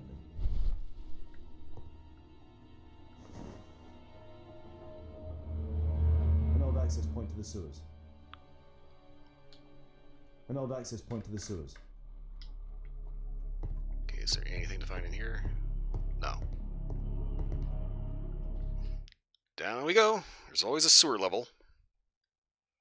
You know, it's like with the amount of like really nasty places we have to go in video games, is one of the things I keep bringing up. I am ever so glad that nobody ever actually invented smell-o-vision.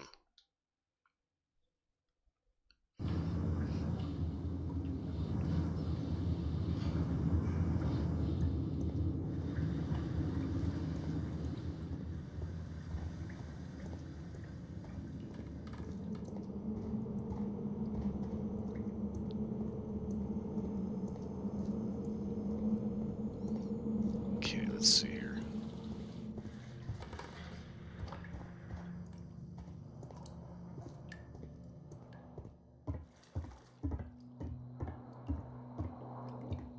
Ugh. Sewer fish.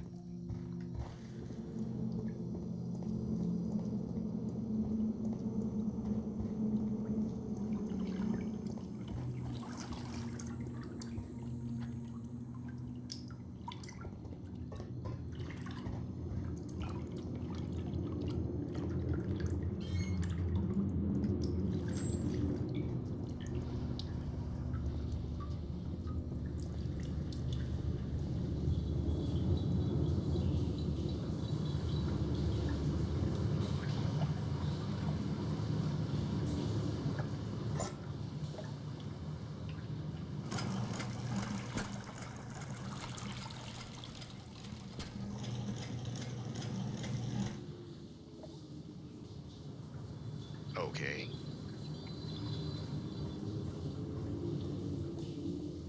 A pneumatic drill, same as the one that we found in the temple.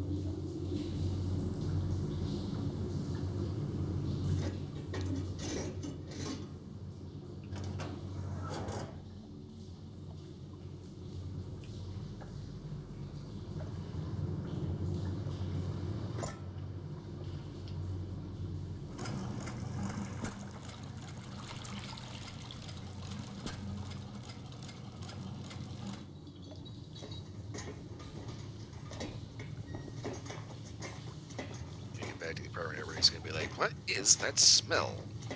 Don't ask. Oh god, wet socks.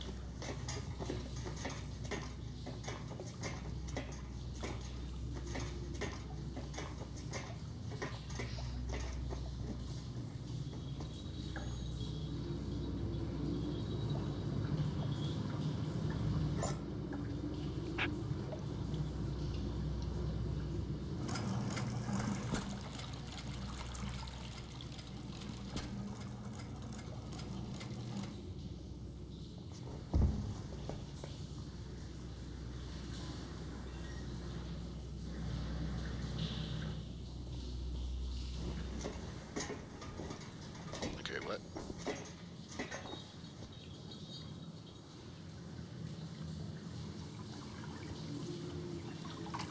You've got to be kidding me.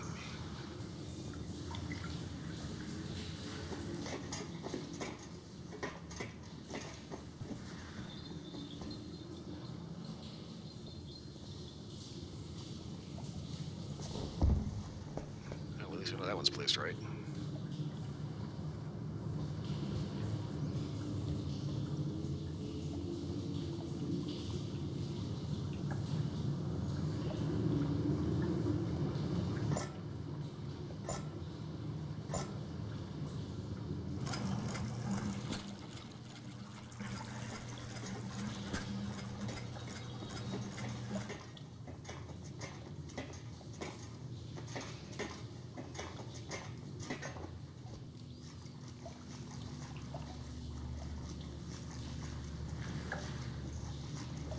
Can I get through here?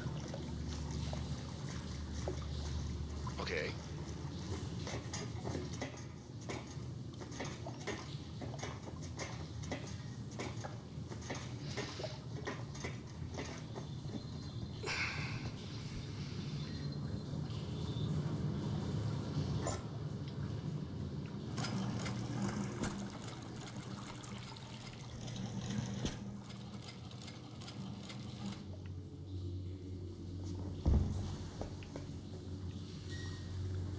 Okay, that's why this is over here.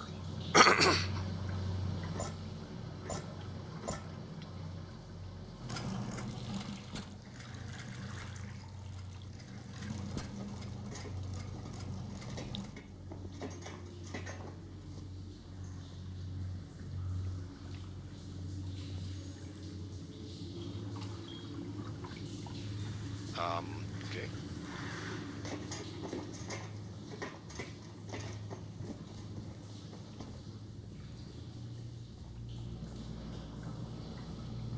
Oh, fuck.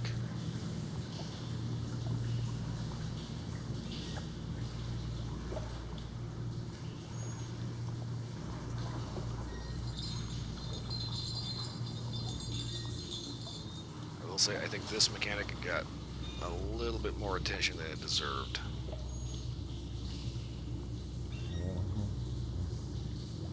Come on, god damn it.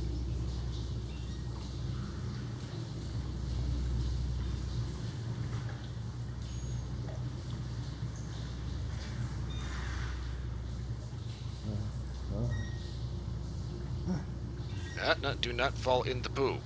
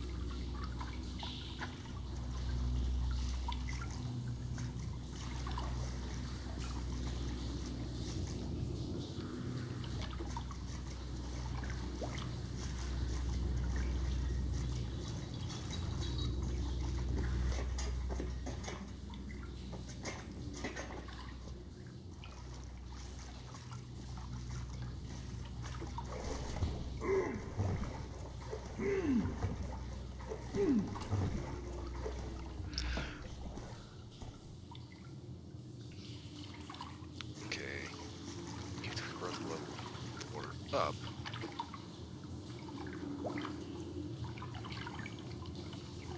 It's not going to reach that.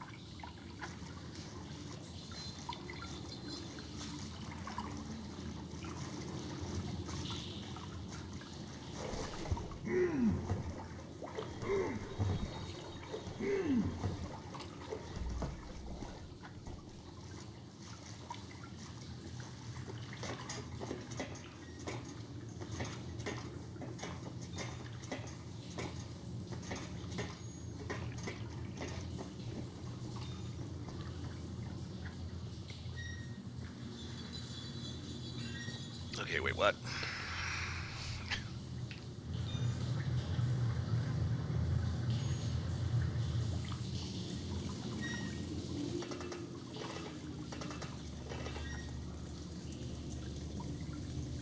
Okay.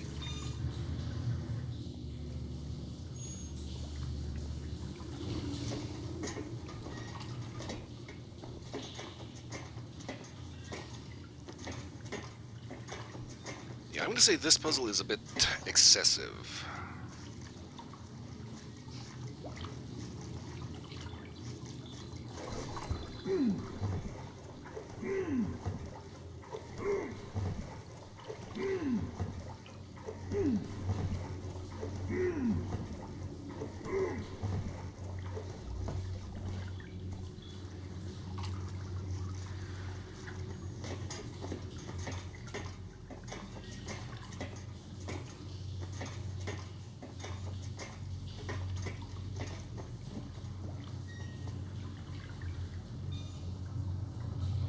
Oh, what the fuck are you?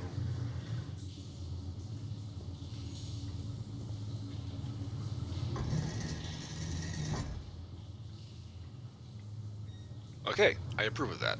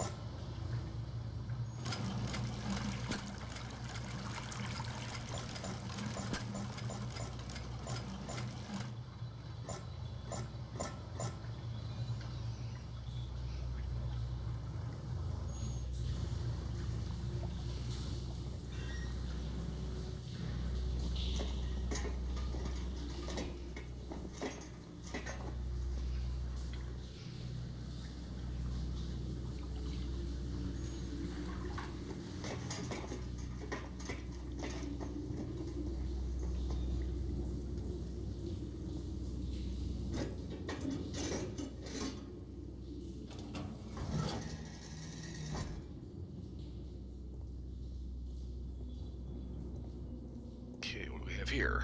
A red powder. Given the circumstances, most probably iron oxide. Metal powder. Looks like aluminium. Magnesium strips. Thermite.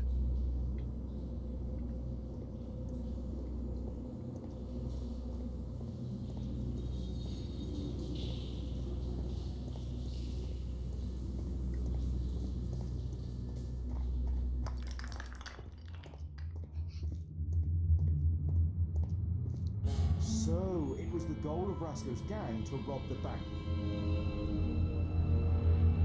Well, that's a new little wrinkle. The thieves have opened almost all of the deposit boxes. They must have taken a great many valuables.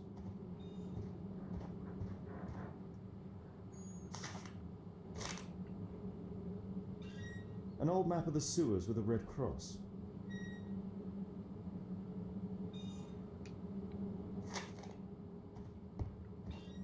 This vault belongs to the Bank of England. The thieves have opened almost all of the deposit boxes. They must have taken a great many valuables. The iron wall of the vault has been melted through. Still warm.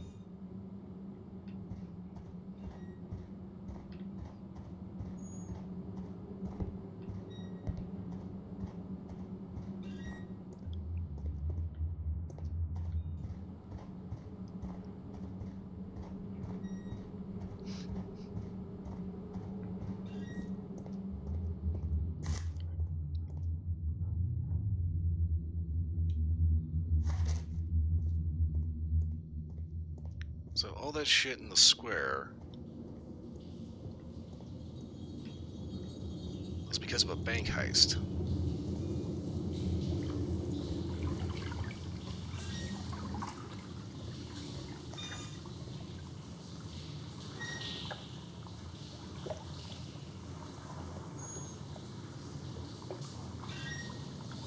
It's coming straight out of there.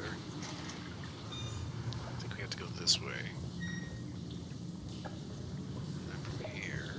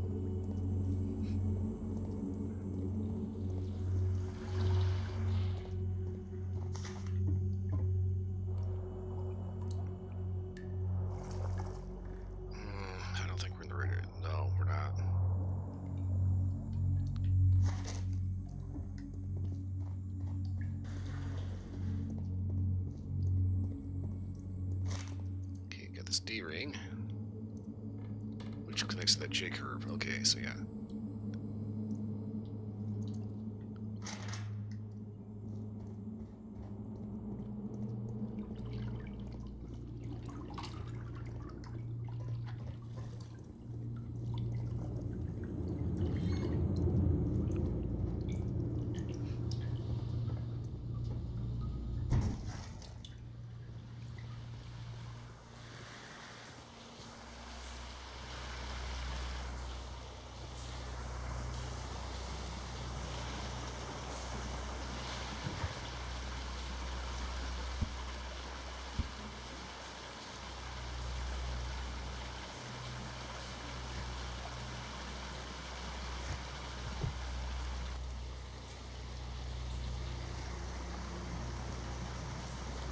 Licorice confectionery.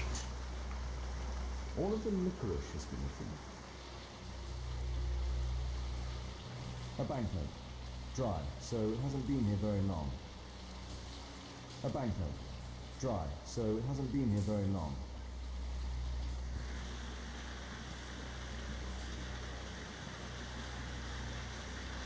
Murad. That's a popular brand of cigarette.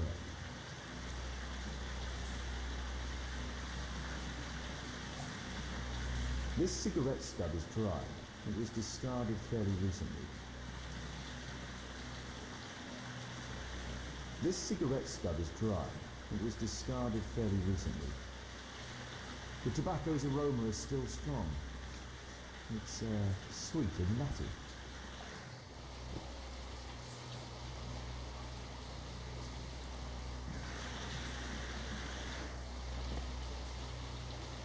Metal rings. They're used to hold the barrel in one piece.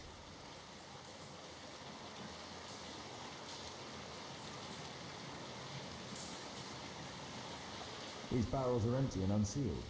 The thieves used these barrels for the loot, which they then threw into the water. I need to warn Lestrade about this.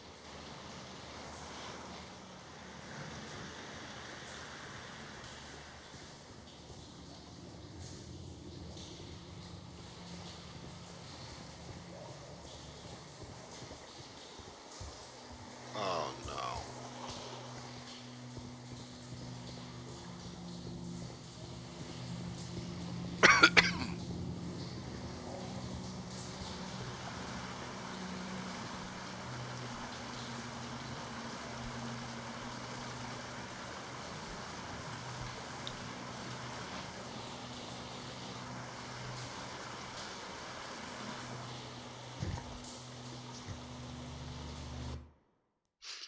Yeah, I am not crawling through all the rest of that sewer. We're just gonna say we just Superman straight up through the fucking thing, punched a hole in the fucking city's London streets, and call it a day.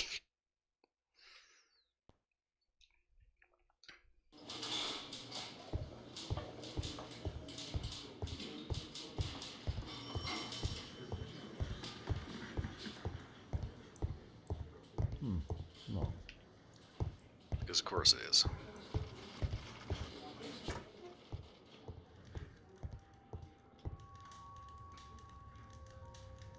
Reginald Butcher is fond of sweets.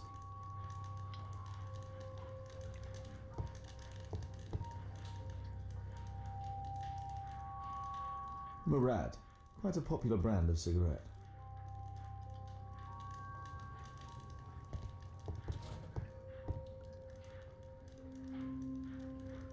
Electrical wires.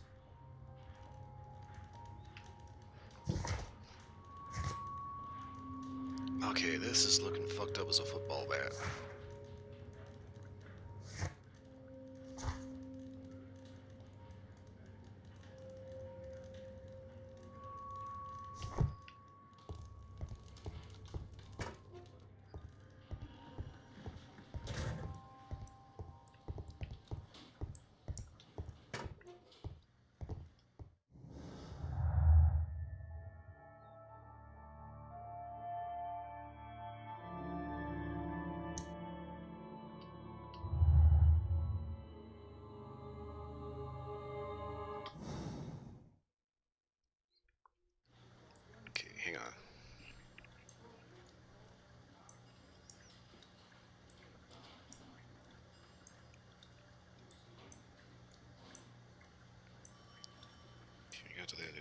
Hand around map, we gotta do that.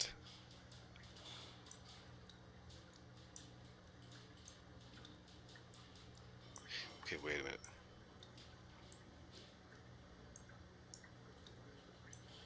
Okay, faster, let's go to the yard. Okay, this is okay. We already knew that one of the guys escaped the hospital, so that the guy went out of order. We went out of the order. We went out of order from the way that the guy did it. Oh my fucking god! You know, it's like I actually added a thing specifically for this situation. English, motherfucker!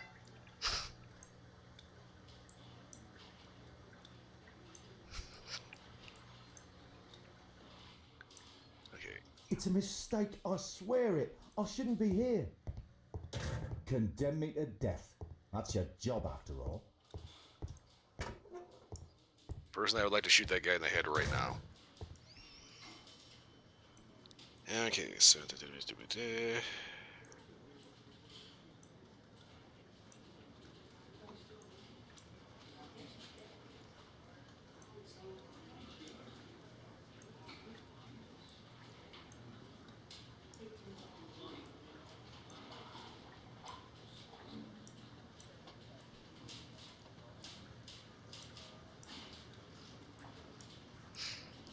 I think we need actually to head back to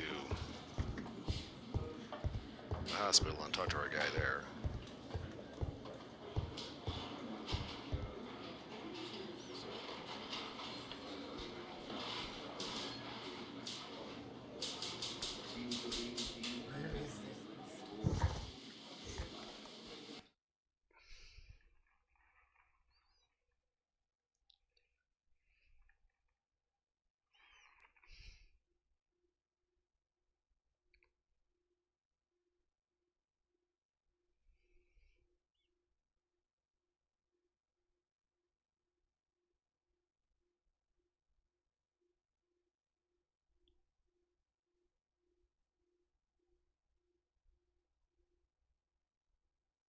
Okay, hang on a second. We got.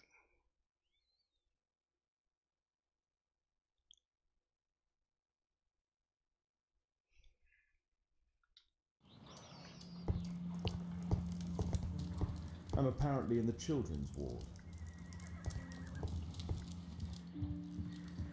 Does he have anything else to say?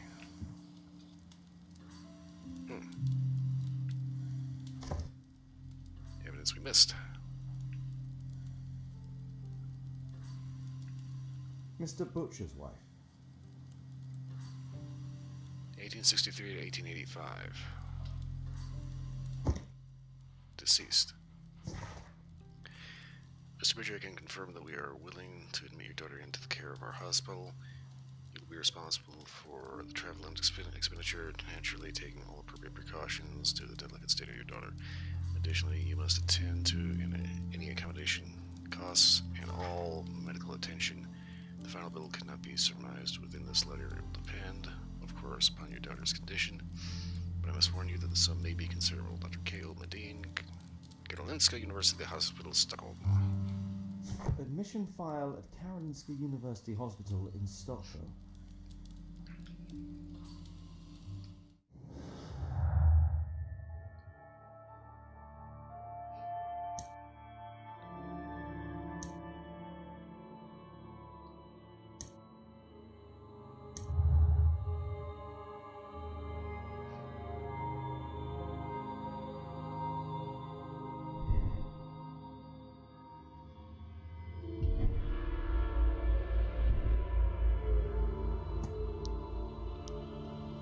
Okay, so this note.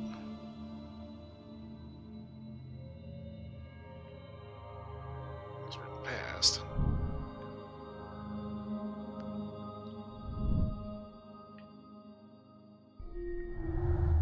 Okay.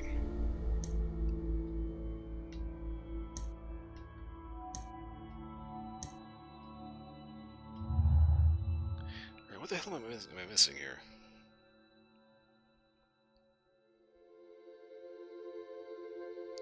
Okay, so Mr. Garrett Ah. Mr. Garrett did not have it because he was self-taught.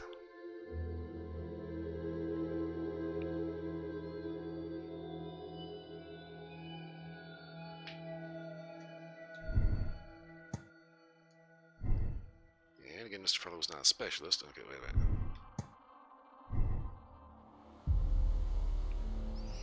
Alright, so this guy is getting a little funky here. Okay. Mr. Garrett, insufficient. Right.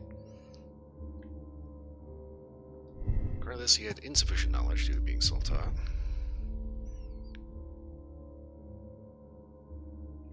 Okay, criminal past.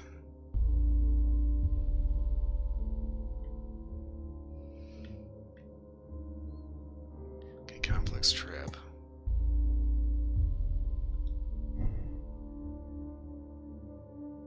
Butcher's trap, Butcher's problems.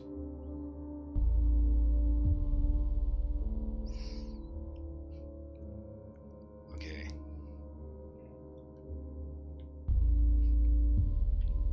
Custodiology.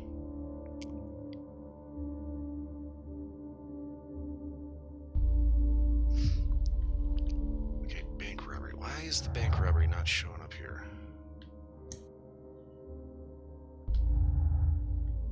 Okay, insufficient knowledge, criminal in the past, not a specialist, butcher's trap, butcher's problems. We are missing something. Something important.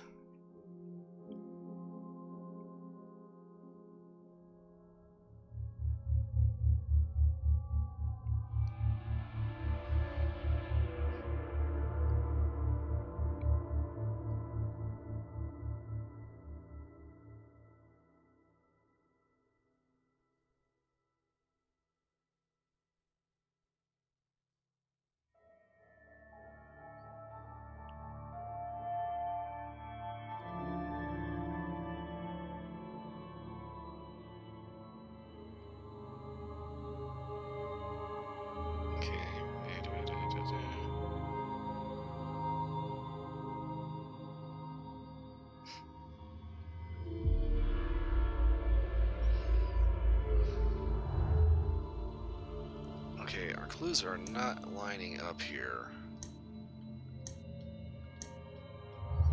Because for some reason, there's no mention of the bank heist.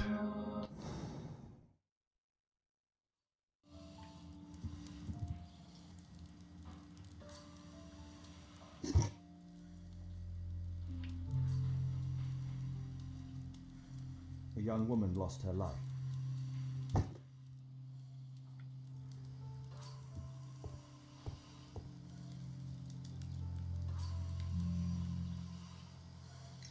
Can she be cured?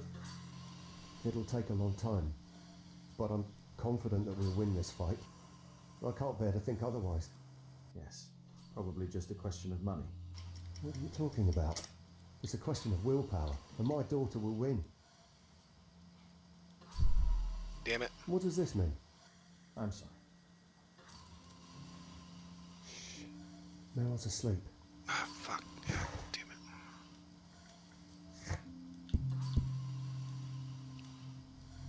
Okay.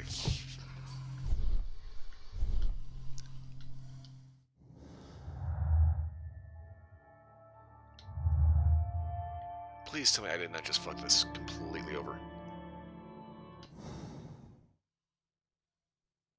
Okay, does this auto-save at all? No, it does not. Oh, fuck. Okay. Shit.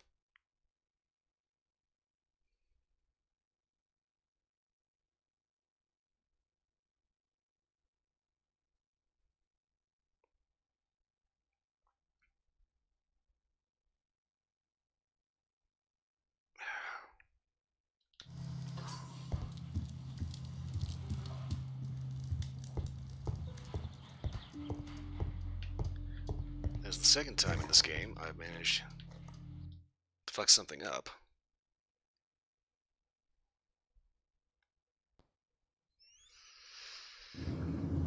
Okay.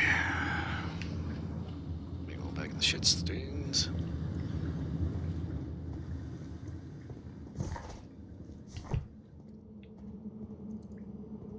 Okay, I don't think there's any further reason for us to be down here.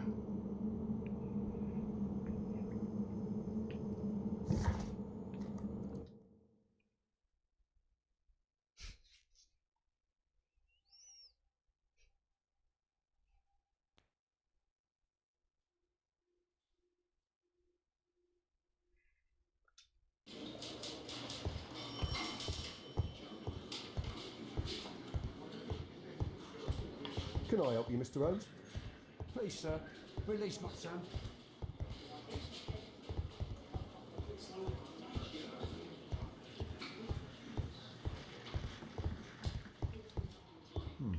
Lock. Okay, I may have screwed this up. I seriously do not know how to proceed.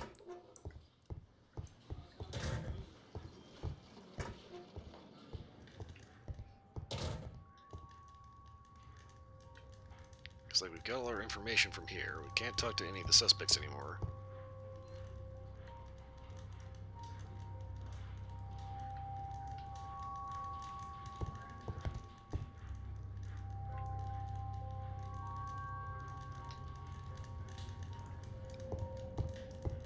Oh, hello. The belongings of the victims, Rasco and his acolyte. Okay, here we go. A police report about Rasco. He's only a minor criminal. And ugly at that. Mauricio Alfredo Vicente, also known as Rasco, leader of a small little gang, whose members can be identified by the gang's motif, a dog tattoo. The gang has been involved in frequent violence, robbery, pickpocketing, etc. A Webley revolver. Rasco is fond of licorice. Huh. The licorice was found both at the sewers and amongst Rasco's belongings. A normal pocket knife. A standard deck of playing cards. Okay, bank robbery. Bank stealer.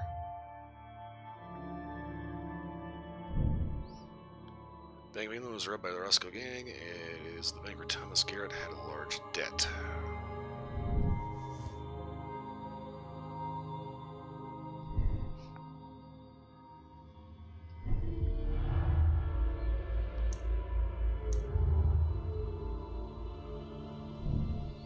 So meaning about the bank robbery, he managed to kill the members of Roscoe's gang immediately afterwards.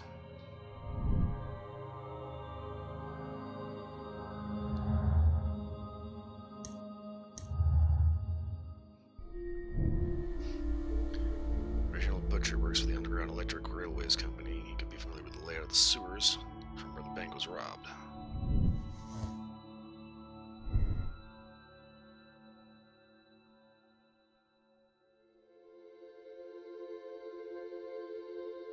Reginald Butcher needs urgent medical care for his daughter. Because of this, he contacted the Roscoe gang and helped them to rob the bank.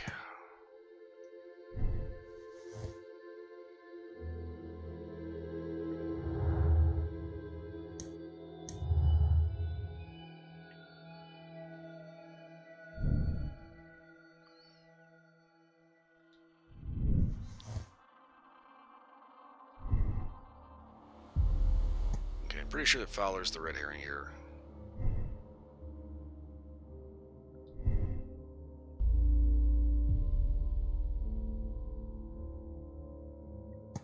And this guy's just an asshole. So unfortunately, the only one that makes sense...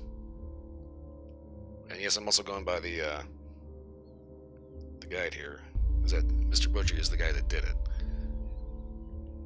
Basically, he ended up having to rob the bank, but he also set off the trap to kill the bank robbers.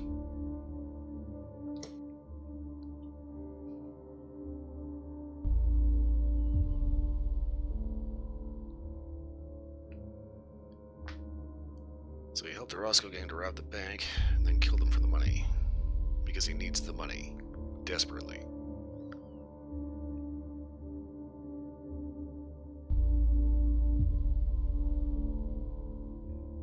You know, weirdly enough, yeah, this actually does make sense when you put it together like this.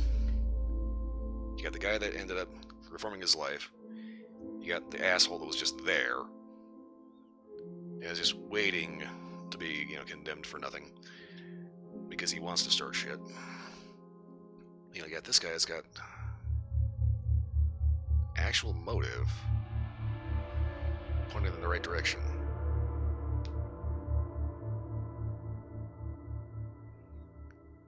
So I'm going to say this is a case of two negatives making a positive. Yeah, he may have helped rob the bank, but he also caught the bank robbers too.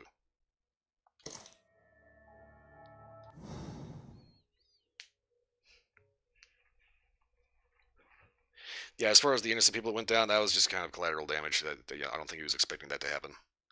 Because you think about it, that was kind of fate taking a very Rube Goldberg way of making absolute chaos. Mr. Butcher. She's finally asleep. I knew you'd return. You should go to Stockholm with your daughter. You will save her. I've made my decision. Leave now. You understand? I was forced to do all this. Perhaps you were.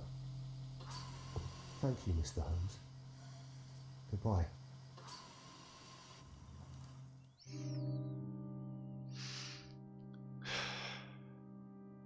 The other one to save his daughter's life, robbed the bank, and killed his accomplices out of necessity. With exceptional circumstances, he didn't have any other choice.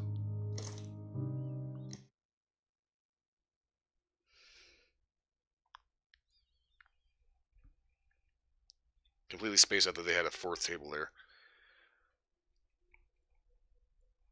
Okay, yeah, we got a nice little intro to the next thing. Not entirely sure exactly how many cases we have left to go, but given the way it's going, we probably need another 2 out of the next episode of this one.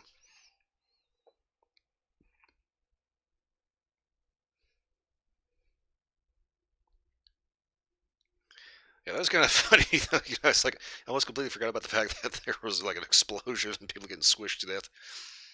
Honestly, I think the only reason why I think 2 people died was because of the fact that they like introducing mechanics and then telling you fuck all about them.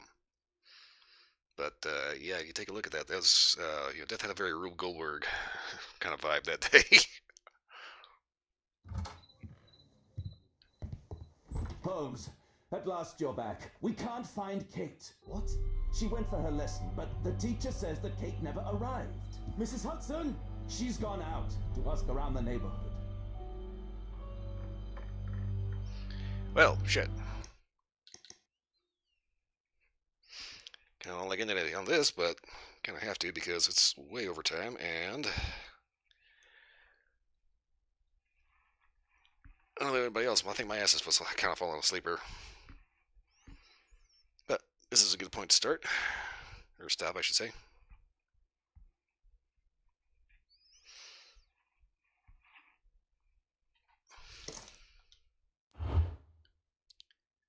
Okay, so next time we'll start up looking for Runaway Carol. Hop out of there. Okay. Okay. Yeah, some of the puzzles in this game and the weird mechanics that they're throwing in, it's like we go from previous episode having like some very Tomb Raider bullshit thrown at me to the thing with the ladders and the water levels. That's just like, somebody was clearly playing Resident Evil at some point during the dev cycle. I don't know how many missions we have left, but I'm anticipating several curveballs that are going to be just absolutely just left as hell. Just like, what the fuck? But anyway, that is going to be next time. For right now, I am way over time. I have got to wrap up and get the hell out of here. So, I will be back tomorrow. Let's see, tomorrow is Thursday, correct? Yeah. Tomorrow is actually Wednesday, Thursday. This is the problem when you get a string goes past midnight. Anyway, I'm getting out of here. I will be back tomorrow at the same place, same time. Hopefully a little earlier, if I can get my shit together. Anywho, for watching, thanks for watching. Hope everybody was entertained. For watching the corner of the issue slogan still here. Again, thanks for watching. Hope everybody was entertained. Beyond that, everyone has a wonderful morning, noon, night, whatever it is where you are. I'll see you again next time. I have got to go.